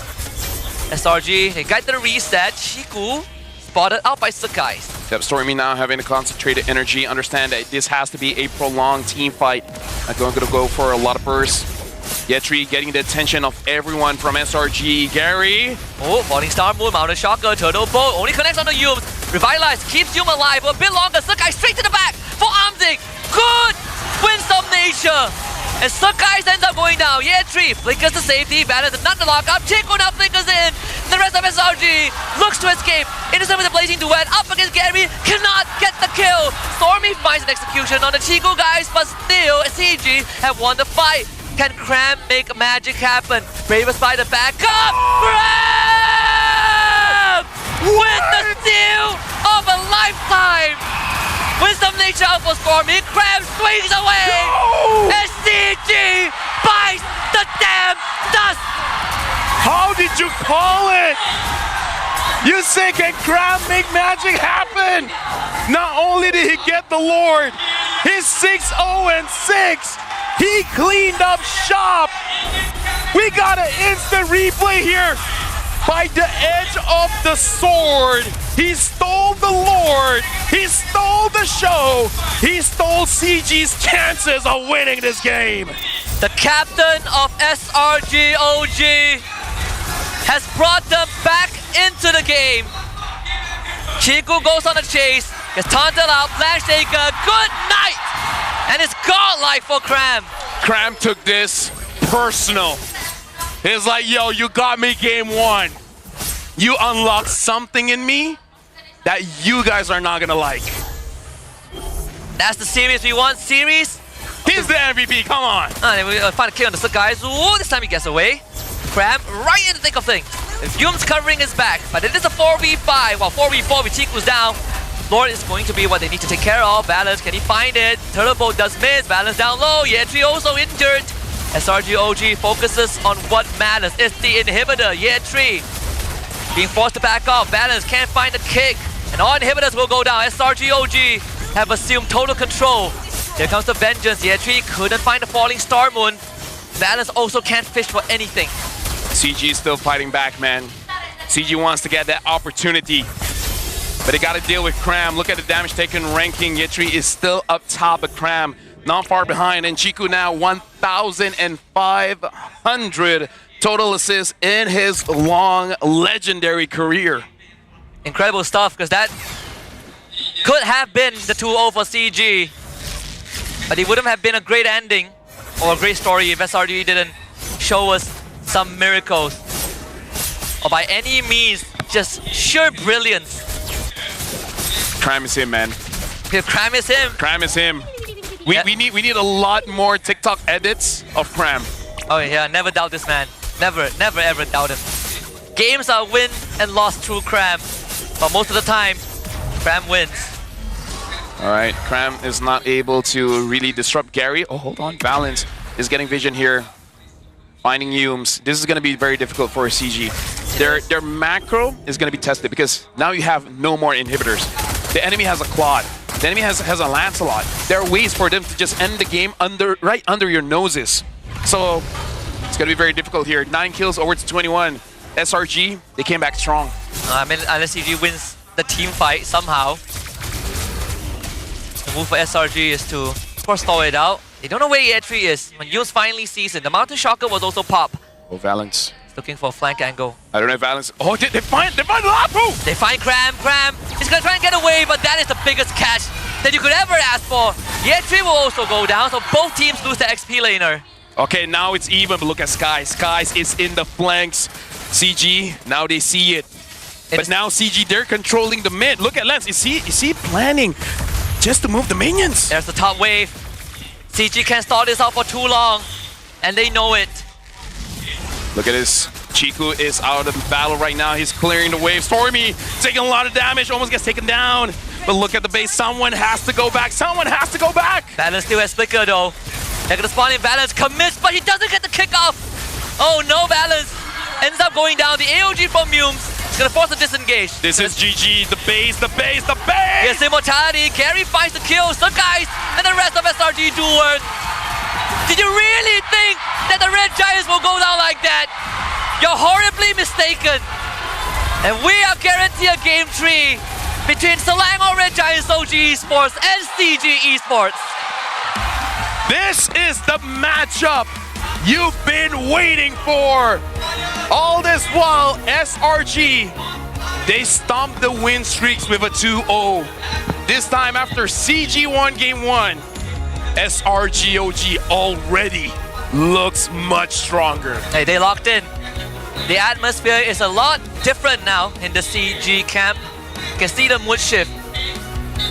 Rain and Cody were putting hands on the desk because of how dominant game 1 was, but game 2 was definitely a tougher challenge than SRGOG. By no means that this was a strong or perfect game from SRG, right? It had to come down to a miraculous, a brilliant play from Cram to save the team. But outside of that, I think it's even. Stormy asked for a good mid trio. Looks like that mid trio is gonna be Valence, Chiku, and Gary, man. I'm telling you, it's the YSS against the CGV. Dude, YSS, CGV, all the abbreviations. Chiku, even though they lost, he was like, that was a good game because Chiku loves the game, man. Yeah. Win or lose, if it was good, he feels good. Yeah, and honestly, this is the best way to play competitively. And I know it sounds very contradictory, you know, you gotta take the game seriously but also have fun. But teams that win games generally have fun. Yeah, like when you have fun, the creativity really spikes and you start to see opportunities you don't really get to see. And I like that for both teams. This is something they've been waiting for weeks. Yeah, longer for SRG. Longer for SRG. They've been waiting for quite some season. Yeah. But now we gotta look at the MVP for this one. Is there any question? Yeah, I don't know if we need to question this. This is him. He is him. He got one. Yetri got the one game 1. The XP laner fight is on, dude. I'm not even gonna call him Crown. This is gonna be his real name. It's Mark. Mark came to play. He stole the lore. He stole your hearts. And you gave him the hero of the Philippines, the Lapu. Lapu's gonna get banned. I was thinking. At this point, if Lapu's first pick, sure. Whoever gets Lapu wins. Yeah. Well, at least that's the trend, right? Kalia cannot be in the game. Lapu can't be in the game. Do we unlock Fanny at this point? Unlock Fanny. Unlock Fanny. Unlock Fanny. I don't even think the Fanny is going to be enough. I think they just need to have a straight up brawl. I don't know. Cram, man, cram. Yeah. Both MVPs, by the way, got Lapu. But yeah, both MVPs got Lapu, and both have some smoke between each other. And the matchup is the same, right? Lapu into Esmeralda. Lapu wins. Well, not the direct matchup, but Lapu wins in the end. We got the... Yixun Shin has gone 0-2 in this series. Yeah. Although this one was a lot more closer. Like Gary had some great moments where he outplays the guys. He actually did the same against MV, where you see the Thorn rolls and he times the turtle boat crash right as Thorn rolls ends. Sakai's tried in game 1, but he missed. But not Gary. Gary hits it. By the way, Amzik lost on the Granger. Finally, after 7 games. It has to come eventually. Yes, it's still a positive record. But either ways, something I can say. I don't think any CG hero plays cost them the loss. Oh. It really is just the outplay coming in from SRG. It's just one moment. One Lord push, one Lord steal, and a couple of cleanup. I swear that I thought that the match is going to end there. Yeah, I agree. And somehow Stormy and Cram saved it. No, in my head, it could have ended for both teams. It could have ended for CG. It could have ended for SRG. That was how important that Lord fight was. If Cram did not get that, if Cram did not like wipe the whole team out, dude, CG, even if they didn't end it, they would have gotten so much on the map. And a Cho with a lot of bushes to play around with is a dangerous Cho. I bet a lot of the SRG fans, their hearts sank when Sakai died. When he all in, and then was it Amzik? I think it was Amzik who pressed Winds of Nature. Yep. I was scared for a moment. I thought that fight was over, but no. Never say die. Yeah, you know what I feel bad for, Husky? Uh-huh. The match after this. They can't live up. They can't live up to this. We've been putting match of the day last, but why isn't this match of the day? I think that is my question. Maybe they thought CG would get stomped. I don't know. Who looks at this matchup and be like, no way, this is match of the day?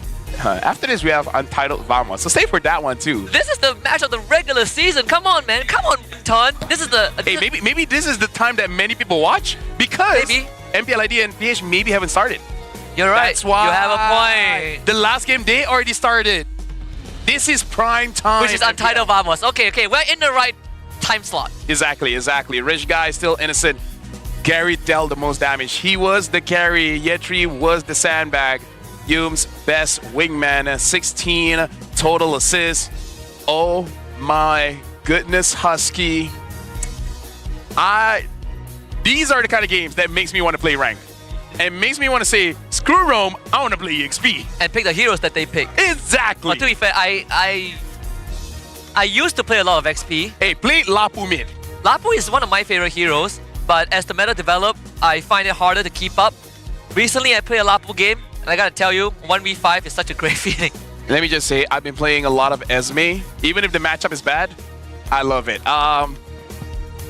This is gonna be etched in our minds for quite a while, and I'm already can't wait for playoffs because Homeboy showed us a good game as well. So right now, these 3 teams are the teams to watch. I like that there's 3 teams. It's not just 1 or 2. And only 2 of them can be in the grand finals. Oh.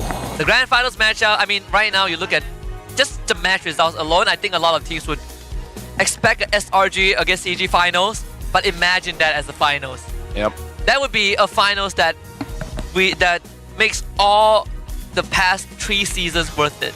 Yeah, you know what we have to look for? Look at Stormy. Look at the item progression. After getting that Sky Piercer, he knew he was going to get targeted. Rarely do we see a Kimi building a Wind of Nature. Usually it's just another damage item or the most is just a Blood Wings. But he understood what Amzik could do. He understood what Gary could do. He had to build this. Even for balance, right? Like his item was on point as well. We saw the Radiant armor into the Blade armor to deal with Stormy and Innocent.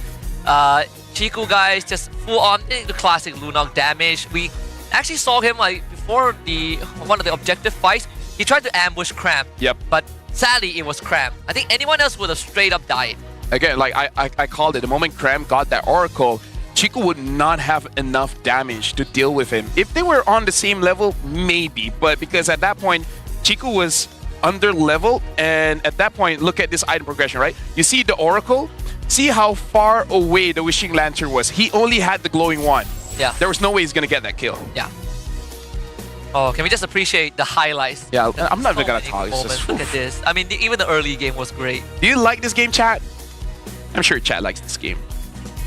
I feel bad for the team that is eventually going to lose after this. Because the netizens will not be kind, right? Yeah. It only matters when you win. I hope after this game, people don't talk about Toda and actually talk about this game. Because this game deserves all the hype. Remember, some of these players were from Todak. Most of them. Both teams have Toda players. This could be a Todak show match, honestly. Yep. I think Moon is watching, like watch partying, and he's like, "Oh, I miss those days." Okay, come on, let's have the Mark highlight. Oh, okay, no, it's not too long early. yet, It's too not long early yet. in. Yeah. 8 minutes. I really want to see the Mark highlight. I cannot believe he actually stole that lore, man. You know that feeling in the back of your mind, you know it's gonna happen? And then it actually happens. Gary's retribution was on a 10-second cooldown. And they tried to rush it. Dude, Gary had a good flank. Amzik was full HP and they still lost. Winds of Nature, baby. Winds of Nature, man. difference. Winds of Nature and Lapu. Don't dare bring a gun or bow and arrow against a Lapu. Yes. Okay, SRG had more guns this game. Yeah. 2 on Claude and a 2 on Dexter, so that's 4 guns. That's already unfair. And then you want a automatic gun, full automatic gun on Stormy. They need a Beatrix. They need a Beatrix. They need a Beatrix just to equal it out. Oh, ladies and gentlemen, this is a match. Good thing we're working today. I'm getting goosebumps. I'm glad I'm not home watch partying. Actually getting paid to do this. Yeah. It's an amazing feeling, guys. Now, even last week when we were doing the schedule for this week, I had to check to make sure that to see if I'm doing this, and I'm glad I'm doing it with you. Yep. Can I take off my jacket? It's getting hot. It's getting stressed. Someone in chat already says ni semua salah Nafari. Games are amazing. Nafari fault. If I gotta be honest, I feel like Nafari is the only one you should keep. But that's just me. Speaking of which, if you guys are Chico fans, hey, Chico is fine. Chico is fine. Hey, the Lunox is fine. The Quantum Polarity, the MPL skin for Lunox. Chico has been showing off for 2 games and he's been amazing on both games. The new skin, which is a neon-like design that will shine bright. Additionally, the skill effects has the MPL logo. I personally have all the MPL skins, so I'm not gonna skip out on this one. Yeah, me. I think I missed the Benedetta one. I think that's because do I have a Benedetta? Do you have the Benedetta? I didn't get it because I don't play Benedetta. Yeah, I don't play Benedetta. But I got Kadita one. Kadita is my favorite. I got Kadita. I got the Matilda. Ah, yes, the Matilda one is also pretty good. Yes, check it out. I think Luno's one was pretty cool. Oh, we have one more game to go. I said as a joke, Husky, that we're gonna lose all our energy for this game, and then whatever is left for the next one. Oh, it was a joke? I trusted you.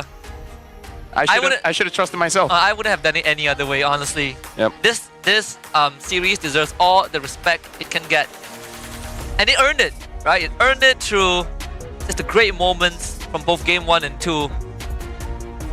I like that the air conditioning is working and they're sweating. That's how intense this is. We got a the audience is sweating. It's a full house, right? Any full house games that doesn't go 3 games, it's kind of what do you call it? Disappointing? It's a pity. It's a pity. Yeah, it's a pity. Very kasian. SRG 80% win rate, man. This season, SRG already lost 2 games. Haven't lost a match just yet. This is close. This is close. This is still going to bring them to first place if they beat CG, and I think that's the best part of it. I don't know how many people are watching this one. I hope the viewership is high. Who's on blue side again? It was SRG, I believe. The 80% it was SRG. win rate, okay. Yep. So the side that they like, but both first pick has lost. I feel like asking Zorn what the draft is going to be because he's been chilling right beside you, actually. Dude, if I was him, I'm like, could you shut up? I'm enjoying this game, man. I'm enjoying this game. So we've gotten Flying Clouds, Dangerous Grass. Let's see. Broken Walls and Expanding Room back to Flying Clouds. Yep, the map that CG won. I'm looking. Will they ban the Lapu or will Lapu be second pick here for CG? I just love the fact that our top 3 teams also possesses the top 3 coaching staffs of the season. Yes. It's going to be a tough one. Shows that you do need a good coach. You do need a good coach. Preferably having an assistant coach. Yep. They are outliers. Coach Bam is a true warrior for surviving the last season, just him alone, and brought Aero to a top 4 finish. Guys, do you guys feel like Lapu should get banned here? Or will SRG make the call and first pick Lapu? Because people say the winning matchup against Lapu is Esme, and Esme lost twice. Yes. But it's not, and theoretically, it's not wrong, right? Like, Esme does beat the Lapu one-on-one, but unfortunately, it's a team game. I can see the first pick Lapu coming. If there's no other private pick. Hey, someone from chat said Lapu is okay tier. Who said that? Who said that? Okay, time to ban Taharu Terai Mana. You're gonna get a 60-second chat ban for spreading false news. No, I mean, it's okay. No, that's a hot take. That's a hot take. Lapu is okay tier. Lapu is okay tier. A good follow-up to that argument, I'm going to help you out a little bit, Sure. is depends on the pilot. Yeah. The best hero could be the worst if the pilot ain't good. So the ban here, they're banning out the Jushin, the Baxia, and now they're banning out the Lancelot. So they're saying, hey, are you gonna let go of that Yi Sun Shin? I'm really sensing an early Lapu pick here.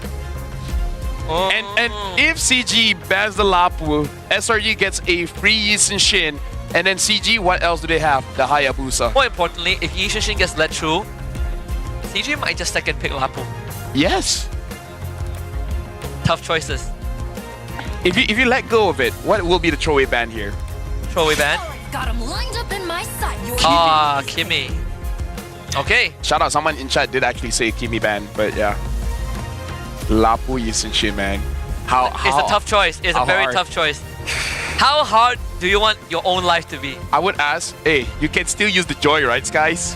And it's also the win condition, right? Where do you want to place that? Where do you want to put the most weight on? I would always put it on Lapu. I would too. I would too. Compared to the Yi Sun Shin. Unless they have a very, very hidden hero, because we caught it. Lapu first pick. We caught it. That's so Yi Sun Shin. Do you want to do it though? Or you take the Joy? I feel like the Joy has a better chance. Oh, I could be wrong. The chip is open. 2. Lapu chip is kind of scary. I'm really thinking, how do you stop this Lapu, man? Because Odette. Okay, even Odette can stop him fully. Hey. Actually. Yeah. Because unless you have Winter. Unless you're Winter, yeah. Before that, he kills you. Or you can take I want to say Franco, but we saw Kaja and it didn't really matter because Lapu is just too tanky. Oh, CC is up. CC is up.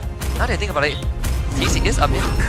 You gotta take Yi Sun Shin first, right? Uranus Ranger. Wow, okay. So maybe it could be a Joy. Because why else would they let the jungle pick up to skies? Or even crazier, maybe this time go for a tank jungle, but nah, I feel like Gary's too good for that. I feel like you take Chip here. You take Chip, and then you take like Chip Lunox. Yeah, take Lunox away from Chiku. He's been having too much fun. He likes the new skin so much. Saying the Chip is also pretty nice, right? You get to pressure the side lanes. Although it is flying clouds, it's not dangerous grass, sadly. But still, Chip has been a second phase ban for CG for both games. Yep, they pick up the Yi Sun Shin as well as the Wow. Okay, that's a declaration. I feel like you have to take Grok here. Personally for me, you have to take Grok because then you would have to play the Gatot because like all the other roamers are gonna get banned. Unless you really want to prio the Odette. Or the Lunox. Or the Lunox. That's Joy. Yeah, Joy. Good call. You called it. So right now for SRG, they might start banning out Valence's hero, like the Grok, maybe even the Gatot. And then CG, maybe this time they ban the Moskov and Claude. There's Grok, Gatot, and Badang, you know, that's like the the holy trinity. Lunox gets banned, so that's expected. Do we see an Odette ban here? SRG has been banning it for both games. no reason why they stop that right now, because all three heroes, they do want to dive in. Oh, actually, there's also the chip left for balance. Oh, yes. If it doesn't get banned out, right? So there's 4 choices that SRG, and SRG can only pick 2 of them. And one of them could be Odette. Yep. So it's pretty open for CG. Honestly, it would be kind of funny to see Odette chip.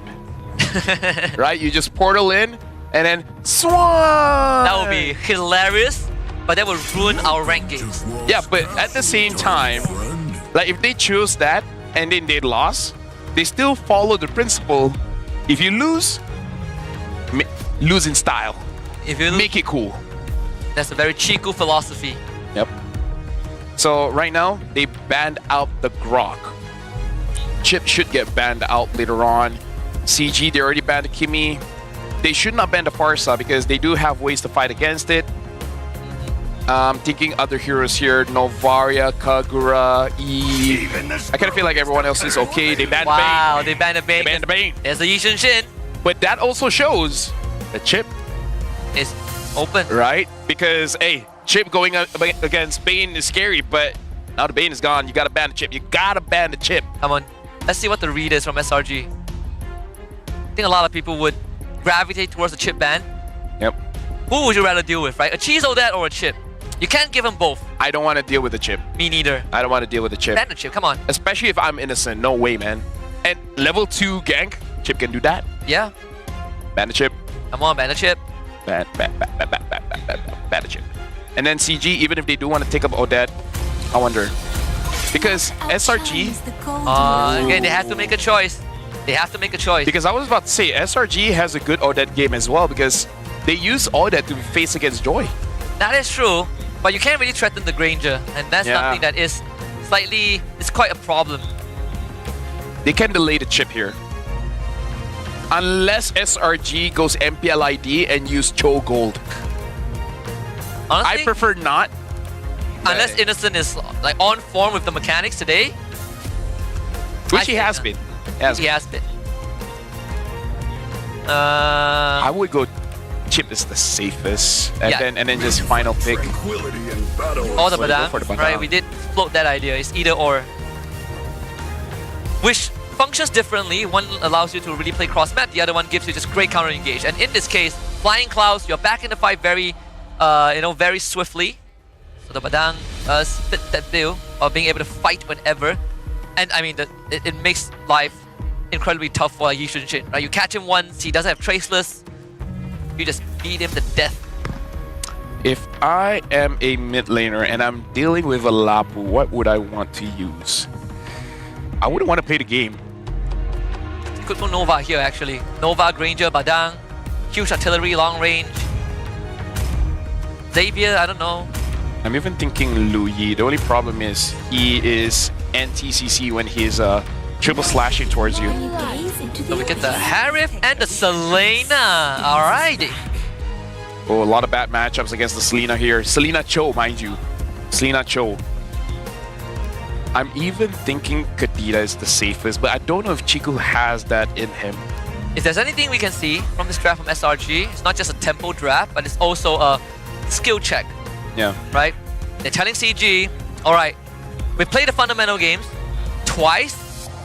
You play this at phase 1. You play this at phase 2. Now it's a mechanic check. What did I say? Novaria. The safest one, especially dealing against a Selena Cho, you don't want to be in lane when they're attacking you. So, Husky, this is going to be the final game here. Lapu is in SRG's hands. The Yisen Shin that has lost both games is on Sakai. So 100% and 0%. Kind of balances out. 2 of my most played and favorite mid laners currently are in the mid lane. Selena against Novaria. I've played an unhealthy amount of them. And I can say it's a skill matchup of very contrasting proportions. I almost don't want to cast this game because I just want to see what's going to happen. Because, ladies and gentlemen, the draft has concluded. This is going to be Flying Clouds, the final game between the CG Esports going up against SRG OG Esports. Which win streak will finally get taken down? Will SRG remain on top, or will Chico just basically say, hey, MPL, I'm back. Game number 3 underway. SRG OG on blue side, CG Esports on red. Man, how I wish this season is a franchise. I can't wait for next season. Yep. If the lineup stays together, we're gonna have a hell of a franchise. Double round robin, we get to see this twice before the playoffs. Incredible is that. Right now, Yums making it a fast clear for the mid. So far, looking at all the lanes, no one is just going Ugga Bunga over aggressiveness. Cram is making sure that Yetri stays there. Oh, Valence though, they'll get stunned. Gonna try and one-shot him. Goodbye, first blood. I was just about to bring up the fact that SRG has a lot more crowd control. Yeah, chose Lina, man. Chose Lina is something you don't want to deal either mid or roam. Honestly, even jungle. Oh my goodness. Oh, Chiku's. Oh, Valence, thank goodness you saved him. What? Is a pause coming? No? If that wasn't Flying Cloud, Chiku would have died. Yeah. 100%. Okay. Looks like everything is fine. Pause his ass. Weird movement, Chiku just moving forward, but Chiku had to use the Purify, and Valence had to body block that, and it's a good thing Valence didn't get close to Chiku and actually cancel the recall. Hey. So far, SRG looking good. Even Cram living good against Yetri here, and Cram looks like he might have denied one minion camp. Oh, okay, Stormy actually ends up getting now. Get this XP crap though, that's your level 4. Oh, no for him. Chiku gets to catch up. Hey, he's the boss. He is the boss. He's the boss. Whatever Chiku says goes. Sakai should be spotted out here, right? Yep. Yeah, he should. Boom. Not yet. A few more items. Maybe two. UG2 is looking good. Yetri is also level 4. Now how are they going to contest this? He'll let it go. Astral Echo for Manping. Cram, that's the out already. You're trying to hold Gary back. Just easy secure, and they get the kick. Yums his 4 on time thanks to the turtle. And a kill on the Gary. Yums now looking to get out. Not a problem. Yep, CG, they gotta calm down because they're trying to fight SRG head on. But again, you gotta remember the amount of damage that they have. They got the Lapu, Cho as well as Selena. I kind of feel like you gotta play a bit smart here by making it so that SRG don't know what you're gonna do. Hide in the bush, catch them off guard. Yep. And the setup that SRG has is just better than CG. CG have a lot of damage, of course, a lot of long-range artillery. But setup-wise, not really there. So they need to be able to hit their shots. Gary looks for Sakai's, but with Yums around, there's no way a flicker kick. Innocent comes in, Gary able to dash away. Diamond Force gets laid down, and Valence again bails his jungler out. Yep. Valence so far has been good, unable to catch anyone yet, but honestly, I don't blame him. There's so many dashes, even if he is able to hit with the fist crack, as long as they're able to survive for like, what, 0.5 seconds, they're able to get out of there. So I'm just worried that Valence will not have a good catch. Every single one here, Husky, Innocent, Yum, Stormy, Sky, Scram, all has a lot of dashes. And when I say a lot, not just one, a lot. Yeah, and he has a lot on his back too. He needs to be able to bail his teammates out. And on top of that, he has to be able to step on the landmines, clear the arrows, and not get hit, right? Like dodging these arrows is like a side quest for CG.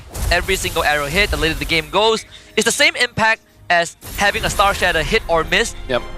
The later the game goes. They all have big impacts. And in this case, having a crowd control that deals damage, a lot sweeter. This guy's now having Hunter Strike. Valence already used everything, and now he's gonna get taken down. Straight up destroyed. Amzi will try Innocent. He's gonna get blasted. Yums next on the block, but willingly trades his life. And that's gonna be Sakai's finding the kill. Yeah, but it kind of looks like they're still okay with this trade because Chiku is, in a way, scaling up. 1-0-1. I think they really want to get Chiku on that second item as fast as possible. Amzik is actually the one zoning them out. So guys has to be careful here. Krabs arrives. And Krab instantly jumps on the Amzik. You don't disrespect the Sky Prince. Not a chance. Easy turtle for SRG. Krab is out. One last land shaker. Valence traps him, but Krab dashes to escape. CG is making mistakes now. They overstate their welcome. I don't know if there was no communication that says Cram is rotating, but they really should not have gotten caught by the Lapu there. Yeah, I feel like even if there is, they stayed too long, right? Should have made the call to back off, give the jungle up. You don't have Gary, there's no chance you contest that at all. It was ambitious from Amzik, but he just didn't have the items this early yet. Yep. Don't know whether they thought they could outplay that, but I don't want that kind of mistake to happen around Lord, because I kind of feel like CG being this good, they should be able to survive when Lord does spawn, and at that point, just gotta win the team fight. SRG 2,000 ahead. This is very big for them. But the moment SRG loses, is gonna be tough because they don't have great wave clear. CG can abuse that. Yeah, and we say the same thing about SRG earlier on. I think it applies to CG, right? Both teams have not fallen behind yet. At least we've seen SRG. That happened to SRG, but this is the first time CG truly falls behind. And comparing to Game 2, this is a lot more dire. Let's see how CG plays from behind. Goes back down to the fundamentals, but with people like Yums and Stormy constantly lurking around in the shadows, Valence and Chiku needs to keep up. Amze is having a hard time here. Consistently getting frozen. But now, Valence helping him out. Yetri is going to be fine at this point. He is about to hit his second item, so he should be pretty tanky.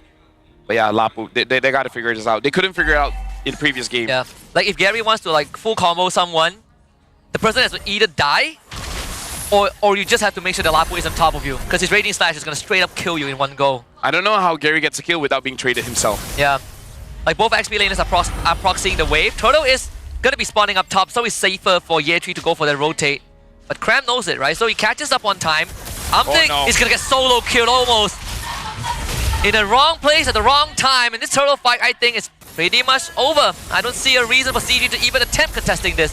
Get a 3-man ping, but there's no follow-up. Valence can't get in there. Yetri is just a sandbag. Gary gets the orange buff, comes in, has the ultimate unlocked, but they find the kick. Gary unleashes the ultimate, gets soaked up by the Lapu Lapu. Cram just jumps on it and chops him in half. Lash Taker connects, Yetri is out of the fight, and SRG OG turns back to the turtle. Again, I don't know how this Joy is gonna go in, get the kills without getting traded herself. She didn't get the kill, and now they got a kick!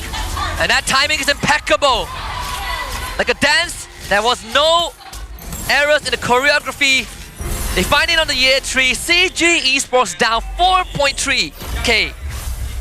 This is SRG, man. They give you hope, and then they take it away from you. This is bullying, but because they have the Novaria, there's still some scaling. So, not gonna lose hope just yet. Sort of the same thing as having a Xavier, but a Xavier a lot more reliable. Oh! And the time with the Cram, he's taking aggro. Finally punished. Ooh, a bit sad. Getting the Sky Piercer after the kill, I hope that's a visual delay. I hope he got the Sky Piercer before he killed Cram, because if not, wasted opportunity to get a free stack. Oh, Sakai's gonna find revenge. It's him against Amzik. Amzik, you stand no chance. Don't do it, buddy! This is not your turf! I don't even know, man. Like, he has Purify, he can't run away. Sakai says he's on form. I feel like in a very clutch game, Sakai shows up. If the game is just like, meh, okay, he's just there. He doesn't do much. But when it matters, man, when it cracks feels like knuckles. When it feels like an international game, he's like, okay, you know what? I'm hungry for a win. Let me be the star. That's our MVP, MSC 2024 MVP. He locked in. That's how he beat Falcons.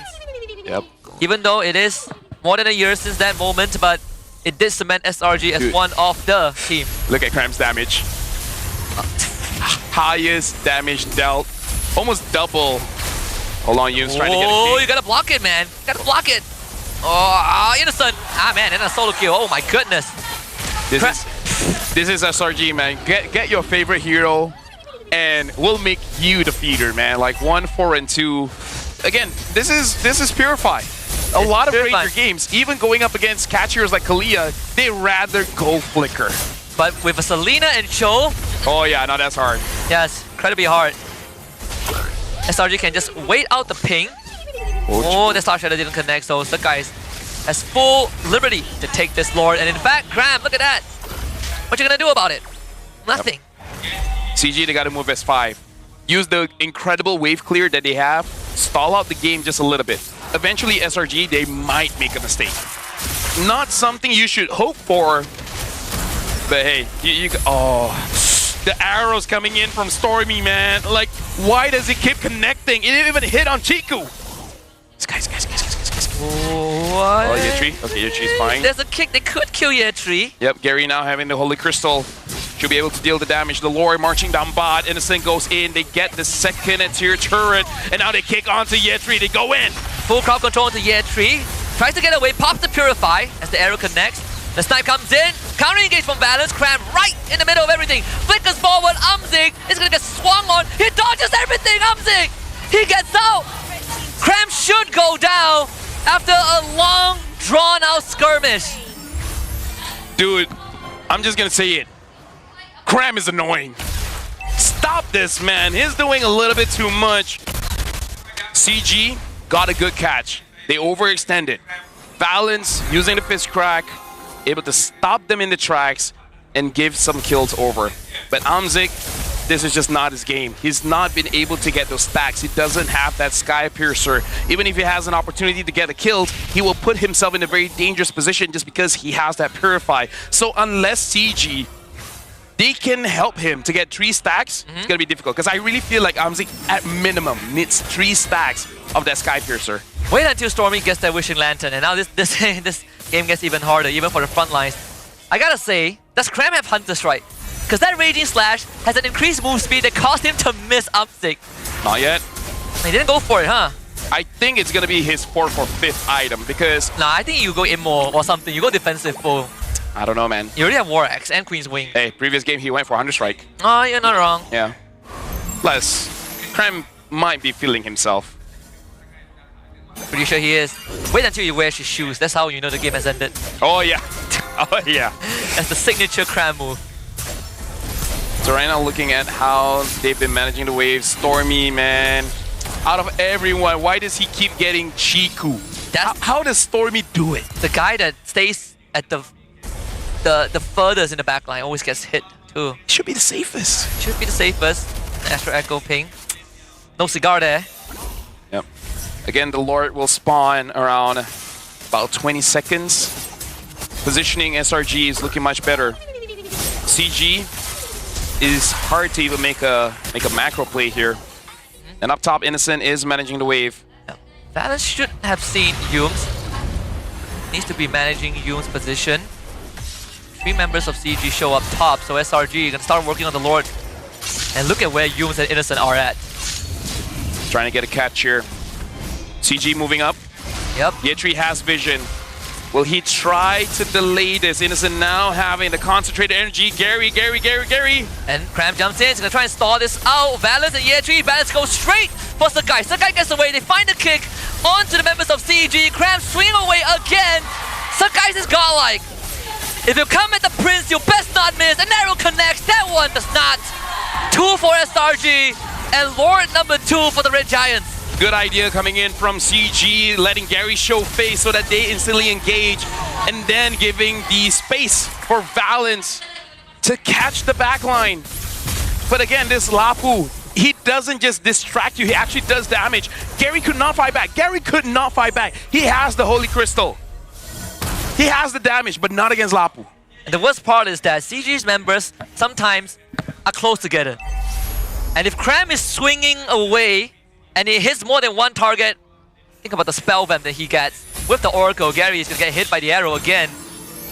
Again, Wishing Lantern is going to really start hurting. The Flying Clouds is what's keeping CG in the game and up to speed. With coming back into the right position to mount a defense. Look at Skies. I think he just got hit by the Star Shatter, which is great. Yep. Chiku still checking all the boxes, making sure that SRG is not getting away with these angles for free. It's unfortunate, but this Batang is not able to really do much. Too many dashes. He can't lock down a single target. Now, even if he locks down Innocent or Sakai, they will just solo kill him. The timing has passed. Conceal. Yums found out. Not gonna get a kick here. It's all about the inhibitors. That's what matters. Oh, Yetri. And that's the tankiest guy there. Here comes Cram. He's gonna do it again.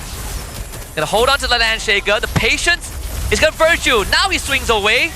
Valence cannot stop him, but he's stuck behind the wall, and now Yums needs to come and fill in now. Landshaker number 2 comes out. Cram with the Queen's Wings, stays alive, and SRG pounces! Goodbye, Gary! Still gotta commend CG, even though they're 10,000 down. They're still holding on to this game. A 10 kill difference, 14-4. Innocent looking very strong. And Cram just being an absolute nuisance. Balance really not having a good game here. Full combo. Not even a full combo, just a 2-dash combo. Half HP.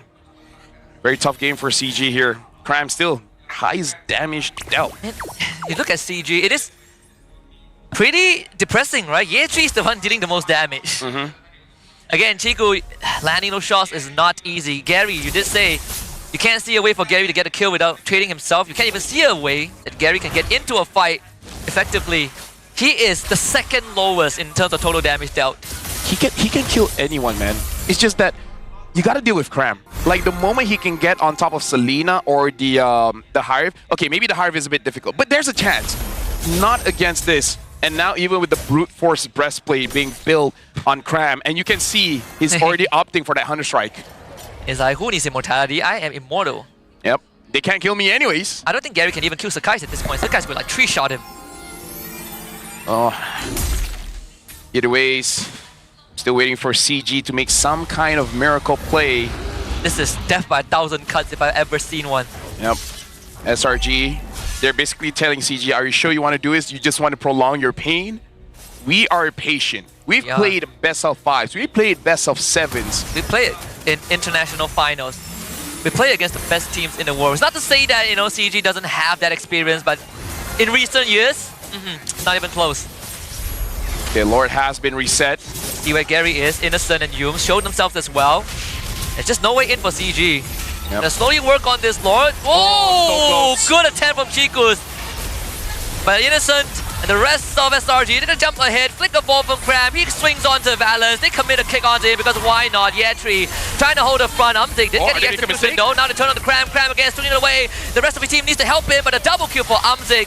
SRG sacrifices 2 bodies for the Lord. Hey, SRG gotta be careful here because the damage are starting to be there. Umzik has 2 stacks here, 1 more stack, and SRG, they really have to consider the damage that CG is gonna do.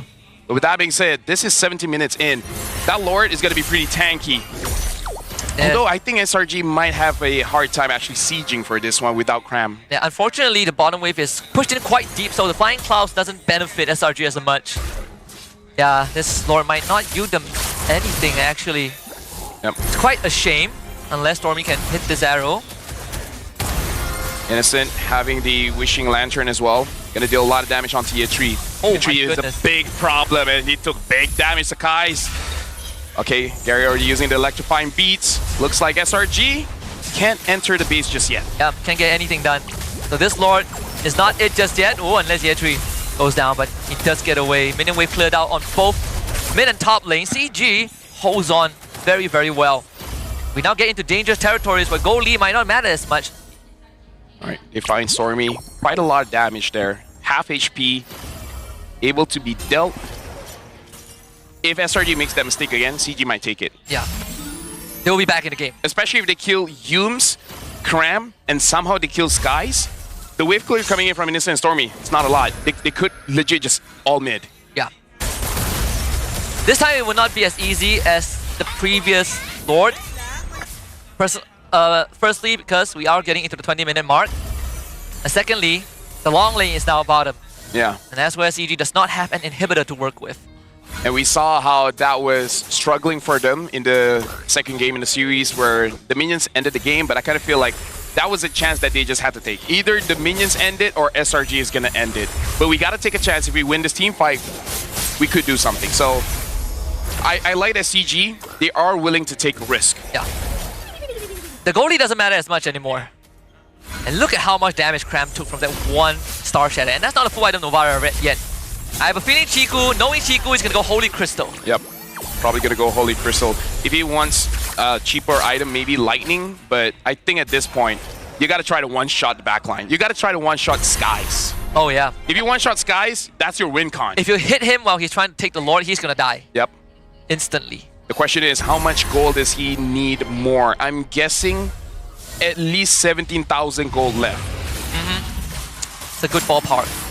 Innocent and Yums again, fishing for someone. They only see Valence, and that's not the target that you want.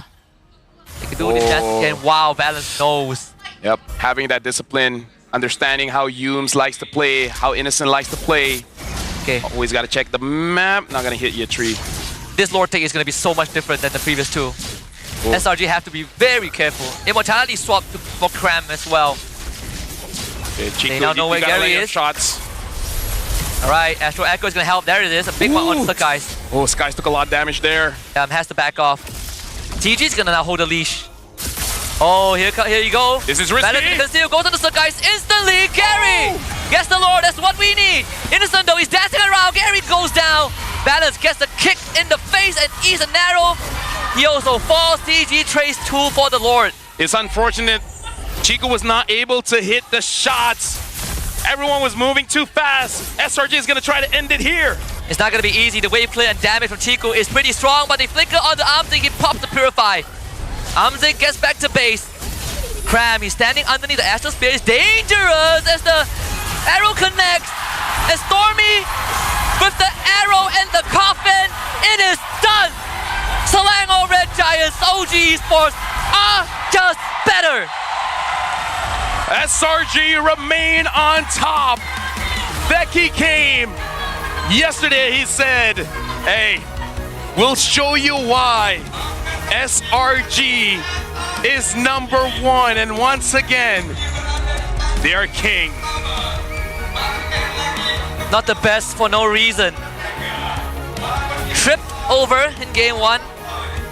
Game 2 came down to individual brilliance. But game 3 was a team effort. Again, it's the best game we've ever had. Can't wait for franchise where we played 2 of it in a single regular season. But this is gonna shape things up for playoffs. Maybe we get the grand finals of a century here. The guys say Yetri, no, you, but nah, Yetri, like, he was performing. Yetri's legit. He was going up against Cram, bro. Yeah, it's just a shame that he had to fight Cram. Dude, you would always wonder, what if they just banned the Lapu, right? Yeah. We knew the first big Lapu was coming. We tasted it. Like, either way, that was an amazing game, Husky. We're going to have a bit of a break. We're going to throw it over to the stage with Rose and Innocent and Cram. Dua babalas 0-3 mata penuh lagi untuk Selangor Red Giants. OG Esports masih lagi nombor 1 di carta liga.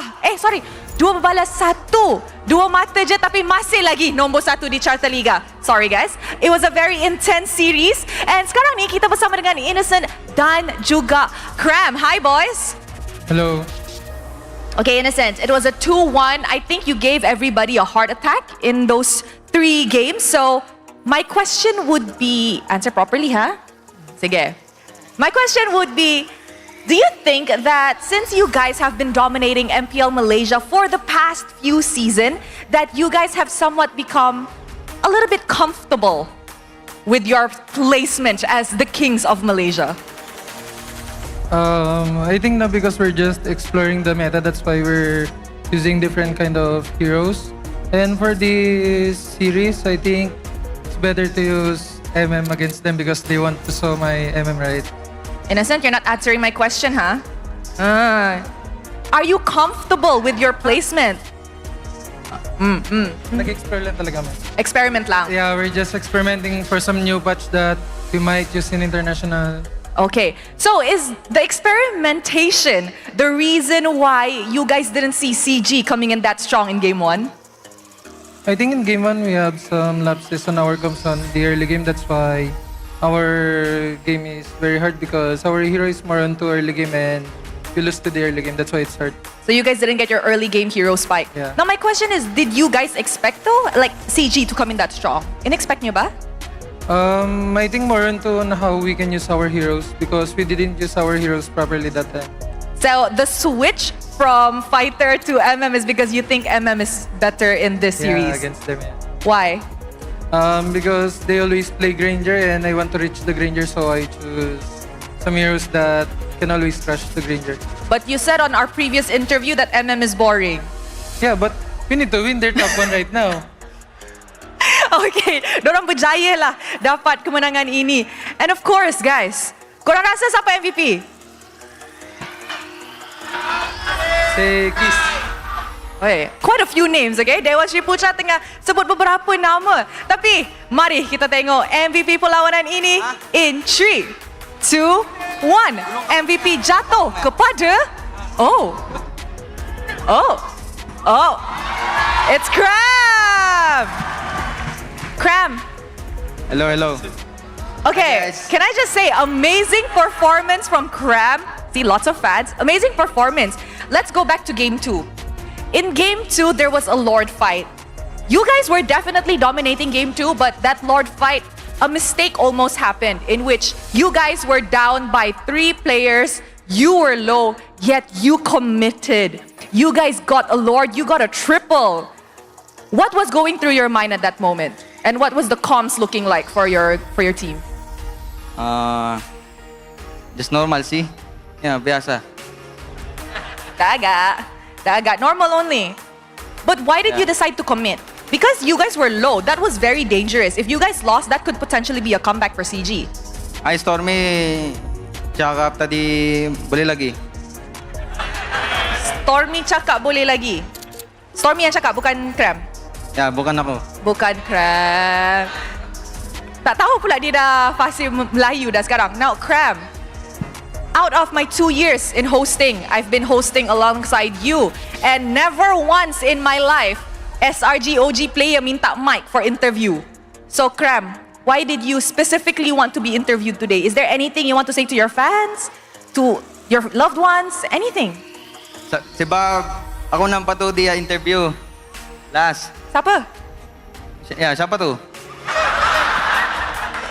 Kenapa tanya I? Y3, I think. Okay. So,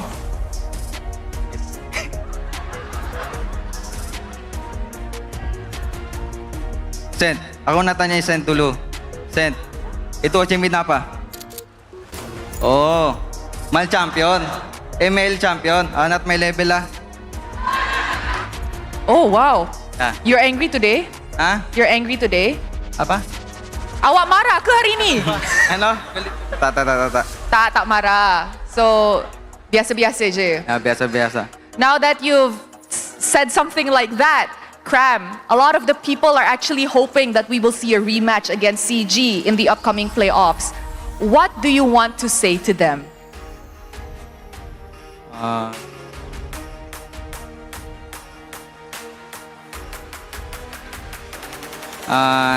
See you in playoffs.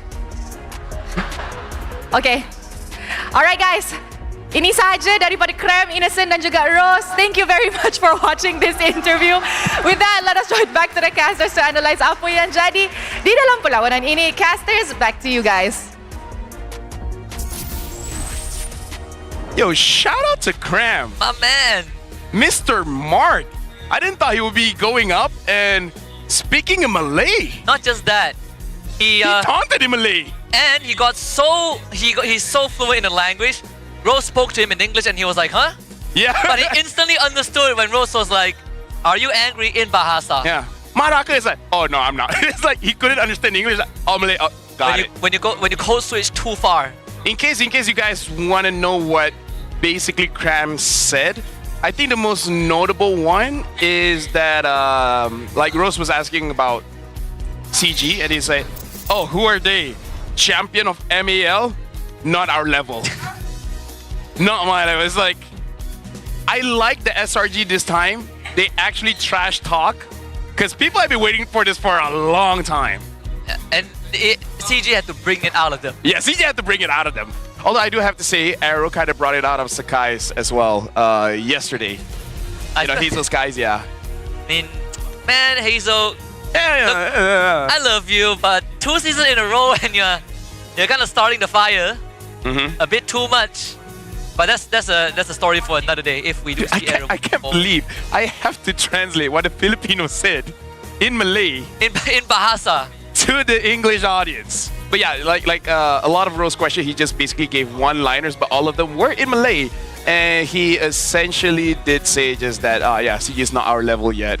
Not good enough. Not good enough. He basically said, get good in a nice way. In a Malay way. In a Malay way. And you can see him processing. It's like, okay, in Tagalog, change to English, change to Malay. That's a whole process there. You can see him computing. He went through the whole linguistic ability of Rose to get to the end point. Yep. What a game though. Look at Cram. 209,000 damage taken. This is an amazing game, and I feel bad whoever has to face against CG after this, because they're gonna bottle up a lot of emotions, but someone's gotta take it. Now you can truly say that if you can't beat CG, there's no way you beat SRG. Yeah. And even if you beat SRG, there's no guarantee you beat CG. They're so close. This is the best challenge we've had for SRG OG in a long time. You know, I'm gonna be so tilted, Husky. If in the next match there's no Lapu, unless it's banned. If it's banned, okay. If it's banned, yeah. But if both teams Lapu is open and they don't take it, I'm like, what are y'all doing? It's Vamos and Untitled. The XP laners use Lapu. So we should see Lapu. I hope. Look at that. Hall of Famous. Rich Guy, Sakai, is Carry, Cram. Dude. Sandbag, Yetri. How many times Cram not only like is here, but he's here either the carry or Rich Guy as a EXP laner. And a fighter, mind you. It's not even like a full tank, it's like a straight up bruiser. No, he built War Axe, and then, you know, after a while he did build Hunter Strike, but it was all defense items, man. Straight up bruiser. And like what the Lapu say, his voice line when you pick him, this land is our homeland, and it will soon be your burial ground. He buries CG 6 feet deep. But still, that was an amazing fight by CG. It was.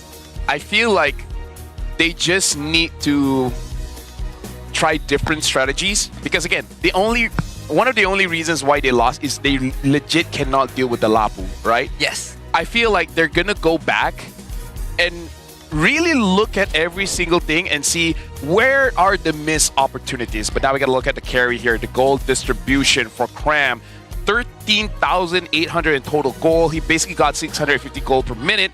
And most of the gold here looks like does come from the minions. When it comes to the kills and assists, he gets about 1,000, but I believe his KDA throughout the game wasn't even that high. He just mostly, zone people away. Yeah, I mean, he dealt like 84, almost 85k damage total, right? With the amount of, work that he was able to put in as the Lapu this game, it is out of this world. This series has set the bar pretty high for the rest of the league. It was something that we have one more game after this. It was something we feared, we were thinking, okay, we are eventually going to get to this point. How high is the goalpost going to move? And unfortunately, it's a bit too high. Yep. So we gotta manage our expectations. Let me just say as well, I'm looking at the crowd. I see Vamos, I see Homeboys.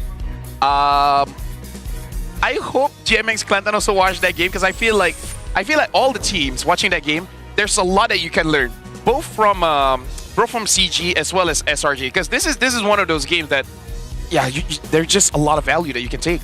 No, I think even for teams that are not playing today, if you have a scrim in that time slot, you cancel it. You cancel it to watch this series because it's a lot more important than a scrim best of 3. This is like a master class. It's like watching Master Chef. Two chefs cooking in the grand finals, but unfortunately only one of them can be crowned Master Chef. And today the Red Giants cooked. They cooked, served, ate, and left no crumbs. Today the day has been amazing. First matchup, Homeboys going up against GMX Kelantan, and then now CG going up against SRG. And I believe we do have a losers interview with CG coming up, where I would really want to know the insight coming in from CG. How do they feel? What really happened in the game? Because this was a tough matchup, but they fought well. Yeah, I wish we could talk to Coach Ray. He's he's one of my favorite local coaches, and I think he has very unique ideas. But I do want to kind of pry into his brain and how they plan for games, whether it's against teams like GMXK or Vamos or Homeboys, or in this case SRG OG. Chiku's wish to beat them, we still have to wait. Well, this is it for the highlights. So now we're going to be showing over to Rose alongside with CG. Terima kasih kepada caster-caster kita, dan sekarang Rose bersama dengan Chiku untuk post-match insight. Now Chiku, Rose ada beberapa soalan pasal perlawanan tadi. And I think my first question would be, did you expect sebagai CG as a whole team untuk dapat push ataupun pressure SRG sejauh itu tadi? Kita orang expect yang kita orang boleh bagi saingan ke SRG. And kita orang expect juga kalau Innocent pakai fighter, kita orang boleh curi 1 point. That's why I say to Innocent just play MM. Because kita orang nak tengok kemampuan kita orang lawan SRG kalau orang full potential dah. And apa yang you nampak selepas tengok SRG full potential tadi? Adakah you guys belajar something new? Banyak kita orang belajar sebenarnya, cara diorang move, sebab bila Innocent pakai fighter, diorang punya move lain daripada bila diorang pakai marksman. So banyak benda lah yang kita orang perasan tadi. And terima kasih sebab memenuhi keinginan kita orang. Okay. Now, Chico, it looks like you guys are actually taking this win pretty okay. Yeah. Walaupun kalah 2-1 sebab kita nampak fight daripada side CG. Tapi kalau kita tengok dari perlawanan tadi, di game pertama, you guys actually dapat dominate the game tu. Really cleanly, executed perfectly. Apa mindset players you entering game 2 was? Were you guys overconfident? Ataupun dorang terlalu happy sebab dah menang? Kita orang sebenarnya tak overconfident. Kita orang fokus one by one. Sebab kalau perasan pun diorang change diorang punya pattern draft. So kita orang pun change juga kita orang punya pattern draft. And yeah, I think just lucky lah. Because Crum still a lot kan. So just dari kat situ kita orang macam down sikit kot. Yeah, I agree. I rasa tu Lord Steel tu agak satu benda yang affect korang punya performance lah in game kedua. Now, maybe last question. Are you happy with the performance today? Sangat-sangat happy sebab kita orang tak expect yang kita orang boleh bagi saingan dekat SRG macam ni. And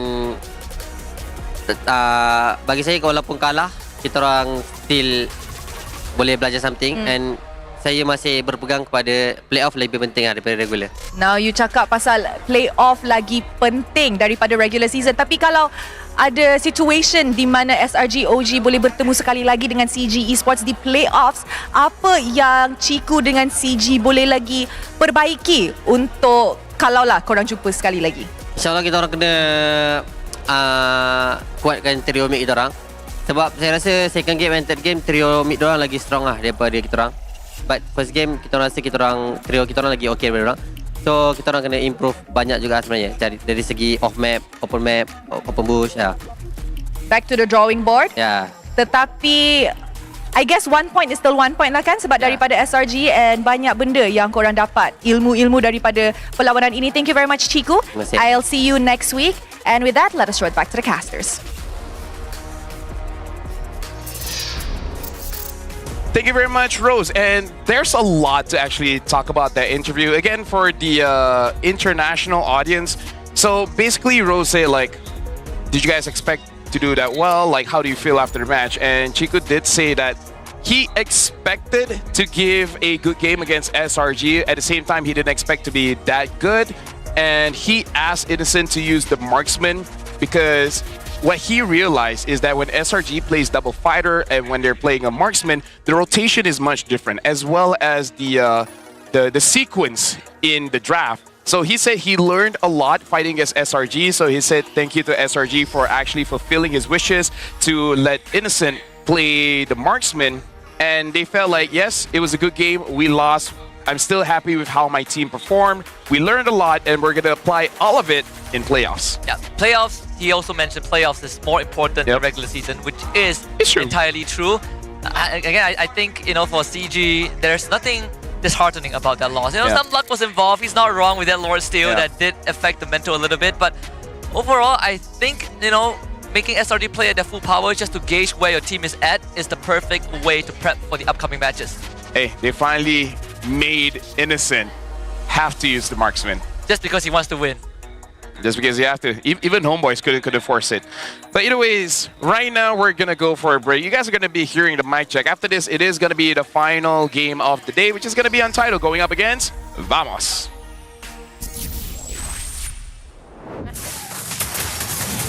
Nice one. No break. Guys. Boleh guys. Ini aku start. Boleh. Mi. Guys. Boleh.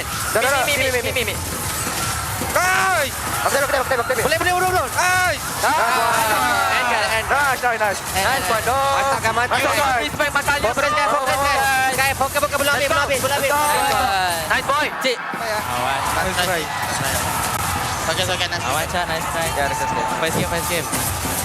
Boleh tak? Tahan low je. Elektrik aku 16. Apa? Buat. Aku trust kau yang buat. Boleh manage. Boleh ke? Nice. Back. Oh, salah dia. Nice try. Back. Let's main update kau. Okay. African no one. Nice one. Kasih ni Jo ah. Biar kau cun update kan. Mana dia? Aku ni. Cu dulu. Nice one, bang. Boleh. Go. Tengok Yom. Pengen follow up. I got game. Sini ah. Tengok ada. Nice one, guys. Mana? This is why we play marksman, guys. Nak main MM ah. Sini. Nice try. La. Nice try. Boleh yo. Sini, agak. Aku stand. Imo, pass hand. Sama guys. Aku tank. Nice one, last Toby. Tangkir, right? Aman. They holding. GG, hero. Oh, boleh hero, bang. Tengok bang. Badan Bang Vincent. Hero. Mati. Go. Kanan ah. Boleh. Mid. Just go. 45 ni. Kena. Stand. Ada. Kill guys, kill. Cloud. Yeah, Kill. kita cloud. Wait. Soket lah. Bahaya. Adalah. Nak main MM ni.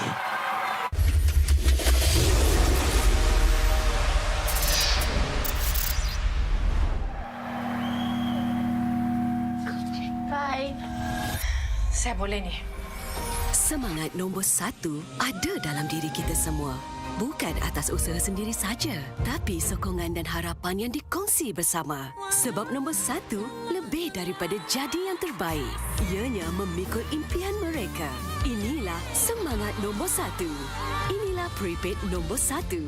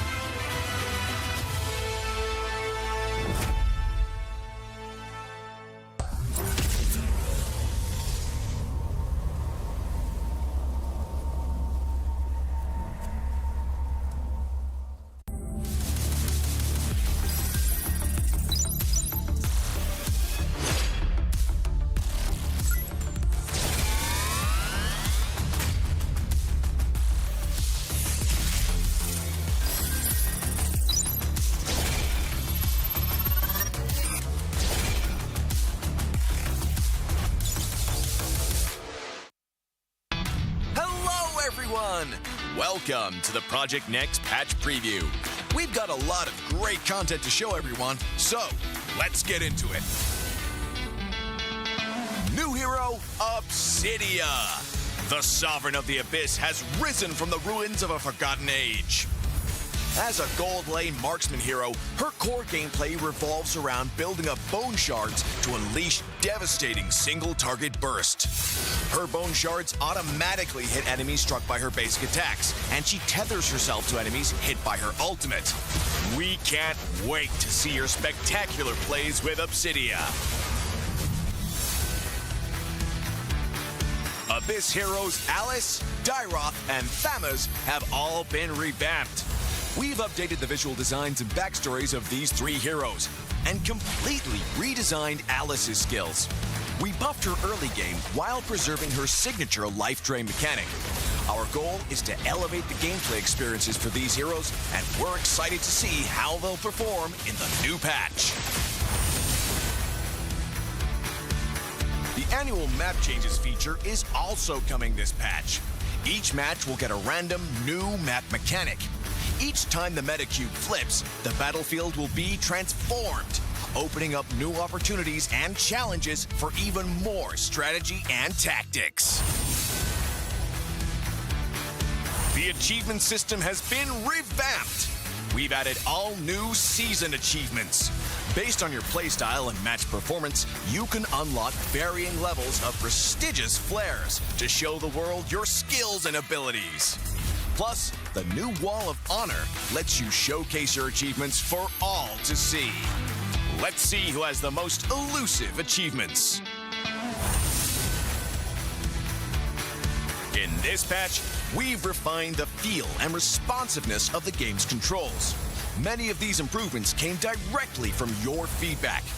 Through these targeted optimizations, we hope to resolve many of your gameplay issues and deliver a more fluid and responsive combat experience.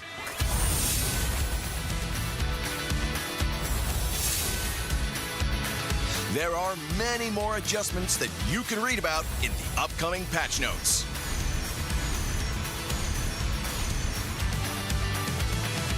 That wraps up our Project Next patch preview. Project Next launches on September 17th. We hope everyone will enjoy the new content. And until next time, we'll be seeing you in the Land of Dawn.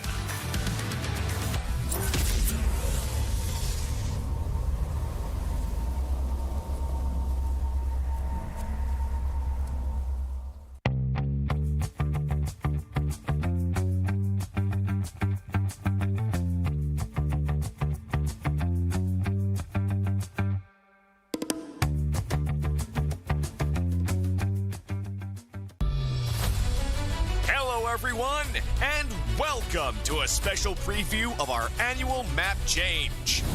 In this video, we'll explore more about this exciting new gameplay feature. Now, let's get started. When the annual map change launches, details of the feature can be found here. When a match starts, players will be notified of the battlefield mechanic that's in effect before hero selection.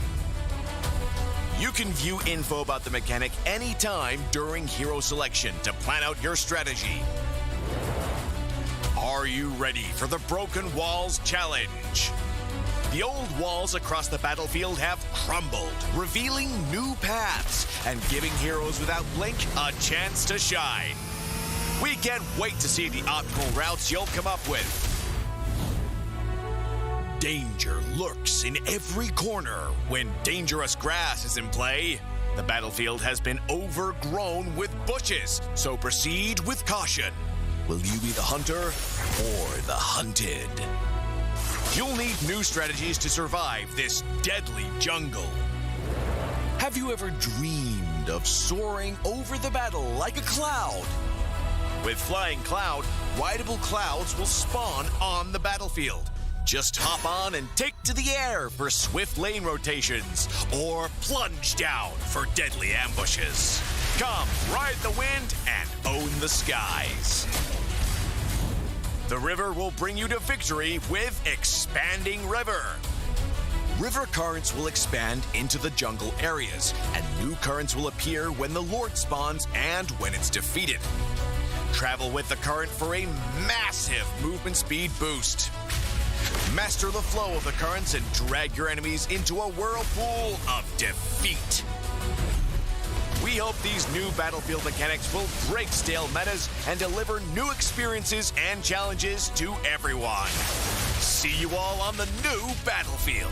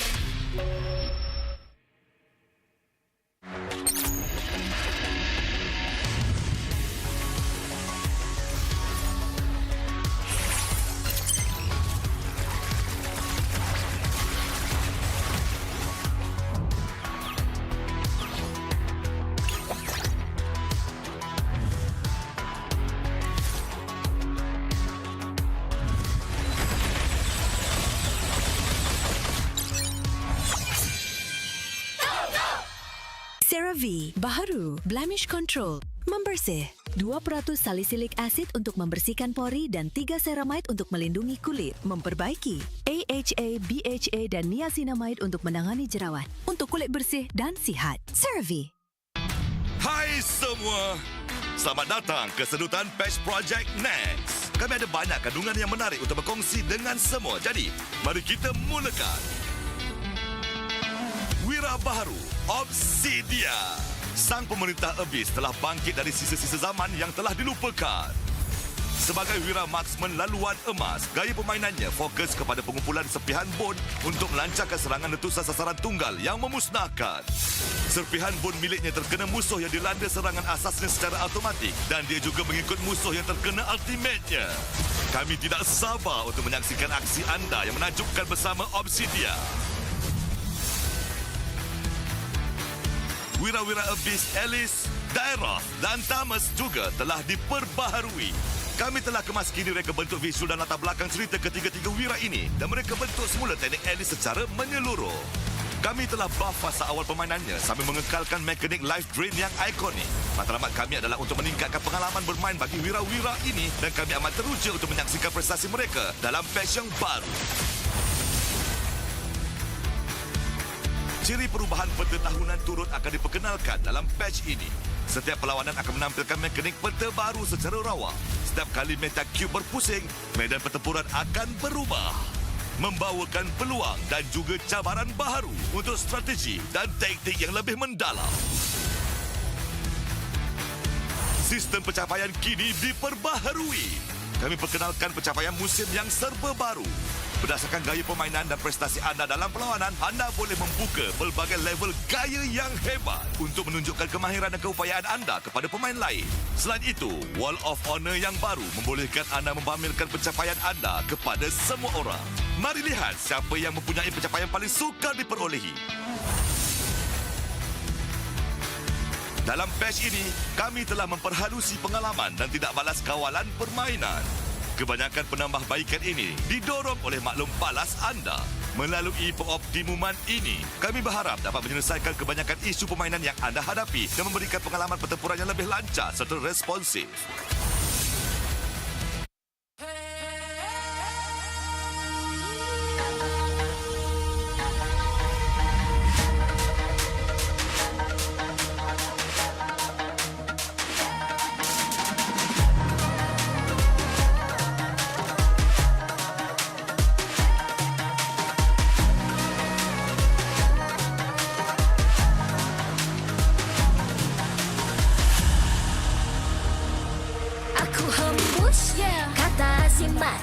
Bila terjatuh, aku beringat jalan dah jauh, cari titik bermula. Krak, krak, krak, krak. Jangan patah semangat. Semarak api bukan calon-calon. Biar apa menghalang, aku sambut datang. 1000 daya, 1000 alasan. Harungi semua sampai di akhir garisan. Eo, eo. Kami tak senang mengalah. Kami luar biasa. Semangat membara, harungi bersama. Lakukanlah sama-sama, lakukan. Bergema di kiri dan kanan. Tak berhenti marah ke hadapan. Tak mengalah berdepan cabaran. Jaga, jaga, kita jaga. Jaga, jaga, kita jaga. Jadi ayo. See me, watch me, hype me, gotta give it all. Don't matter how many times I fall, gotta get back up, yeah, yeah, gotta go. I can hear them calling, now I gotta serve. Mess with my clique, now you get what you deserve. We keep it tight, we keep it cool. They got me and I got them too. Direndam tak rasa api tak kunjung padam. Marah ke hadapan kita sehaluan. Jangan simpan-simpan, kita anak Malaysia. Kami tak senang mengalah. Kami luar biasa. Semangat membara, harungi bersama.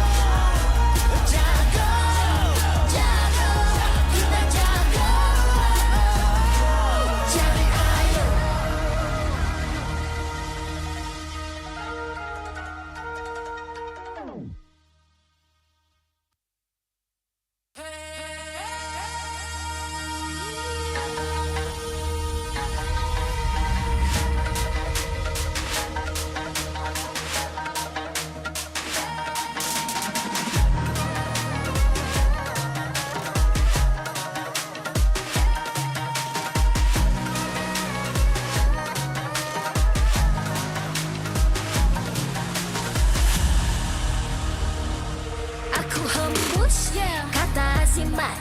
Bila terjatuh aku beringat. Jalan dah jauh cari titik bermula. Krak, krak, krak, krak. Jangan patah semangat. Semarak api bukan calang-calang. Biar apa menghalang aku sambut datang. 1000 daya, 1000 alasan. Harungi semua sampai di akhir garisan. Eo, eo. Kami tak senang mengalah. Kami luar biasa. Semangat membara, harungi bersama.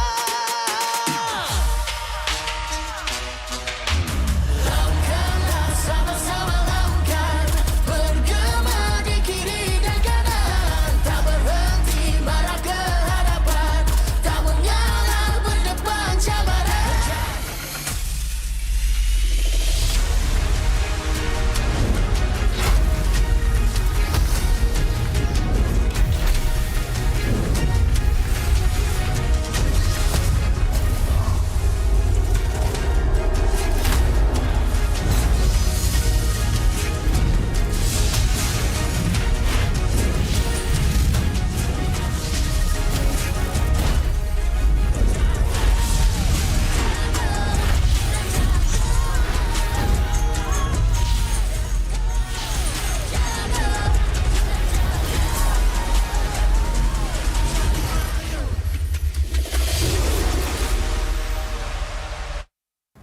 MPL Malaysia Season 16 is powered by Moonton.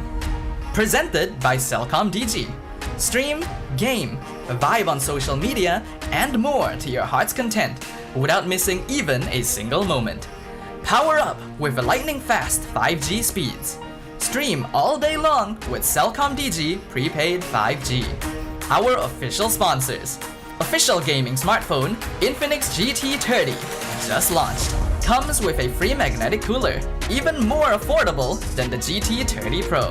The only phone in its class with GT trigger, 1.5K display, and 144Hz refresh rate. Supports steady performance with 120 FPS in MLBB. Available in 2 exclusive colors for the GT30, green and blue.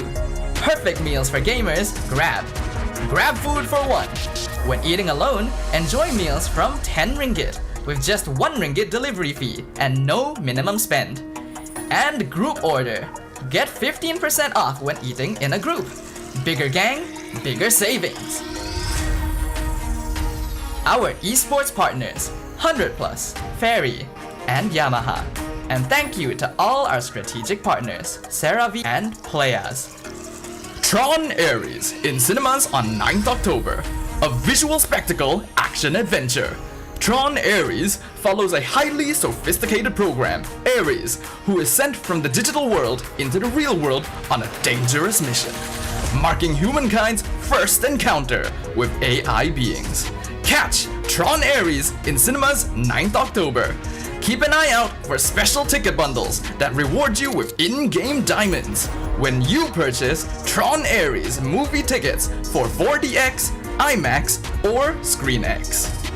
Supported by KBS, Rakan Muda, ESI, MESF, and PSM.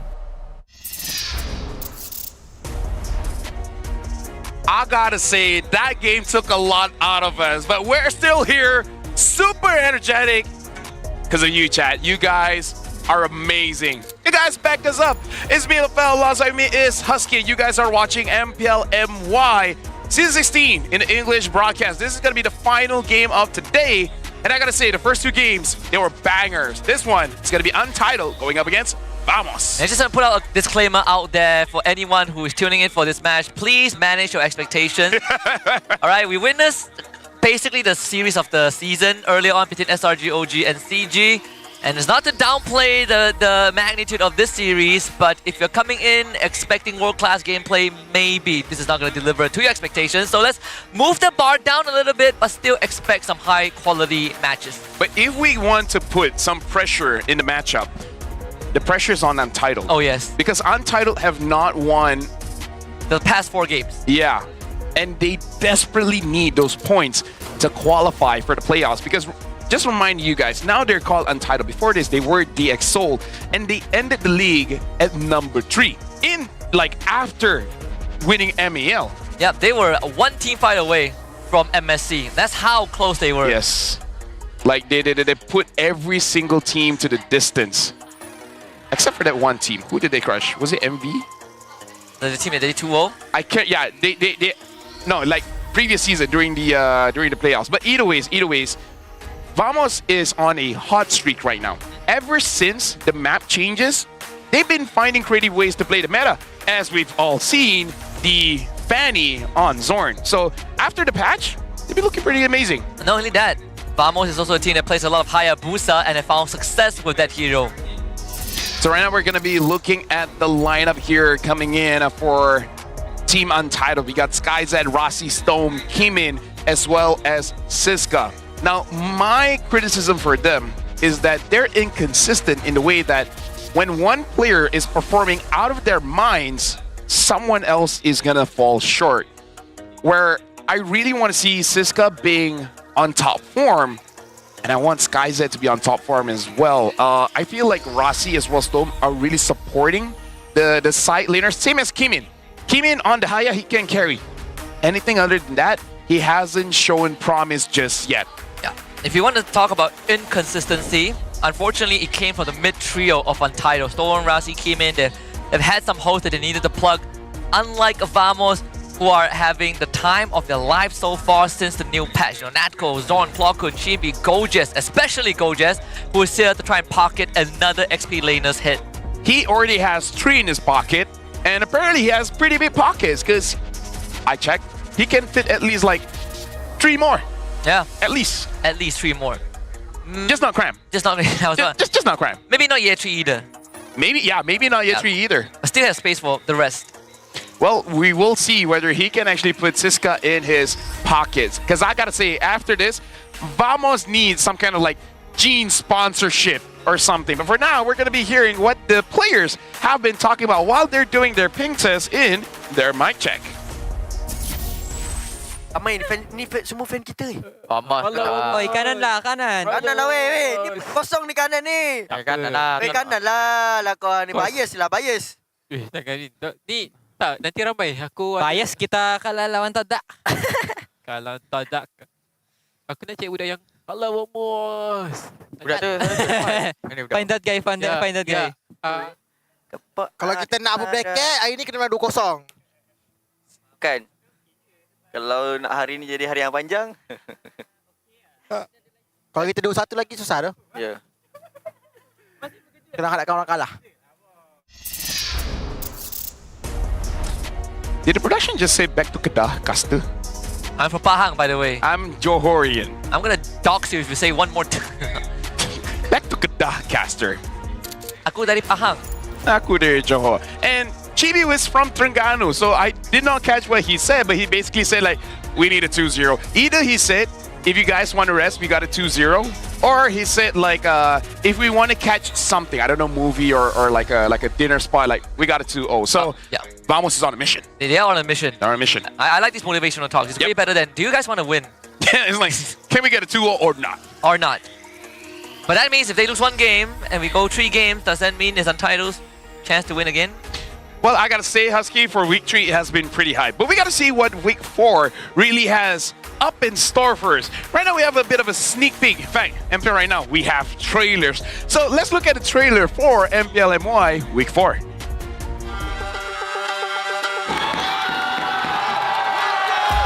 Untuk minggu depan, MPL MY akan ada match-match besar. Kita ada Todak versus Homeboys, SRG versus Vamos dan Todak lawan CG Esports. Jumpa dengan Vamos nanti saya rasa excited sebab diorang pun one of the strongest contender dan dengan adanya Gojo saya rasa diorang dah lengkap lah.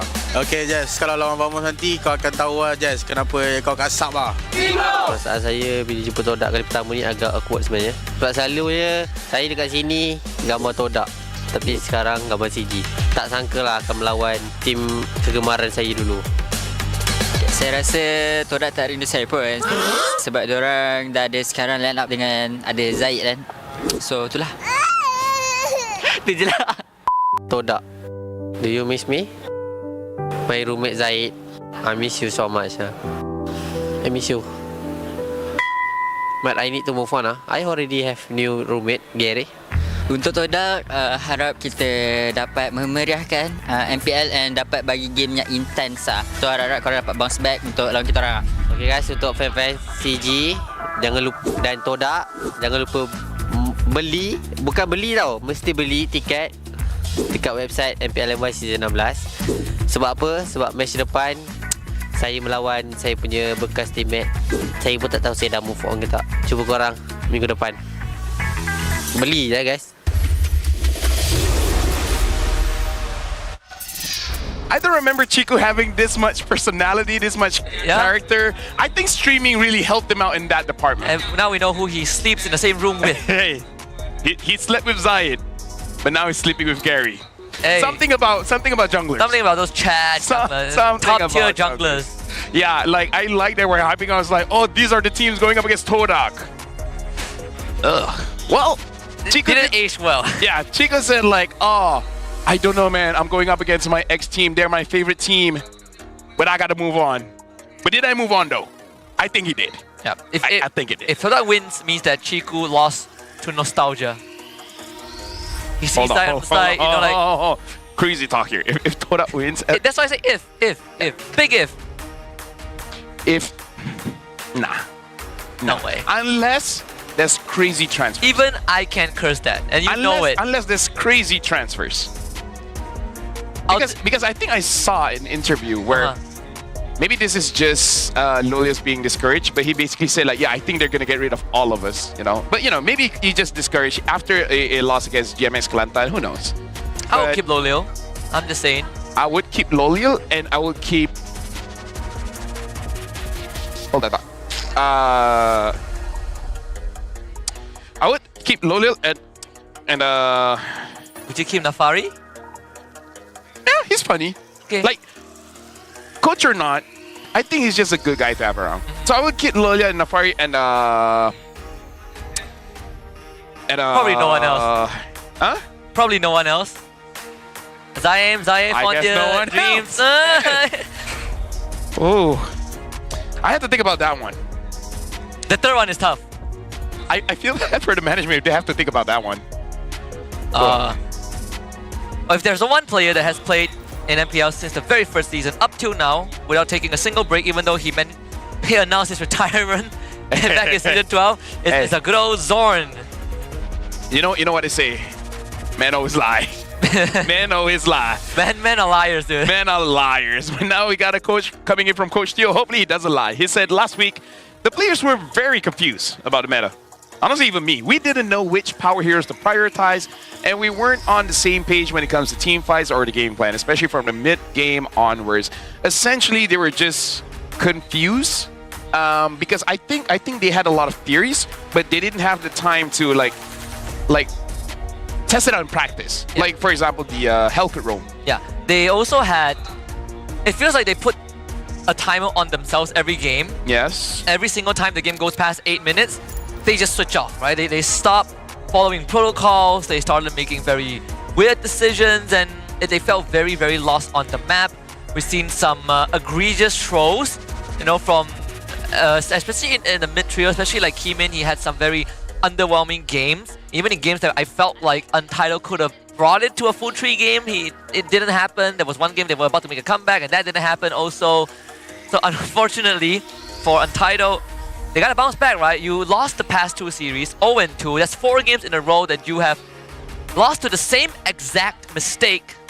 If you can't fix it in a week against a team like Vamos, the upcoming games are gonna be incredibly, incredibly hard. This is a time for them to show that they have matured, because one thing that I like about most teams for this season compared to previous season, it really is that they come back from their mistakes. Speaking of which, will Siska be in gorgeous pants? No, pockets. Pockets. No, Jack, Whoa. no. Whoa. Will Siska be next week? I can't think of the word pockets. I have to say pants, but like, that's not correct. Well, Gojes keep a piece of Siska close to his pockets. First, we got Chico sleeping around with jungler. You know what? All the players are matured. They are. They're like adults. Chico is married. Chico, he is married. So Sometimes just has a girlfriend, you know. He does? Yeah. What's her name again? Is it a new one or the previous one that I know? It's the previous one. It's the previous one. He hasn't changed it for maybe a year now? Okay, I don't follow, so... Shizu. It's good to know. And he's winning. Now the chat knows. And he's winning. He's winning in life. But yeah, I mean, I think you know, compared to MPL, to other regions, other MPLs, the players in MPL, especially the locals, right? Not the imports, the locals, they're not that open about relationship stuff. Oh yeah, no. So if you guys don't know, fair, I think most of us don't care. No, we don't. We only care if a team wins or loses. Yeah, because I think honestly, at least esports scene in Malaysia, we really don't care who you're with. Like maybe like entertainment, like showbiz. Okay, this guy is dating this girl, blah blah blah. We don't care. Yeah, 'cause like as long as you don't stir up drama or affect anything. Yeah. Generally don't. We people here only care about results. Not a lot of cheating either. Huh? Not a lot of cheating. Or they're just very good at hiding it. Because we don't care enough, so we don't know. care enough. I mean, you ask any Vamos fans, I don't think they care who dates who. They care if Vamos wins though. Honestly, I feel like if I know that like this player is cheating, I'm like, I really don't care. I'd rather talk about Todak. Yeah, it's between them. Yeah. And the cheater. Huh. Nice to see that this is just our thing. We just don't care about the stuff. We are hungry about winning. That's like sure. we do gossips, just not that. It's not that. We don't gossip about relationship stuff, which is good to know. So if you guys came here to find out who's single and taken, you are in the wrong place. Although I would say Dust is probably single. I think. Because honestly, like I hear like, oh, Storm has a girlfriend here in Malaysia and etc. and I'm like, oh really? Good for him. And then that's it. Don't pry it. And like the moment they say like, oh really? Has he increased his hero pool? I wonder what the chat thinks. Is this a men thing? Because I think the chat is watching on RQ. That too. Hey, but if you guys are here, shout out to you guys. You guys want to watch Vamos Untitled? I've been seeing so many like reels on social media saying that, oh, guys just don't ask for details, which is true. Why don't ask for details? Wow. My wife is tilted with me. Oh, I get that. I understand. Because you don't give details, right? You just say, oh, this happened, and then she asked for more details, and you're like, I didn't ask. Yeah, I like the last one. Wait, I pushed her a bit. I'm like, a bit. Oh, Gideon and Amy got engaged. Like, what? Really? When? I don't know. The other day. It's like, how? Ask him.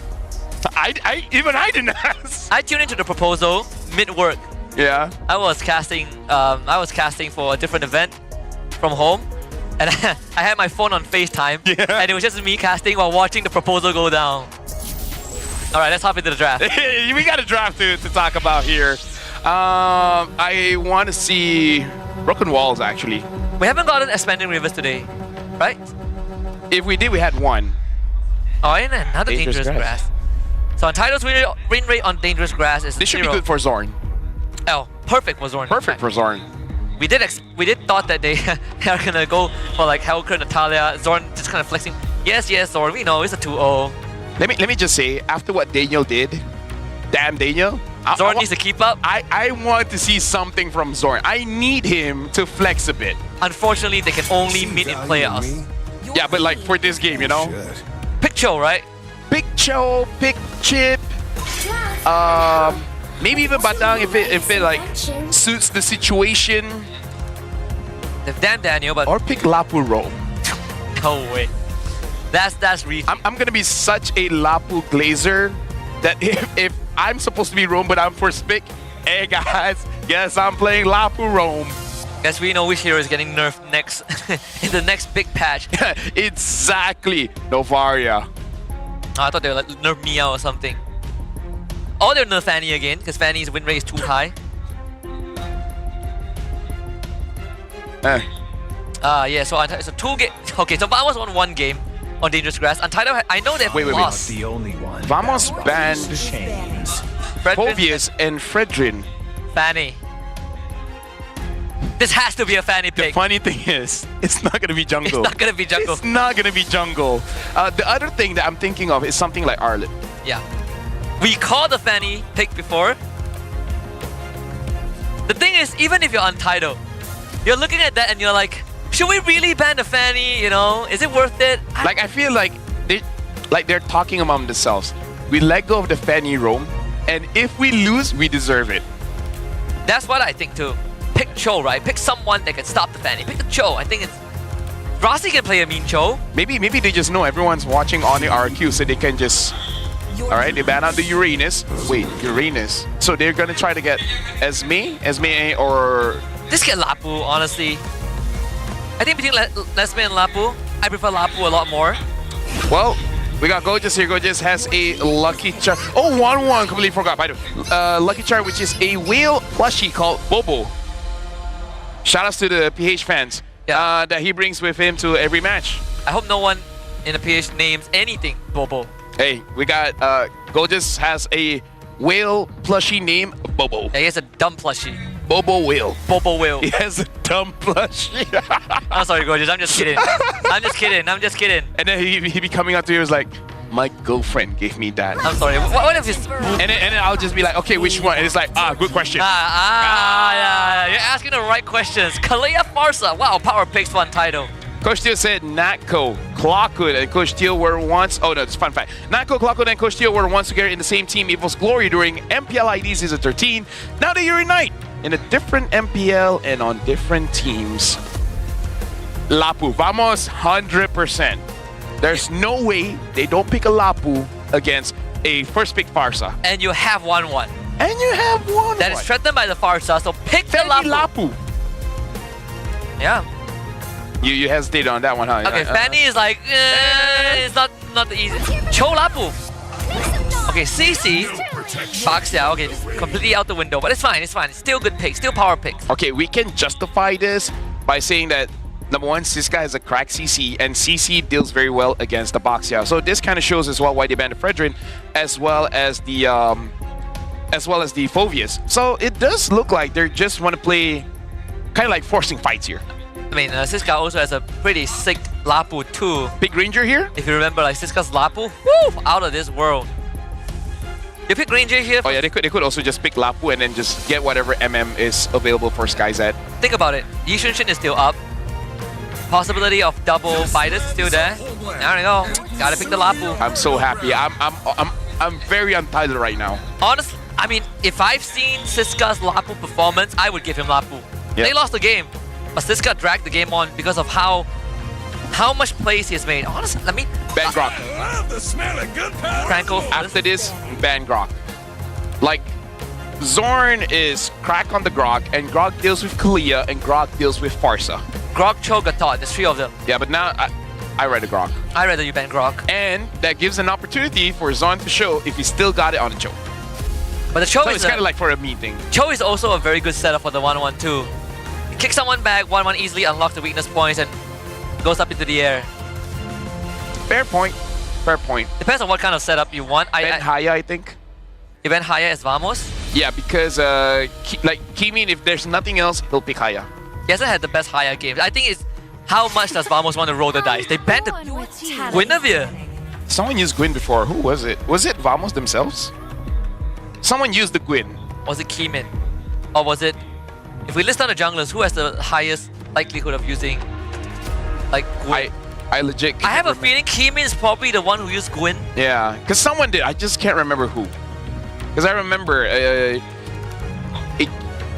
No, it was Rome. Gwyn? Rome. It was Rome. It was Rome. I think it was Friday. Oh, I don't remember. Yeah, but either way, Cho got banned. I think it was Valence. I think it was Valence actually. It wouldn't make sense. Right, I think it was Valence, the one. Yeah, I haven't got any Friday, so I don't remember any Friday. Yep. I know that like Onyx ID played Gwyn in the jungle before. Yep. So now with Gwyn banned, they're really taking out all the tanky heroes, which honestly, Husky. Okay, I think I see where it is going. They're taking out heroes with long duration crowd controls. But you know, like for me, just a bit iffy. One kind of wants to fight against a tank jungle so that she can get the stacks. That is true. Well, you can stack it on the Lapu or Kalea if you play it perfectly. I'm more worried that the Storm is gonna like two-shot her. Yeah, I think Feather Airstrike. I think this is gonna be higher lens. Okay, the Beatrix first. Keep it simple. This guy's there with a handshake. He's like, dab him up. I got it. Let me just say, this is very SRG. It is. To pick up Kalia, Beatrix, Farsa, and Lapu. Very SRG. We've had a lot of games where Kalea, Farsa goes through, but the Beatrix was ignored even when she was not banned. Yeah. This one, you keep it simple, right? Your ultimate is up, you press your cooldowns, you blow someone up, and then rinse and repeat. If this is a Joy, really feels like a M6 SRG. What do you think? I want to say, yeah, that's the Grok, right? Huh? Come on, come on. Take the Grok. It's a Grok. Take the Grok. It's a Grok. Honestly, I want to see Kadita. Oh, but it looks like it's going to be a Kimmy. Right, Kimmy Grok. I think it's a very solid draft. Pretty easy to execute as well. The most difficult one here is definitely going to be the 1-1. Yeah, like who do you go jungler? Like, do you go Lancelot? Do you go YSS? Do you go Hayabusa? I think he prefers the Haya. I think Haya too, yeah, I agree. Like, if just going on comfort. Who knows, maybe he's in practicing a lot of Yisun Shins. If you get caught by a Grok as a Haya when your shadow is up, either the Grok is on point or you messed up somewhere. Yep.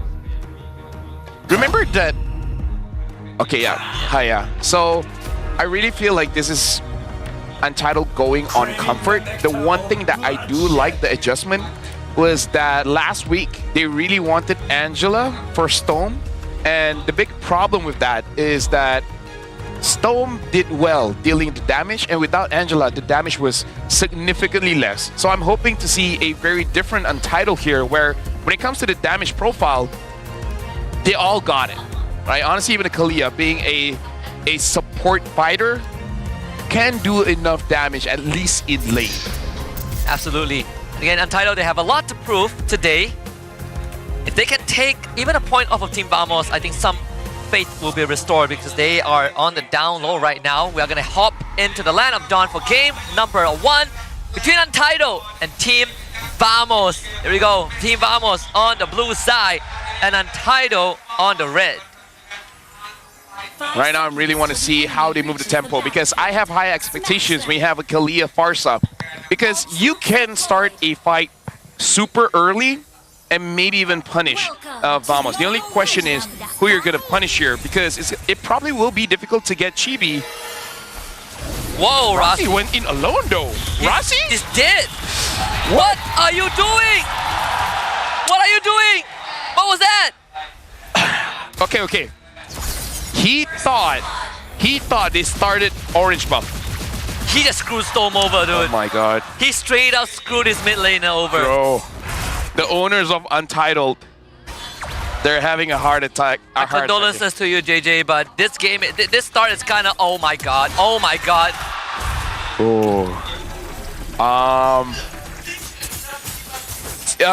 We have to be critical to the players because that's what being professional means. I'm glad all of you guys, or most of you guys, are watching Onyx RQ because I want to look away. Again, I'm going to give benefit of the doubt. Rossi thought they started orange.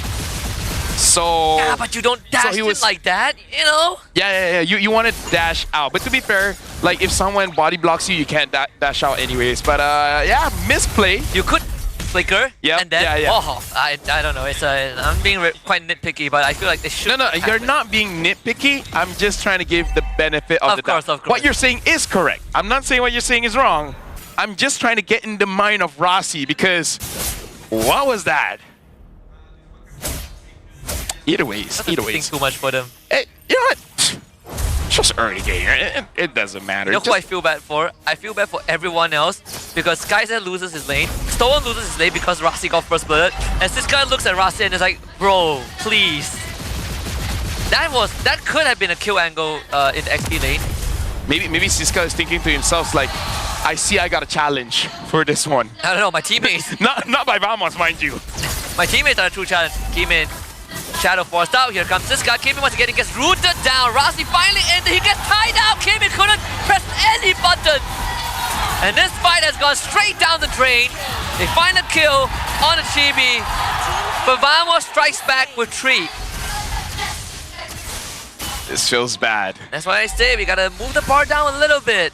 This feels Quite bad. Zorn is here, level 4. How is he sitting in the jungle like that? Honestly, he can just go for a cheeky tectonic charge, not even for a setup, just to show that he can.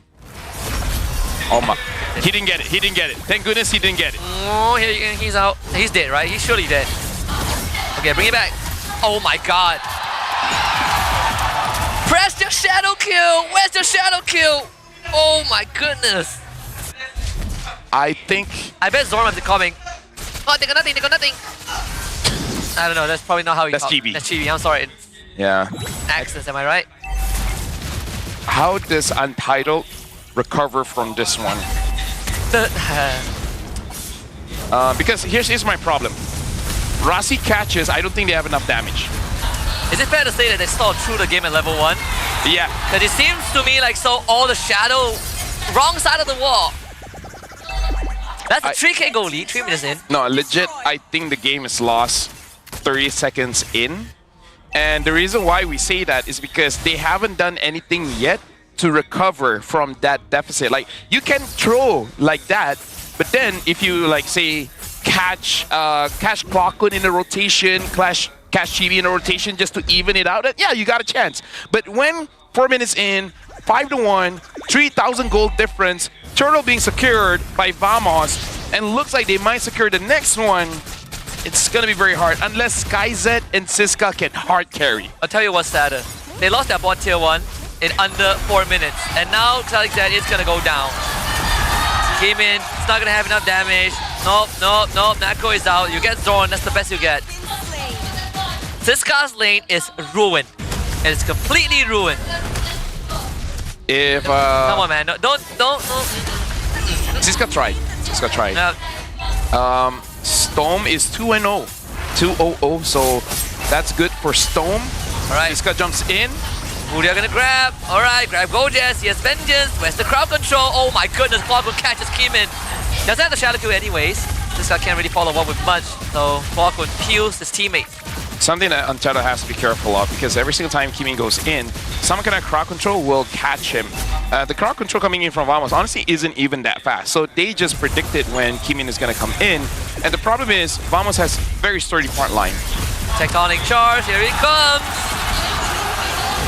Now we know how this fight is gonna go. This guy was able to claim one for himself, and that's gonna be Clockwood. So the decent goal going into his pocket, but Chibi just turns around, runs him down with the help of Nako. A snipe misses from SkyZ, you cannot miss those.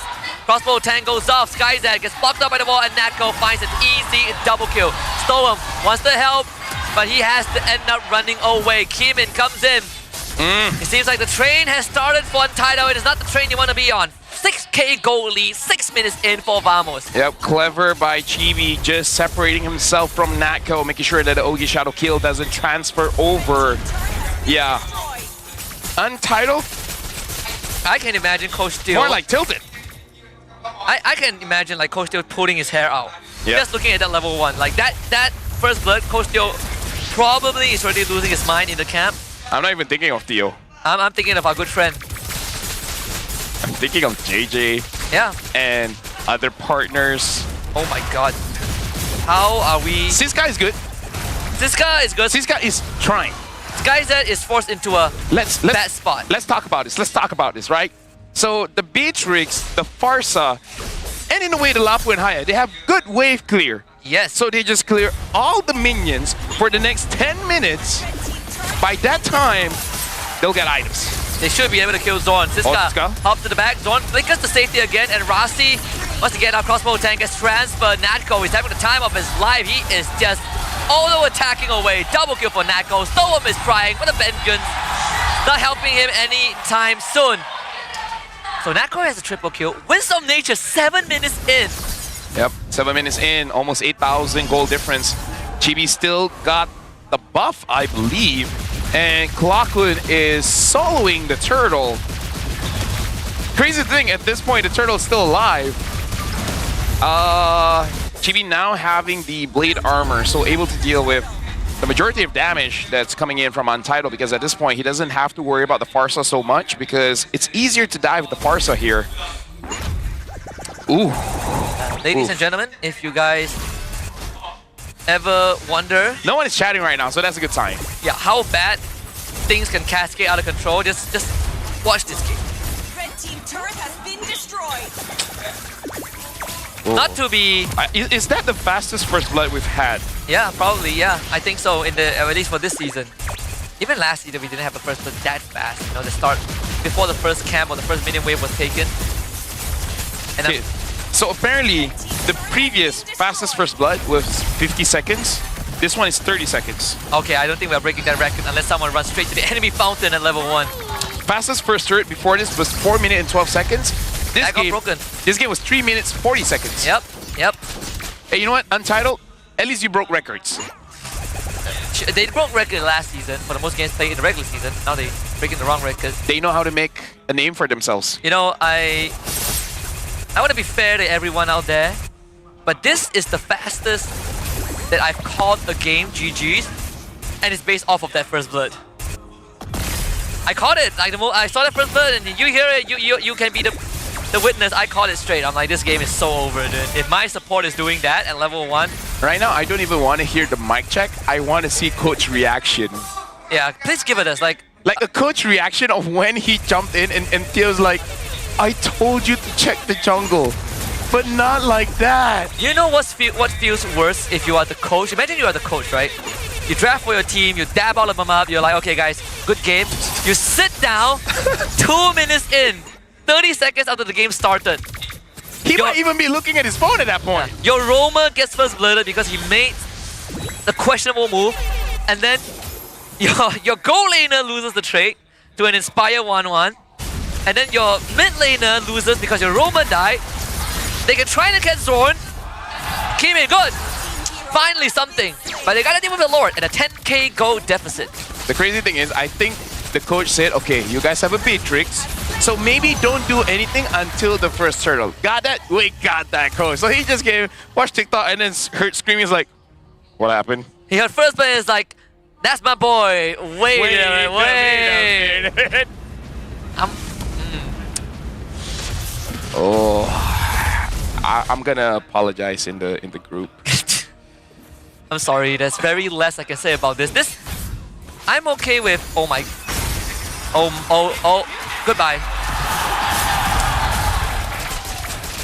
Yeah, there's really nothing much I can say about this. I don't mind if a team loses because, you know, they got outclassed or whatever, but if a team is losing in this manner...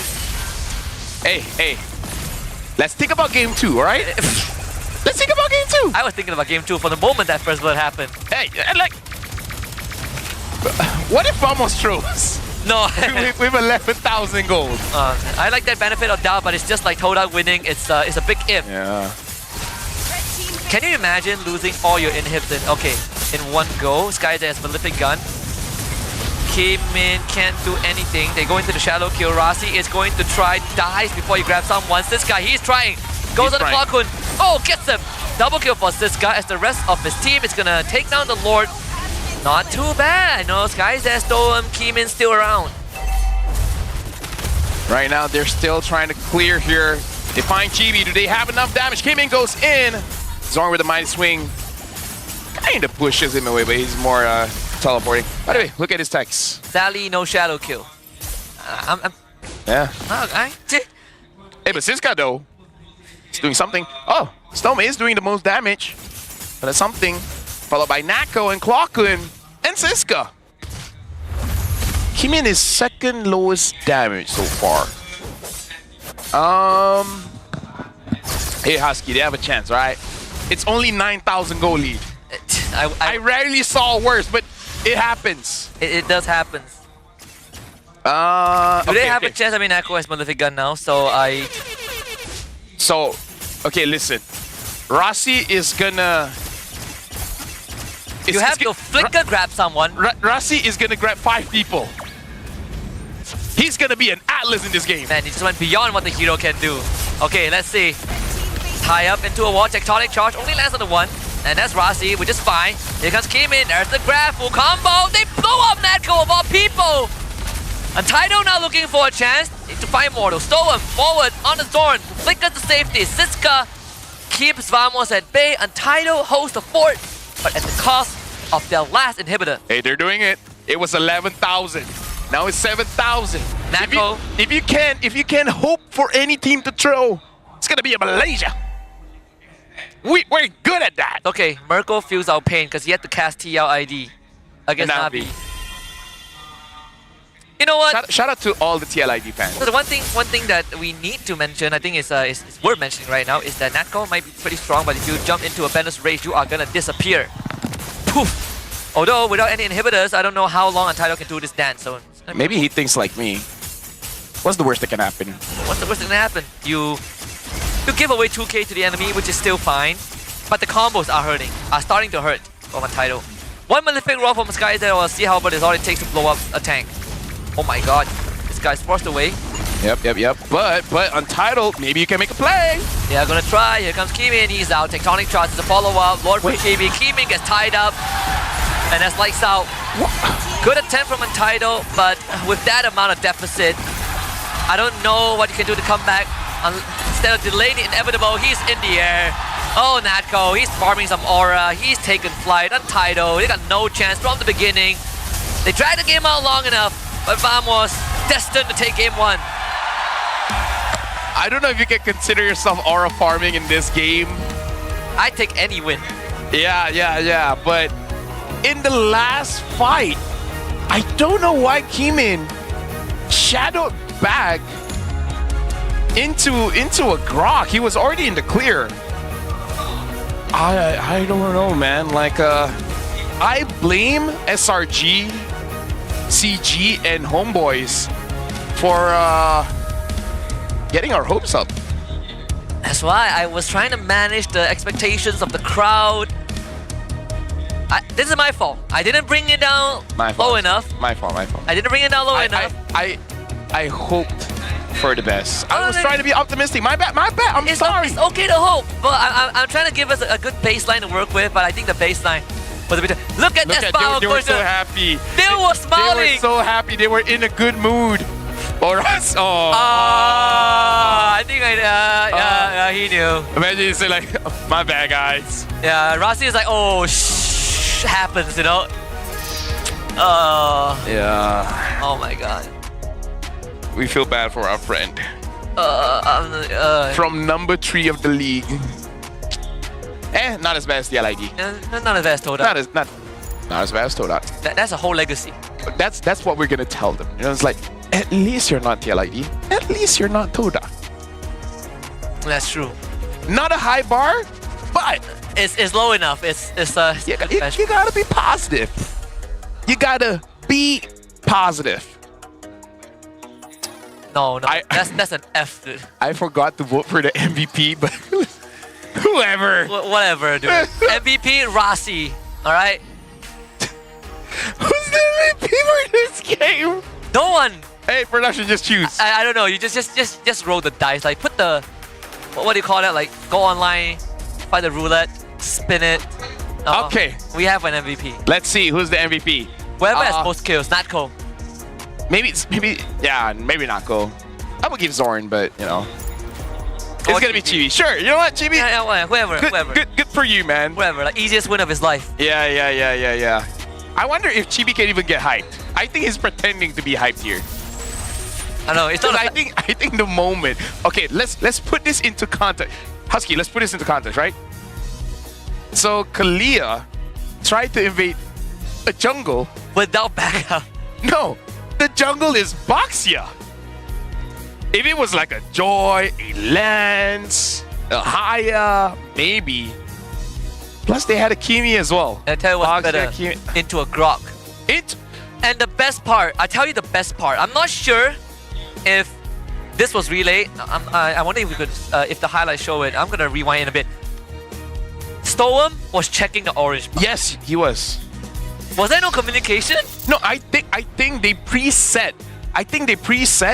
That's why I say they think Chibi started orange. Maybe they watched a couple of games and like, oh, every single time he uses a tank jungle, he's gonna start orange. So this is what we're gonna do.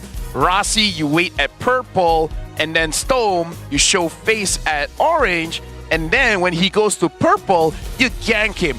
But the problem is you're ganking against a Boxia, a Grok, a Kimi. under 2 minutes inside the jungle, which mind you, under 2 minutes inside the jungle, you take extra damage. Yeah. Okay, I'm gonna. Yeah, go for it. No way. Like I refuse to believe it. So Storm check. Doesn't see anyone. Okay, you could deduce that Chibi might be in the bush, but Rasi, you YOLO'd it. Just straight up YOLO'd it. I can't. Unbelievable. I feel like if they want to make that move, Husky, they should have picked up a Cho. Yeah, bring someone with you. Actually, even if they bring Storm, Rasi would have died anyways. So in the first place, just get info, right? And props to Vamos as well. They hit in the bush very early, so Rasi doesn't get the review. The review go and XP, right? From seeing you early on. Okay, so I think I refreshed. Now I'm seeing chat. Now I see like ini bukan Haya, ini Haya. Shout out to that guy. Shout out to Genma, my goat. And then people were like, maybe they still haven't adapted. It's been 2 weeks, man. Prime Rossi. Okay, it's one of the few times I'm gonna do chats on fan services. Yep. I think some of y'all could do better, for sure, 100%. I can confirm they can play better. 100%. You know what, chat? Do you guys want to become a pro player? Do you guys feel like you can enter Untitled? Well, you know what? Maybe they're start opening up a few slots. Transfer window is open. You know, just send in your resume, your peak rank. Yeah, just say like, hey, I've been playing a few MPL games and not to say much, but I defeated Amze quite a few times. Yeah, I would never do that invade as a Kalea. I played Grok one time. I played Grok one time, and I know I can do better. Ooh. I'm sorry, chat. This is supposed to be an analysis, but what do you want us to do? What you just witnessed is a game. There's no explanation. Husky, this is what JJ has to do, right? Go to Vamos camp, and then ask Aerofall if he wants to join. Do you want to play? Do you actually want to play? You have to understand, Chibi is on fire. You're not getting a playtime, but here you have a chance, and you get to play Fanny because Vamos doesn't ban Fanny. What do you guys think? Do you guys think Untitled should just go to Vamos and be like, are you using him? Because if you're not, someone's trash is someone else's treasure, you know? We're like a Roman too. Kaden. You want to come over to our team? Kaden. There. We're forming a team. Kaden, Aero 4, we gotta look for the sub. Zippy. So that's our gold laner. Now we don't have a mid sub here, sad. We don't have a mid and XP sub, do we? Yeah, because honestly, even in gold, you can even argue trap. Yeah, so trap too. So we call that team substitutes. So from Untitled to substitutes. I hope they're not watching the English. At this point, I kind of care. I don't really care. They have bigger fishes to deal with. I feel like they might agree with this. What's coming up? Highlights. Yep. So there's no highlights. Let's just watch level 1. Watch level 1. Yeah.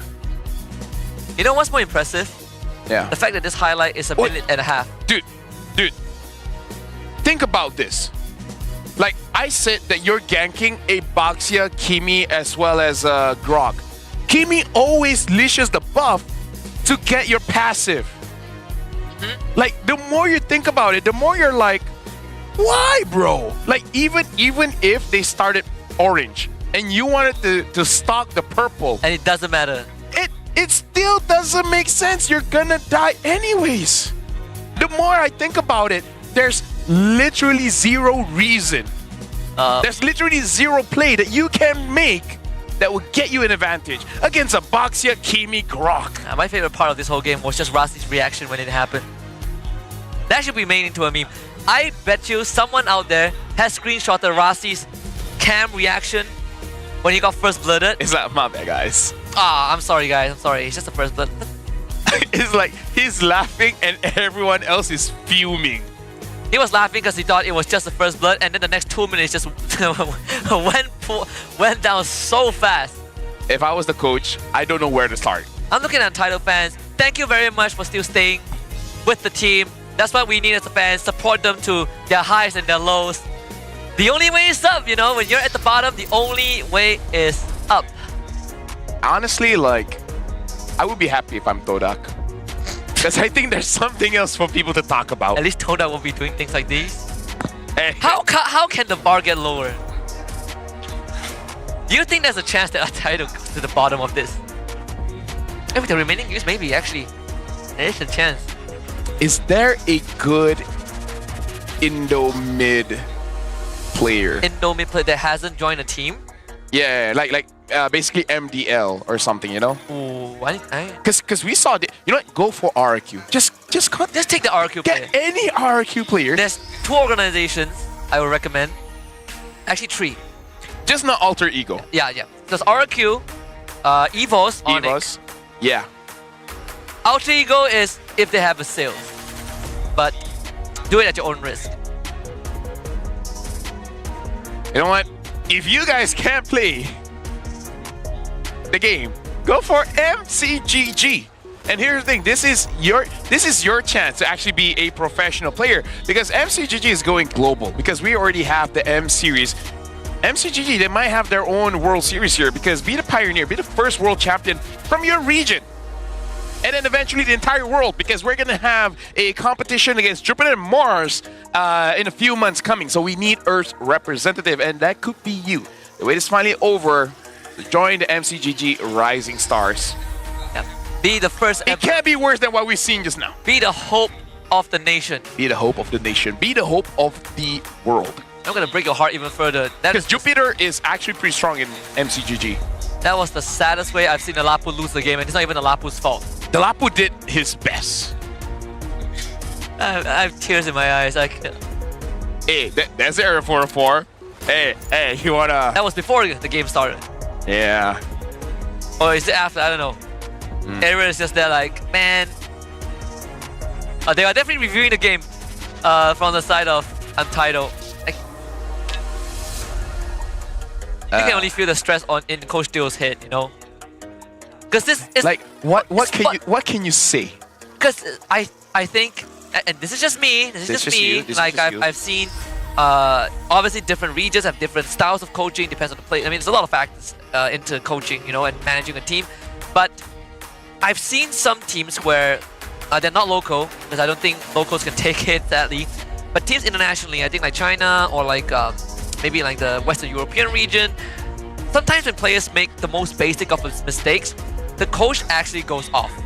Yep. Goes off, but it's for the betterment of the team. And I think someone needs to really whip the players into shape. I think Coach Dio, obviously you recognize all these fundamental mistakes. It's not once, it's being repeated across multiple series. That was probably the 5th game they lost because of very silly mistakes. I think you gotta lay it on them. I'm just gonna read the chat. Sup, Kels? Ted Din wants to hear us yapping. And now we're gonna go for it. Okay, Rossi Dark System. All right. And then someone said, I wanted to nominate Toda as worst team of the week, but then come Untitled. They kill Siska again, vamos. And Lapu lost. But again, it's not Lapu's fault. It's like Lapu is the victim. The nicest thing chat has said, Rossi is so brave. I can agree with that. I'm gonna give Chat a job, right? It's a very simple job. Chat, you got a job, Chat. If this game gets off to a start like the previous game, who said there are no shortcuts? Give us a topic to talk about. And that's all we'll talk about for the next 5 minutes. Yep. Food, music, maybe not geopolitics, but hey. First pick here, CC. Yeah, CC is good. Lapu is not bad also. CC, I think if you see how Vamos is playing and what's been stopping Untitled, CC is a good shout, right? The curtain call, it was a big deterrent. I like the Untitled in Kalia. Maybe after that game. Hey Rossi, like, no. Is that Rossi? No. It's like, but coach, we can first pick Kalia. Oh, we're on blue side? First pick Kalia? Not anymore. No. Or maybe the coach wanted it, but then one of the players like, no. Yeah, whoever was banning just bans Kalia. And it's like, we cannot, you know, there's no argument, there's no... I saw Kimin's face and he looks so nervous. It's like, oh no. Picking up the Eastern ships. Oh no. Oh no. no. No, it's on me again. Oh No. no, why me? Or he was the one that banned Kalia. There's a lot of reasons to be. There's double fighters though. Alright, that's a lot. Lapu is gone. That makes a lot. It's very normal. I think you take the CC. Yep, take CC. I think you take the CC here. Take CC and CC Cho, CC Grok. Grok. Gato is like your third choice. Hey, CC Gato is okay. But Right, Gato is Grok, like the only main engager, so that's what I'm worried about. Hey, no. Okay, Gatot, one of the weaknesses, he doesn't engage that much. But maybe that's a good thing. Maybe that's a good thing. Maybe So that's Rasi won't. Or go Khalid. Hey, don't you like the Khalid, Rasi? Oh man, no. Rasi, I'm gonna be nice. Oh man, Rasi, you silly fool. Silly Rasi. Oh, to be fair, Khalid is one of his heroes. Let's don't go Hellcurt. When you gaze into the abyss, Your team is picking. Arlet Selena. Okay, then why did Stone react as well? He's like, oh my god! I'm just gonna say, this game is already looking pretty tough. It's already looking pretty tough. Oh man. I think I remember a time when Stone used Arlet. And it was actually pretty good. I'm not saying he will use it. That was when Arlen was good in the roam, bro. Yeah. It was back in RSG, yeah. His Edith was also cracked. Yep. Oh, here comes the Grok. Okay. Oh boy, I don't like this already. How is this Arlen gonna have a game? Why are we not picking CC? Why are we shafting Siska? Maybe Siska says he can win the 1v1 against Lapu with an Arlet. The problem is anti-synergy, right? Because usually you see an Arlet with an Akai or a Fredrin where you basically want to play at an open space around river. Here, you might be able to control, but no one's really going to be helping out Siska, and once Siska goes in, he's dead. There's nothing much you can do. Mr. Sky's like, guys, I'm very tired of carrying. I don't want to do this anymore. Just pick me some. I'll set it up. You guys do the job. Like, I want to feed, but I want to look cool. Even the Baasa broadcast say that Untitled can still go double fighters, but the thing is, double fighters, Esmeralda, Ruby are the only two remaining good options left. I mean, CC gold lane too, but I don't see a way, you know, for Untitled to save this current draft unless they think of something that is truly, you know, one of a kind. If they think that Vamos is going double fighter, then they should consider CC, because CC Arlet. No, like once Arlet gets tied down to someone, what's he gonna dash to? There's another hero. Bane?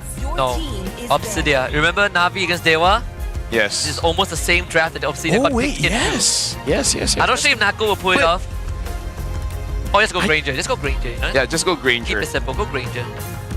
Because I kind of feel like for you to use Obsidia, you need Kin. And I don't see Gorgeous and Siska being Kin, you know? Kin, Ken, whatever. It's Q-I-N-N. Yeah.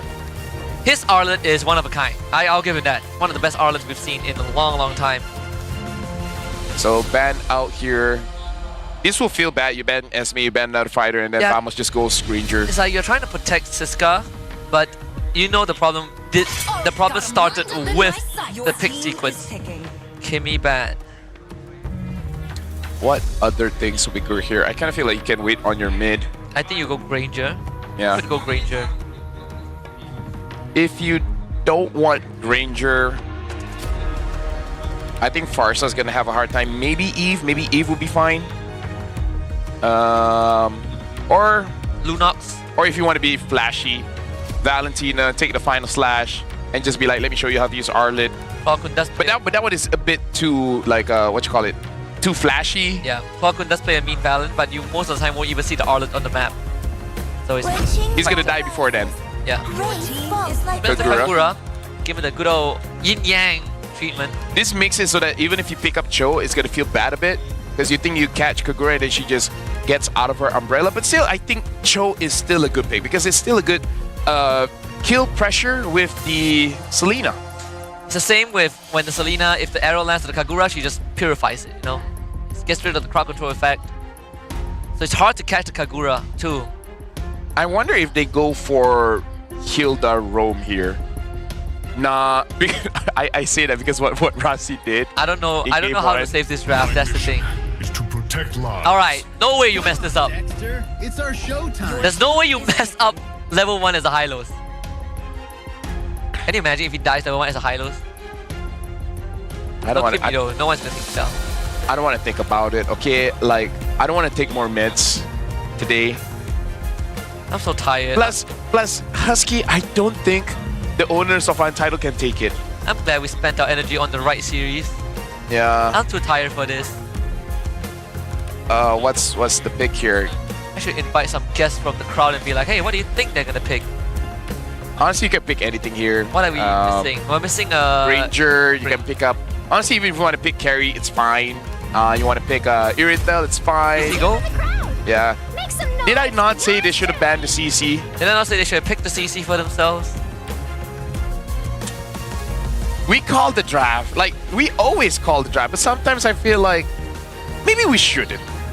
Because then we're setting ourselves for a disappointment. Do we understand it better than I don't do? No, we just mind read. No, we know them well enough that we're thinking what they're thinking. And then they're like, yeah. Well, Gojes is going to have another hit in his pocket after this game, after this series. If I don't like the draft already. I'm going to say it out. Usually I give the benefit of doubt, but I find it very hard to, you know, like, my trust has been destroyed. Okay, Husky, let's pick us back up.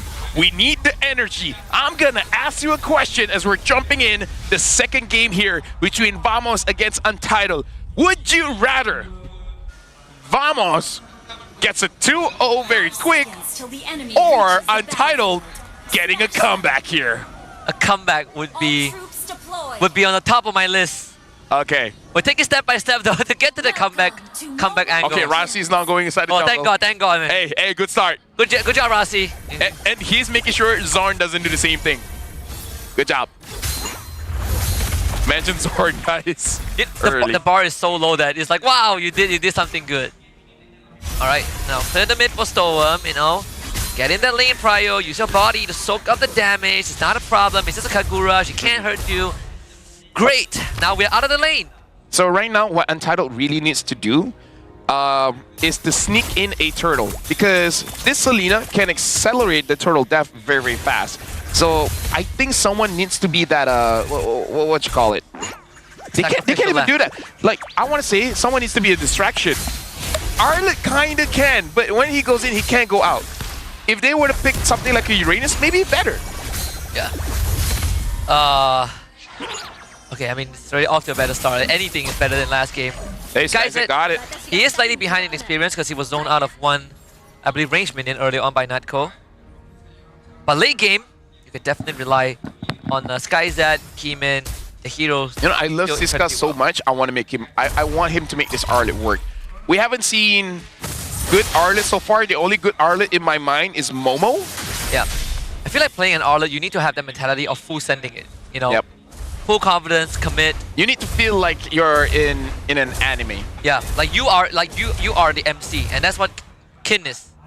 You kind of have to be like, you know, One Punch Man, the guy with the bike. The bike? Yeah. Who was it? Like Cycle Man or something? Bicycle Man, but yeah, like he has no powers and blah blah blah, but like I will still try my best. That's the kind of mentality we need. Yep. Because what's the worst that can happen? I mean, we already saw what was the worst that can happen. If they've experienced the worst, nothing can be worse than that. Exactly. Right? And I don't know, this guy's coming from behind too. Just get knocked away. Gojes will try to chase him out. Storm and Rasi looking for an opportunity. Keyman with the turtle boat waiting in the wings. This guy now set up with a flicker find the slash. Gets onto Zorn, who will get out. GB with a good retribution. Finds the turtle. Turtle boat connects. And Rasi will take first blood for... Actually, no. Siska finds first blood. Nako late to the party with the curtain call. Siska should be able to walk out. Siska is trying really hard, Husky. Is making this work. He wants to be the anime protagonist. He wants to be Ichigo. Yeah. Or I guess Naruto, because we already have a collab with him. Yeah, we haven't had one with Bleach yet. Yeah. That would be cool. Honestly, all collaborations is gonna be cool. I hope we get a Demon Slayer one. Oh, that would be great. Right? But you know for a fact Alucard and Argus will get a skin. Oh yeah. And I'm not for that. You know what? I'm okay for Argus to be meta for like 2 weeks.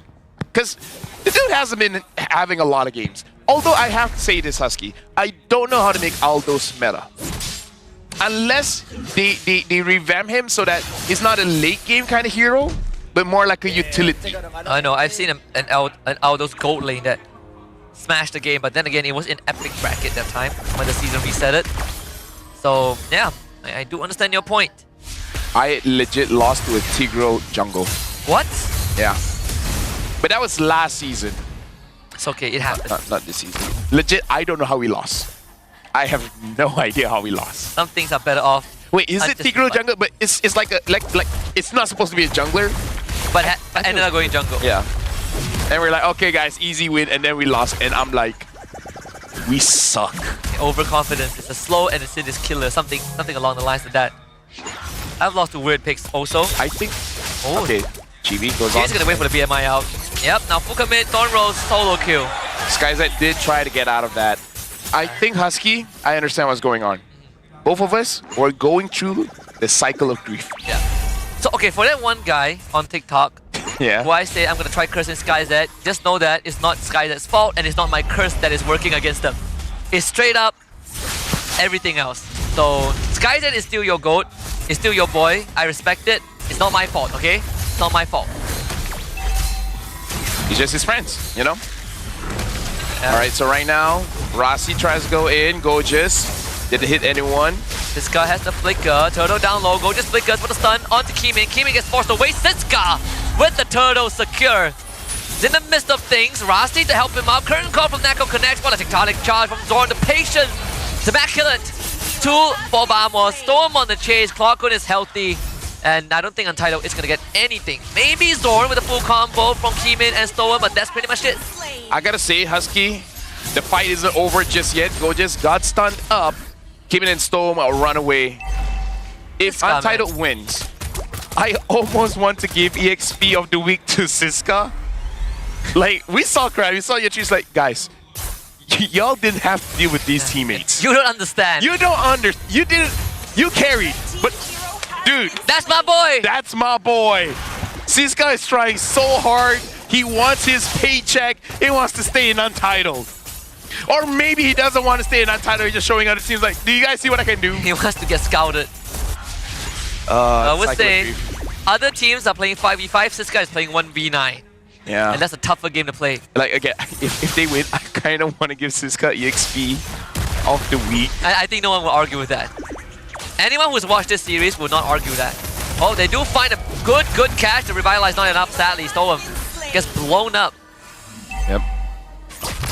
But now, again, at least Untitled still having a small lead. And considering they're the team with 2 marksmen, they're actually in a good position. And again, because of Siska, how the heck did he stole a turtle with an Arlet? Yeah, and I thought Chibi was also there. I'm more surprised that Rossi committed the glorious pathway just now. Oh, guys, they don't really want to fight that. By the way, someone said Husky shifting blame to others. Hey. Okay. That's not my fault. Chibi is just better. Shut down. Oh! Oh, there it is. We glazed Siska, he died. You glazed Chibi, and then he died. I'm not shifting the blame, you know. We all know who to blame. I think it starts with R. Nafari? Correct. Yeah. There you go. Wait, the first starts with N. No. Yes, but it's always Nafari's fault. No, it's or, what was that guy's name? Roamer. What? JP? Yeah, it's always JP's fault. Always JP's fault. It starts with R, JP. He won MSC, but his fault, you know, it's his fault that they won. Alright, third turtle, 1-for-1 so far. They jump onto Zorn, and Zorn's gonna gladly eat it up. Here comes the full combo again, forcing a quick disengage. This guy does find Nightcall back. Chibi with the turtle secure. Skyzet now joins the fight. Comes in, blazing the way to the backline. Skyzet looking for targets. They are also low, but there's no confirmation. So Kimin will pick up the pieces, takes out Clockun, finds the killing spree. Untitled, lose 2 though. Yeah, a good tectonic charge coming in from Zorn, really delaying Siska, and Siska did actually manage to be the distraction, and Storm is gonna get chased. Oh, Chibi missed the puncture. Yes, the Thorn Roll, whoop, good dodge. Yep, Storm is dead. Oh, reset. Oh, no, reset. Oh, Storm. Oh, Storm. Alright. And Chibi's gonna try and get out, but Siska comes in again. Yo. He's getting scrappy. Siska. Yo. With the setup. If you can hope for a team to throw, it's a Malaysian team. We got this in the bag. You don't have to wait for MV because Vamos also throws. It's MV spelled in reverse. Yes. It's actually yes. But dude, I love my job. Stone, he died for the bigger cause.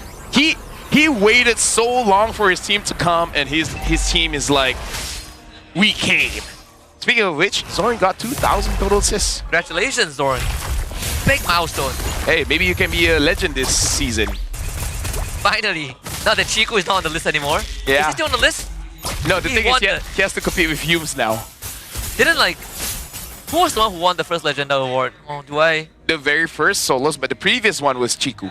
Yeah, so Chico is not going to be in contention, right? Yeah, who knows? So far, it is Solo, Sasa, and Chiku. Ah, yes. Sasa too. How can we forget about him? Yeah, you seem to always forget about that ethnicity. It's pretty tough. Yep. I'm surrounded by the others. Surrounded by the... Oh, this is quite a game. I really want Untitled to win, and I want Siska to be the reason why. But so far, Kimin has a good game though. Yeah. 3-0-3, and I feel like Rossi getting a hero that doesn't really engage that much is actually helping them out. Yeah, a hero that doesn't just be a die front easily. line. Yeah. There's no goal lead. It's an even game with a Claude in it.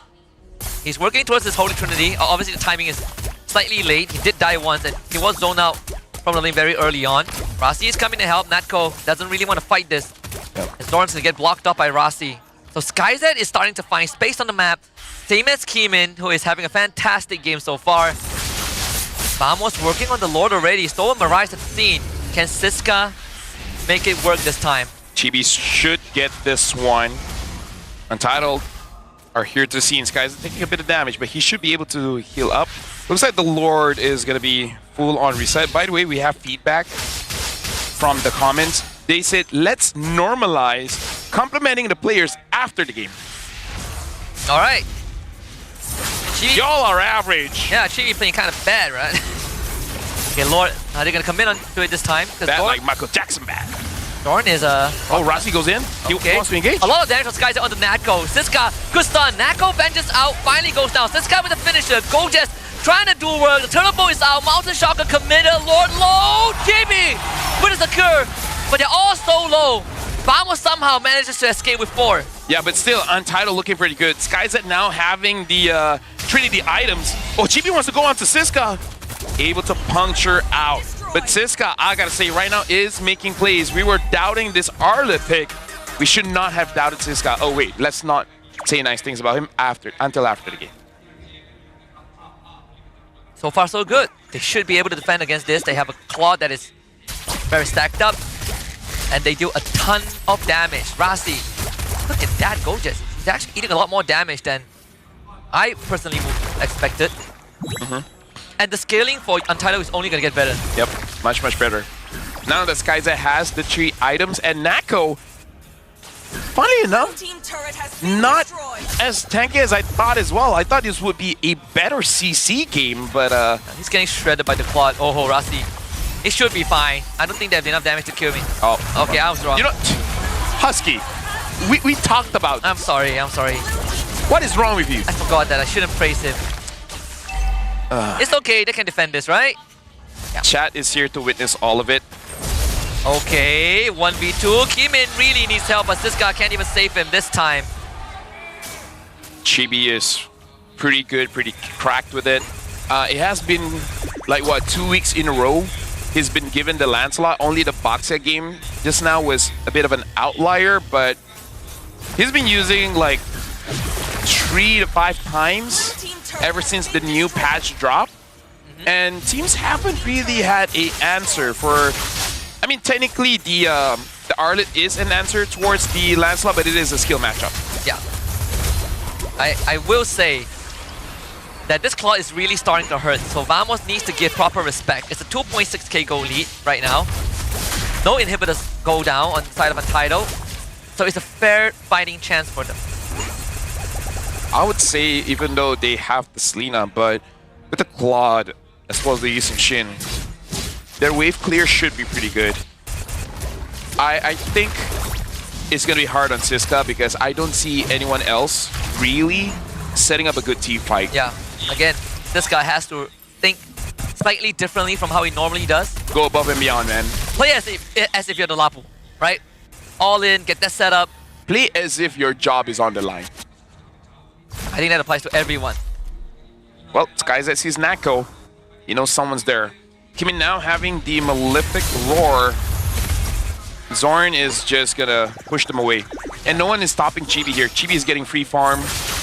Already at level 15. I mean, Kimin's level 15 as well. So this should be equal when it comes to the Lord fight later on. The bottom lane does have a pushing wave for Vamos. So Chibi is already working on the Lord.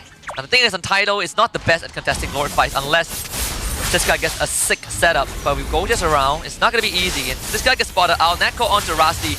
This Hylos doesn't really get anything to work with. Drops the carpet though. Storm arrives. Kimin is behind. Lord in dangerous range. Kimin tries. Still, Chibi finds the Lord. Rasti now forced to revitalize. Storm tectonic shot ends up missing. The turtle boat also goes wide. But Kimin takes down Nako. Blazing duet from SkyZ in the fight. Chibi left alongside with Klokun.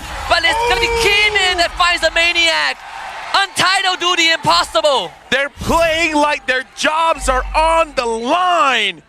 Now they're here. Kimin, why did you use Yi Sun-shin earlier on? Then again, even if he used it, probably wouldn't matter. But still, Siska though, he got that clutch stun that made it so that Chibi couldn't connect. And now Siska's on Klokun. Oh, is he gonna solo kill Klokun? No. Oh. Klokun able to escape. Siska's feeling it. Well, look at this instant replay. Look at Siska, man, because Siska is able to deal with Chibi. Chibi waited in the flanks. He understood that his team was going to die, and Zorn botched that tectonic charge so hard. The majority of damage coming in from SkyZ, and then... Okay, it wasn't Siska. It was actually someone else. But yeah, I thought it was Siska. I'm glazing him too much. I'm going to stop. It's Kimin. Kimin, yeah. The fact that he didn't get hit by a tectonic charge, he was free hitting everyone. Of course. But I think, like, Zorn flickered, and he flickered dodged Kimin. Maybe. Yeah. Or maybe Kimin used the traceless, right? Yeah. Either way, he didn't hit it. Yeah. Credits to SkyZ. I mean, SkyZ did end up going down, but he also contributed tons of damage that fight. Yep. So there is a chance here for Untitled. Yep. It's a null and void Lord. But honestly, like, if I'm being critical here, Husky, I'm only seeing Chibi. I really don't feel the impact of anyone else. Klokun, I'll give him the benefit of the doubt because Kagura's skills are not flashy. You just don't see it much. I'm not feeling a lot of Lapu in this game. I'm not feeling a lot of CC in this game. We did say that the scaling for Untitled is a lot better. Yeah, true. And they're not the easiest to catch, right? Everyone has mobility skills. Gojus probably has a flicker land shaker or something. This could be the fight that ends it though. Rasi overextend, revitalize, Glorious Pathway, gotta get out, current call committed. This guy gonna eat the full tectonic charge combo, but he does have immortality. He goes back in, tries to full commit. He ends up coming back with the immortality. Now goes on the Zorn. Kimin solo kills Klokun. Goes into Winter Crown. Kimin, the Land Shaker doesn't land. Kimin now fights back. Immortality item swap. Zorn goes down. Kimin tries to outplay this. Gojus finally takes him down. But Untitled have numbers. It's stolen Rasi, Siska, and SkyZ. Siska forward on a Chibi. How could you not idolize this hero of Untitled that is winning games? Untitled finds the wipeout.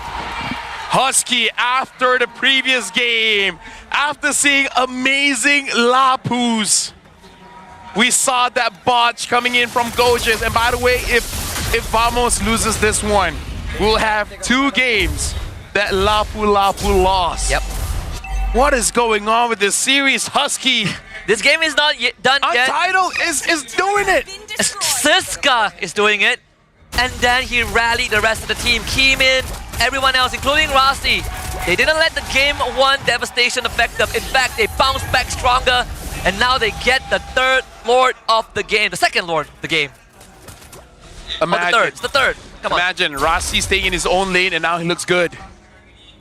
After all these heroes, the health curve, they're going to engage onto Zorn. Zorn's taking a lot of damage. That's the reset we need from Untitled. Fully reset it, the mental state.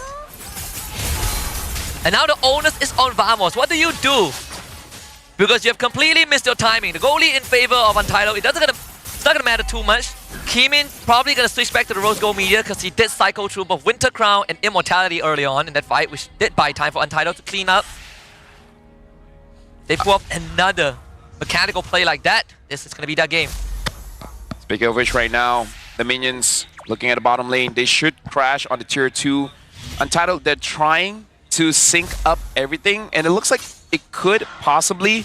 The mid is gonna crash, but they should get all the tier 2s here. Yep. Glorious pathway out as a deterrent to Vamos. Start with the mid inhibitor, which will be easily secured. Natko holding the front too. Keemin not able to force him away. Curtain Call gets dropped. Keemin, he needs help. Dash away with the Traceless. Natko now overcommits. The rest of Vamos desperately trying to arrive on time. Grok gets stunned up. But at the end, I mean, Untitled only finds one inhibitor. I mean, it was a good defense coming in from Vamos. They lost their mid inhibitor. Don't throw. Don't throw. Oh, the stun was good from Stola, so Siska felt safe. Natko goes back in, but Keemin and Rasi not in a spot to deal with him right now, so Vamos pushes Untitled away. I gotta say, like, despite us, you know, having a lot of bad flashbacks because of game number 1, SkyZ, Rasi, Stone, Keemin, and Siska, everyone stepped up here. Yeah. Even Stone. Stone honestly has been playing an amazing Selena game, and Rasi, yeah, we've been memeing, but he's not making mistakes. Like, this is like, I'm just gonna do my job. And at this point, that's good enough. Yeah, they rally, right? They rally, they recomposed, and now they find themselves in a position of control. And if they win this game, we not only get a game 3, just in Untitled fashion, like always, but Vamos will feel the burden of needing to bounce back after what seemed to be a cruise to a 2-0. The bad thing is that they got good heroes. They did. Right, but the impact is not there. Rasi getting caught by Natko again. Yeah.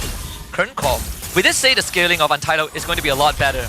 And we are seeing that, right? At the stage of the game, where Untitled just have a lot more raw damage. I just can't believe that they're able to scale. You know what I mean? Yeah.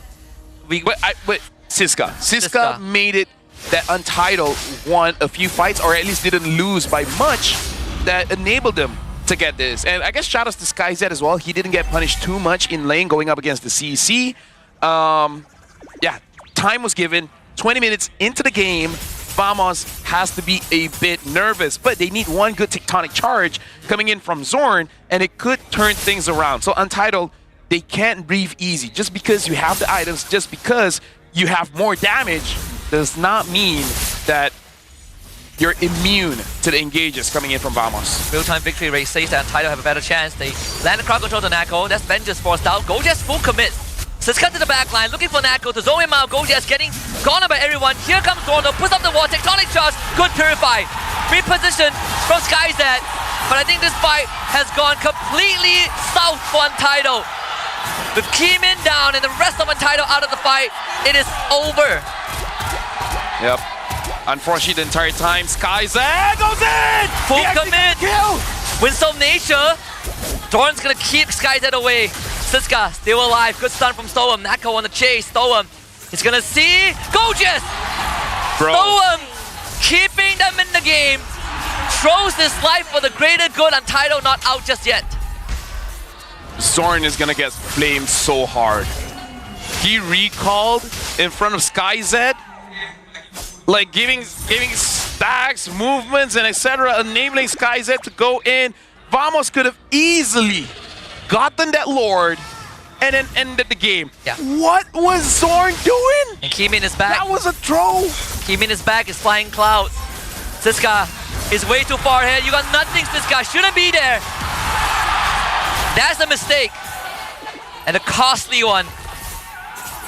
This is a game of mistakes, Husky, but not the kind of mistakes that I want to see. SkyZ is still here. I feel like they can still delay it. Storm is coming up in just a few seconds. Yep. If they can kill Chibi, then a miracle can happen. Purify is back up too. I think they can. They got SkyZ, they got Keemin, they got more than enough damage. They just need to not make the mistakes, right? Watch out for Gojas and Clawkun.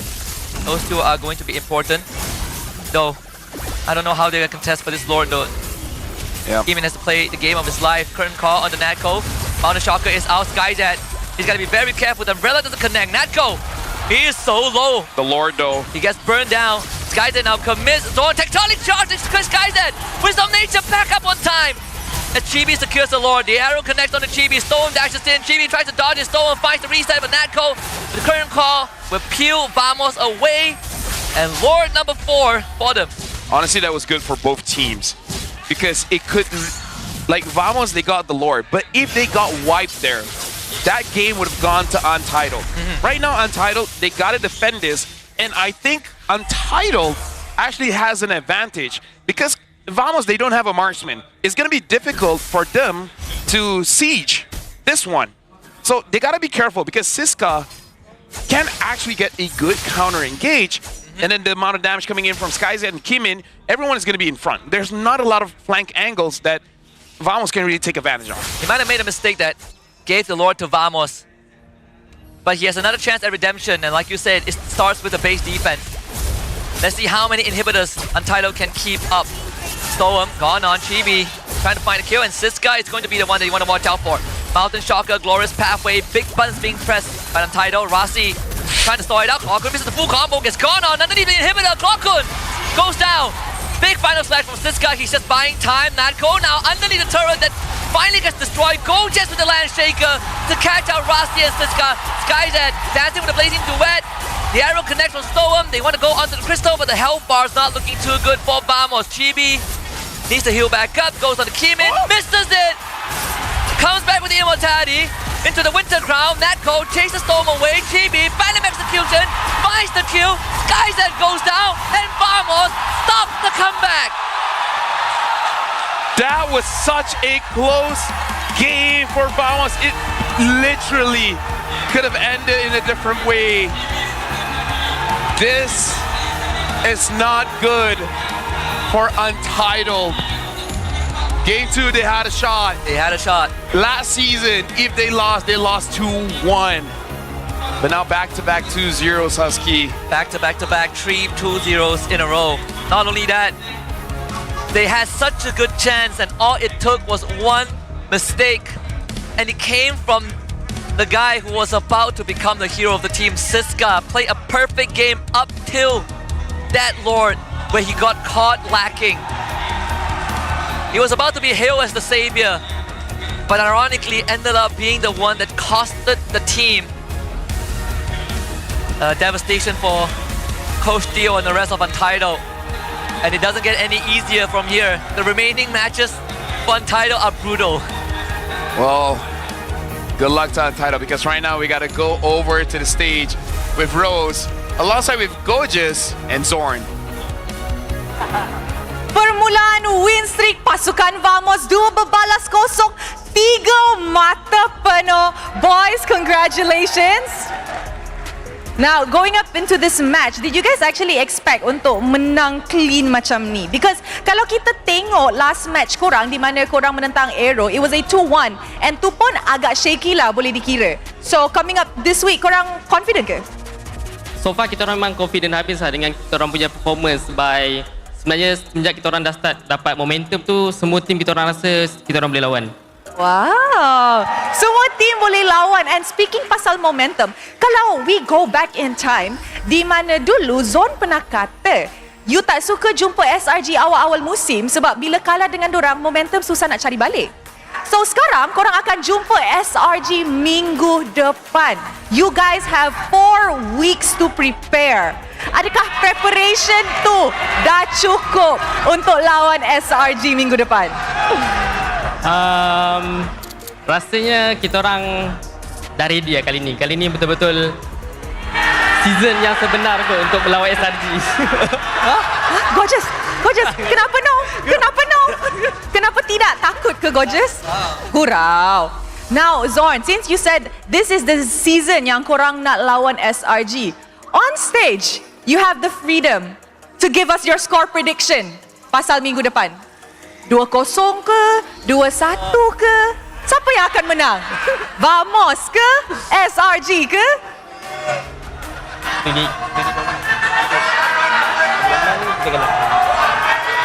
So, Zorn. Kita tak boleh sana. Kalau dia film dah. Tengah discuss. Prediction saya rasa tengok dulu lah. Saya tak boleh bagi prediction lah lawan orang. So bagi jawapan selamat, kita tunggu minggu depan lah. Rose cuba mancing tapi tak jadi. Tapi tak apa, kita boleh tengok minggu depan. Now guys, game yang very convincing daripada side Vamos. Dewan Sri Putra, who is your MVP? Okay. I dengar 2-3 nama.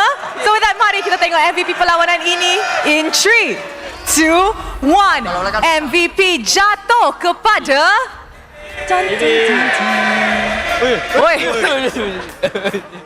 Jatuh kepada Chibi. Alright, Chibi, come up on stage. Apa? Banyak drama je ni. Okay, pergi ambil dia. Dia tak ada mic tu. Hai Chibi. Bagi dia mic ah. Hello Chibi, sekali lagi MVP. Alhamdulillah. Semangat hari ni Tak semangat pun sebab second game tadi banyak miss. Tak apa, kita semua nampak. Now Chibi, tahun ini adalah kali pertama di mana Chibi termasuk calon Long List Legenda Award. So, how do you feel? I think I feel proud for myself. Oh, ada rasa ramai orang pun bangga dengan Chibi. Cuba suruh your fans vote for you.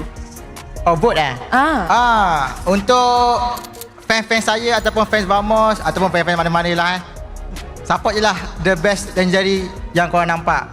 So tak kisah pun, yang menang dia deserve lah. I agree sebab ramai yang tercalon kan untuk legenda tahun ni. Betul. Yes. Okay guys, so kalau korang nak vote for your favorite legenda, you guys can go on to the MPL MY punya official website untuk and insert your vote. So, kejap. Test. Pocket macam mana hari ni? Apa? Pocket macam mana hari ni? Penuh ke? Penuh ke? Tadi dah masuk kan? Oh, tadi dah masuk. Keluarkan aku. Ada. Wow. Masuk So now, my question is, next week you will be meeting SRG. So, your pocket seems to have a lot more room. Dah penuh. Dah penuh dah. Dah tak boleh dah. Oh, habis. So, adakah itu tanda-tanda kekalahan minggu depan sebab dah penuh? Macam mana nak muat krem kat dalam? Ush, pancing terus. So? Sebelah kiri penuh, sebelah kanan belum penuh lagi. Oh, ini yang kita nak. And of course, next week, aside from your pocket being full, you will meet your ex-teammates. Berapa specialnya perlawanan tu for you? Dia lebih special daripada Grand Final, lebih special daripada MSC. Sebab itu adalah momen di mana saya boleh berada dengan orang dekat atas stage sama-sama. Oh. Wow, so heartwarming lah. Tak sabarlah nak tengok minggu depan. Is there anything yang nak cakap kepada your ex-teammates? Ex-teammate? Tu Stormy pun ada kat sini. Dia tengah tengok tu. Untuk my ex-teammates, tak sabarlah untuk match minggu depan. Sebab finally we can be 6 people on stage together lah. Memang sangat-sangat dinantikan. Before I forget, bukan Chibi sahaja di atas pentas ni yang dicalon untuk legenda tahun ini. Zorn pun juga. Ini adalah tahun kedua berturut-turut yang dia tercalon. So Zorn, anything yang nak cakap kepada your fans? Legenda. Okay, jangan lupa vote saya lah kot. Sebab saya tak pernah lagi dapat legenda guys. Itu je. Ini je. Okay guys, voting start esok. Lepas tu dia akan tutup selepas 2 minggu. Okay, so you guys boleh shortlist lah daripada long list kita. So Zorn, ini adalah perlawanan terakhir untuk minggu ini. Anything yang nak cakap kepada fans? Sebab Dewan Sri Putra hari ini full house untuk perlawanan Vamos. Alright guys, thank you semua orang yang datang memenuhi Dewan Sri Putra ni. Tak sangka even game kita orang lawan Untitled pun korang dapat penuhkan macam ni. So harap sangat next week adalah game yang penting untuk kita orang guys. Harap penuh macam ni dan jangan lupa untuk support Vamos dan juga tim-tim lain dan juga jangan lupa Realme Cobra guys. Assalamualaikum. Thank you very much kepada Zorn, Chibi dan juga Gorgeous. Congratulations on your win. And of course that is it for me untuk minggu ini. Throwing it back to the casters to give you the analysis of what happened in this match. Casters, back to you guys. Thank you very much, Rose. Honestly, there was a lot to like translate for that one. But every single time I was like, oh, you're going up against SRG. How do you feel? And the funniest one is that Gojo is saying like, oh, my pockets are full of EXP laners. And then Rose was like, oh, I heard your pockets are full of EXP laners. Like, oh yeah, pockets full. There's no more room.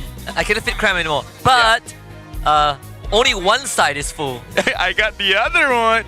But honestly, this is weird. The thing that I liked just now was the shot that Stormy was there watching both teams.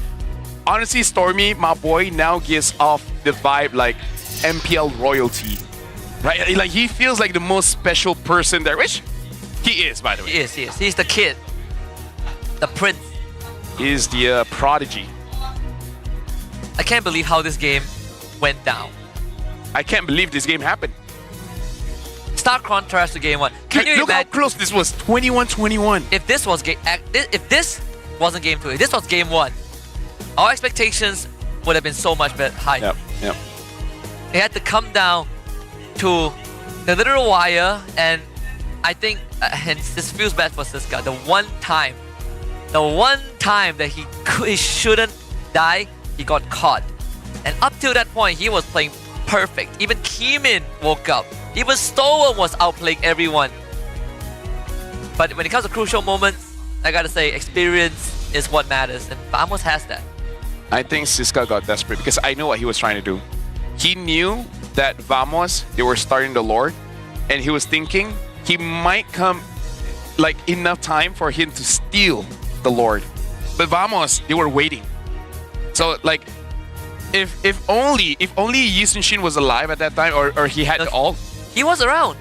Like, did he have the ult? Because I think if they had the ult and they saw that the Lord wasn't like that low, maybe he wouldn't go in. I feel like he had, because the Keemin was definitely around.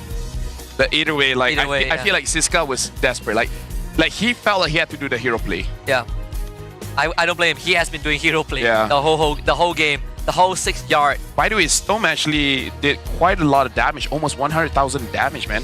More than Clockun. Clockun barely did 50k. Yeah, but the true carry is Natko. 171,000 damage dealt. I will say it's damage based on HP, and he mostly went for the high loss. That's true. So I think that's a way for you to rank up your numbers. Because I kind of feel like with Vamos, the way that they're playing here, realistically, not ready for SRG just yet. No, I think the benchmark... Macro and micro. I think the benchmark, to be fair to all the other teams that hasn't faced SRG, we need to first assess if they're ready for CG. Yeah. Then we can talk about if they're ready for SRG. Because I kind of feel like Gorgeous Lapu is not on that level yet. Alright? And Nako on the CC, the numbers look good. But in terms of how he played, I think he might get punished. It was Chibi that was like carrying in the... Zorn also missing quite a few things, because look at Zorn. Zorn's damage is almost the same as Clockwood. How is that possible? They're lucky that,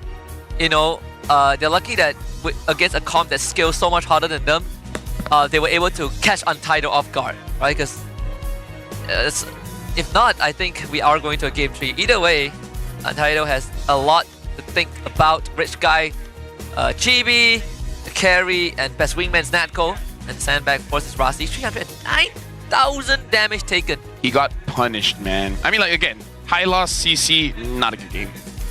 Oh, not at all. I honestly thought he's a lot tankier than he was when he got caught top. I seriously thought he would be able to survive. I really feel Rasi, he can 1v4, just not Nako. Because the Lapu doesn't do percent HP, Lancelot just burst, Kagura couldn't burst him as well. So honestly, he can survive. Just not Echo. Not Echo. That's why we did say they should have banned the CC, because the CC really counters that comp. At least counters the front line, and you kind of need your front line for your back line to do damage. Either they pick the CC or they ban it. Right? There's really a lot wrong with Untitled from the drafts, from the ban, from the gameplay, and this is how I would say rocky the game is, because we see the goal shifting quite a lot. It goes over to Vamos and then spikes so high for Untitled. But look at how the higher you are, the harder you fall. And that's a big fall. It is a big fall, and it all came down to an extended Lord dance. And we saw the application of the Flying Clouds, right? Teams are able to get back into positions a lot faster and restart the whole process over and over again in terms of dancing around the Lord, but Vamos just has a better comp to Lord dance. They're able to open up the bush, they're able to hold crucial areas, and for Untitled to walk in, they have to be ready to take damage. I don't know what Untitled is going to do in the upcoming weeks. What's the remaining matches? That's what I want to know. Yeah, I think you can check it out, because I'm going to check it now. They haven't fought SRG yet. I guess the good news is this season there's no relegation, but at the same time, I don't know. Okay, I hope they can go to the playoffs, because they are sweet kids, and the reason why this stadium is full is because of Budak-Budak Taman. Right? Yeah. Untitled has this very good community where they really love the players. They do. So Untitled's remaining matches, MV. Okay, winnable. MV, Team Ray. Winnable. Homeboys. And I think Games Mike Lantan. Winnable. And SRG OG. SRG OG is the last match of the regular season. So 5 more series to go. So not too bad. Not too bad. But still, based on what we saw today, there's a lot to fix. There is. I don't know whether they're gonna be considering players, etc. Like, I think like based on game 2, they were okay. Exactly. I just like game 2 gave us a glimpse of maybe Coach Theo needs help. Because game 2 gave us a glimpse of last season where, you know, like every single week they just play better and better. It gave us glimpses of that element where they are constantly evolving every single series, and then they just make the impossible happen. They're making great plays, they're very composed with the decisions, they're making individual outplays. We saw some of those in this game too, with this Kimin Maniac, the Siska solo kills, the catches, even Skyzed and Stone were doing an incredible job. But it was those slip-ups at crucial moments that sort of make you question what is still missing from Untitled. If only Chibi missed some retries, there would have been a chance. Like, Chibi getting the MVP is no joke. Like, not only was his mechanics good, but he got the Turtles, the Lords, that made it so that basically Untitled didn't catch a break. No. Couldn't catch a break. Alright. Let's see the standings. CG still on top. Still on top. Hey, Vamos higher than SRG. For now. SRG fell off. Yeah, washed. Washed team. Might have lost didn't lose a single series, but still washed. They struggled against an MAL champion. Yeah, they struggle against homeboys who are below them. SRG fell off. Haven't lost the game though. Haven't lost the game. Haven't lost the game. I can see Vamos fans going to town with this standing. Yeah. Imagine this, Husky. 3 weeks in and SRG is not #1. That shows that our league is competitive. Just cover the one that they haven't lost just yet. Other than that, they're good. Yeah, and just ignore the fact that they played only 4 compared to the other 2 teams that played 5. Yeah. Like, if you ignore that, if you just look at the smash points, bro, SRG, bro. Out of all those, MV looks to be the most promising. Big question mark for Arrow. Arrow and Untitled, man. What happened? I have a feeling that for this regular season, we are going to be fighting for the 6th spot in the playoffs. Right? Because MV, I think if they do well, they keep the consistency, like what they showed us yesterday, they are almost guaranteed playoffs. So it's just that last spot. Who is going to be there? You know, from Team Ray, Untitled, Arrow, GMXK, and Todak. Okay, I'm going to narrow it down. Team Ray, Untitled, and Arrow. Team Ray is in the toughest spot. They played 5 games. Yes.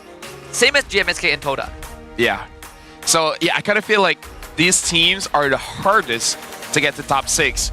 So what's the 7-1? Arrow, Untitled. I kind of feel like it's between these two because MV, not too bad. It would be so poetic because Untitled knocked out Arrow last season too. Yep. If Arrow knocked down Untitled, well, this is next week's schedule. We got Untitled going up against MV, so not a lot of break here. Not a lot of break. Oh boy. Final game of week 3, first game of week 4, followed by Arrow, which also we're talking about against CG. Both teams do not catch a break. But Arrow gets to catch a break after CG, not Untitled. They got they got another series after that, Team Ray. So next week is almost guaranteed, or at least 80% guaranteed, if Untitled is going to make playoffs or not. Yeah. I feel bad for Toda going against Homeboys and CG for that week. You don't feel bad for against GMXK? SRT. Yeah. Other than that, looks okay. Untitled, this week, I think is the week that determines they can go to the playoffs or This not. is their Minggu Diraja. Yeah. This is their kingmaker. If they win MV and Team Ray, rejoice. Rejoice. They have time for playoff. Yeah. They might not guarantee playoffs yet, but at least their chances go up. But if they drop the series, then it would be catastrophic for their chances. What a day we've had. What a day. Vamos rise again to second place in the league with 11 points. Right now, Husky, I'm actually more interested in the mid-table than the top teams because I kind of feel like they're settled because this season, there's going to be quite some time between regular season and the playoffs. Kind of like previous season, right? I think we have like almost a month. Yeah, so in that time, we saw what happened, right? Untitled regular season, not a big problem. They barely scraped by. Come playoff, amazing. So I think Untitled, they need that again. Just get to playoff. Worry about playoff later. Yeah. Like Chiku said, playoffs is the one that matters. But you gotta make playoffs first. The mid-table, man. I kind of feel like for next week, that's the biggest question, right? Yeah. Team Ray, MV, Untitled, Arrow. Yeah. It's a step up from last season where we sort of already knew who's not gonna make it. But everyone has a chance now. And then for you guys, tell us how we can improve MPL MY. Yeah. Just don't enter like dark system, bad matchmaking, or like Rasi should be kicked. There's like, a lot of that actually. There is a lot, that's the thing. Tell us which player we should roast next. The list is pretty long. We're going for a mic check. This is the end of this week. Week 4, we're gonna see which teams goes to the playoffs because that's gonna be it. Or else, bye-bye. Bye. Pecah gua. Dah. Dia makin. Genikat. Aku tapi ni. Tapi. Aku flicker. Jatuh. Kalau kejauhan enggak apa-apa. Belum gua open semua kah? Pushan. Beli dulu guys. Berapa fasya dengan udah shadow. Lihat bos. Nah, ni gua damage ni depan ni lihat gua. Rata. aku yang fasya. Bang. Oh, belum. Naikin semua lainnya, bisa. Ada one. Ya, aman. Ini dia. Okay. This one. Bro, dia kat Minau. Aku order terus. Boleh tak? Cici noti. Cici. Aisan. Aku. Bebe. Berapa? Drop guys. Kagura no burst. No drop. Kagura behind. Tribus Kagura. Nice mid. Tribus Kagura. Cici. Jago. Jago boleh. Sabar. Boleh. Jago. Snipe. Chill man. We also. Cici Aisan. Cici no jump. Nice. Ada mid. Clear set. Nice. Not endable guys, not endable. I think but learnable. Nampak guys. Let's go. Dah, lord. Kalau dia balikin itu ya. Gua enggak ada berbelok ya. Ketakutan. Itu. Lord guys. Lord. Nice. Aman. Pick up tipis tuh. Pesawat itu kalau dah. Dah. Cibi. Mati tuh. Sabar. Di bini atas guys. Dah cibi guys. Mati Selena. One. Target depan nih. Atas semua itu. Nice one. Guys. Sorry guys, tak ada respect. Semua tak ada respect mainin.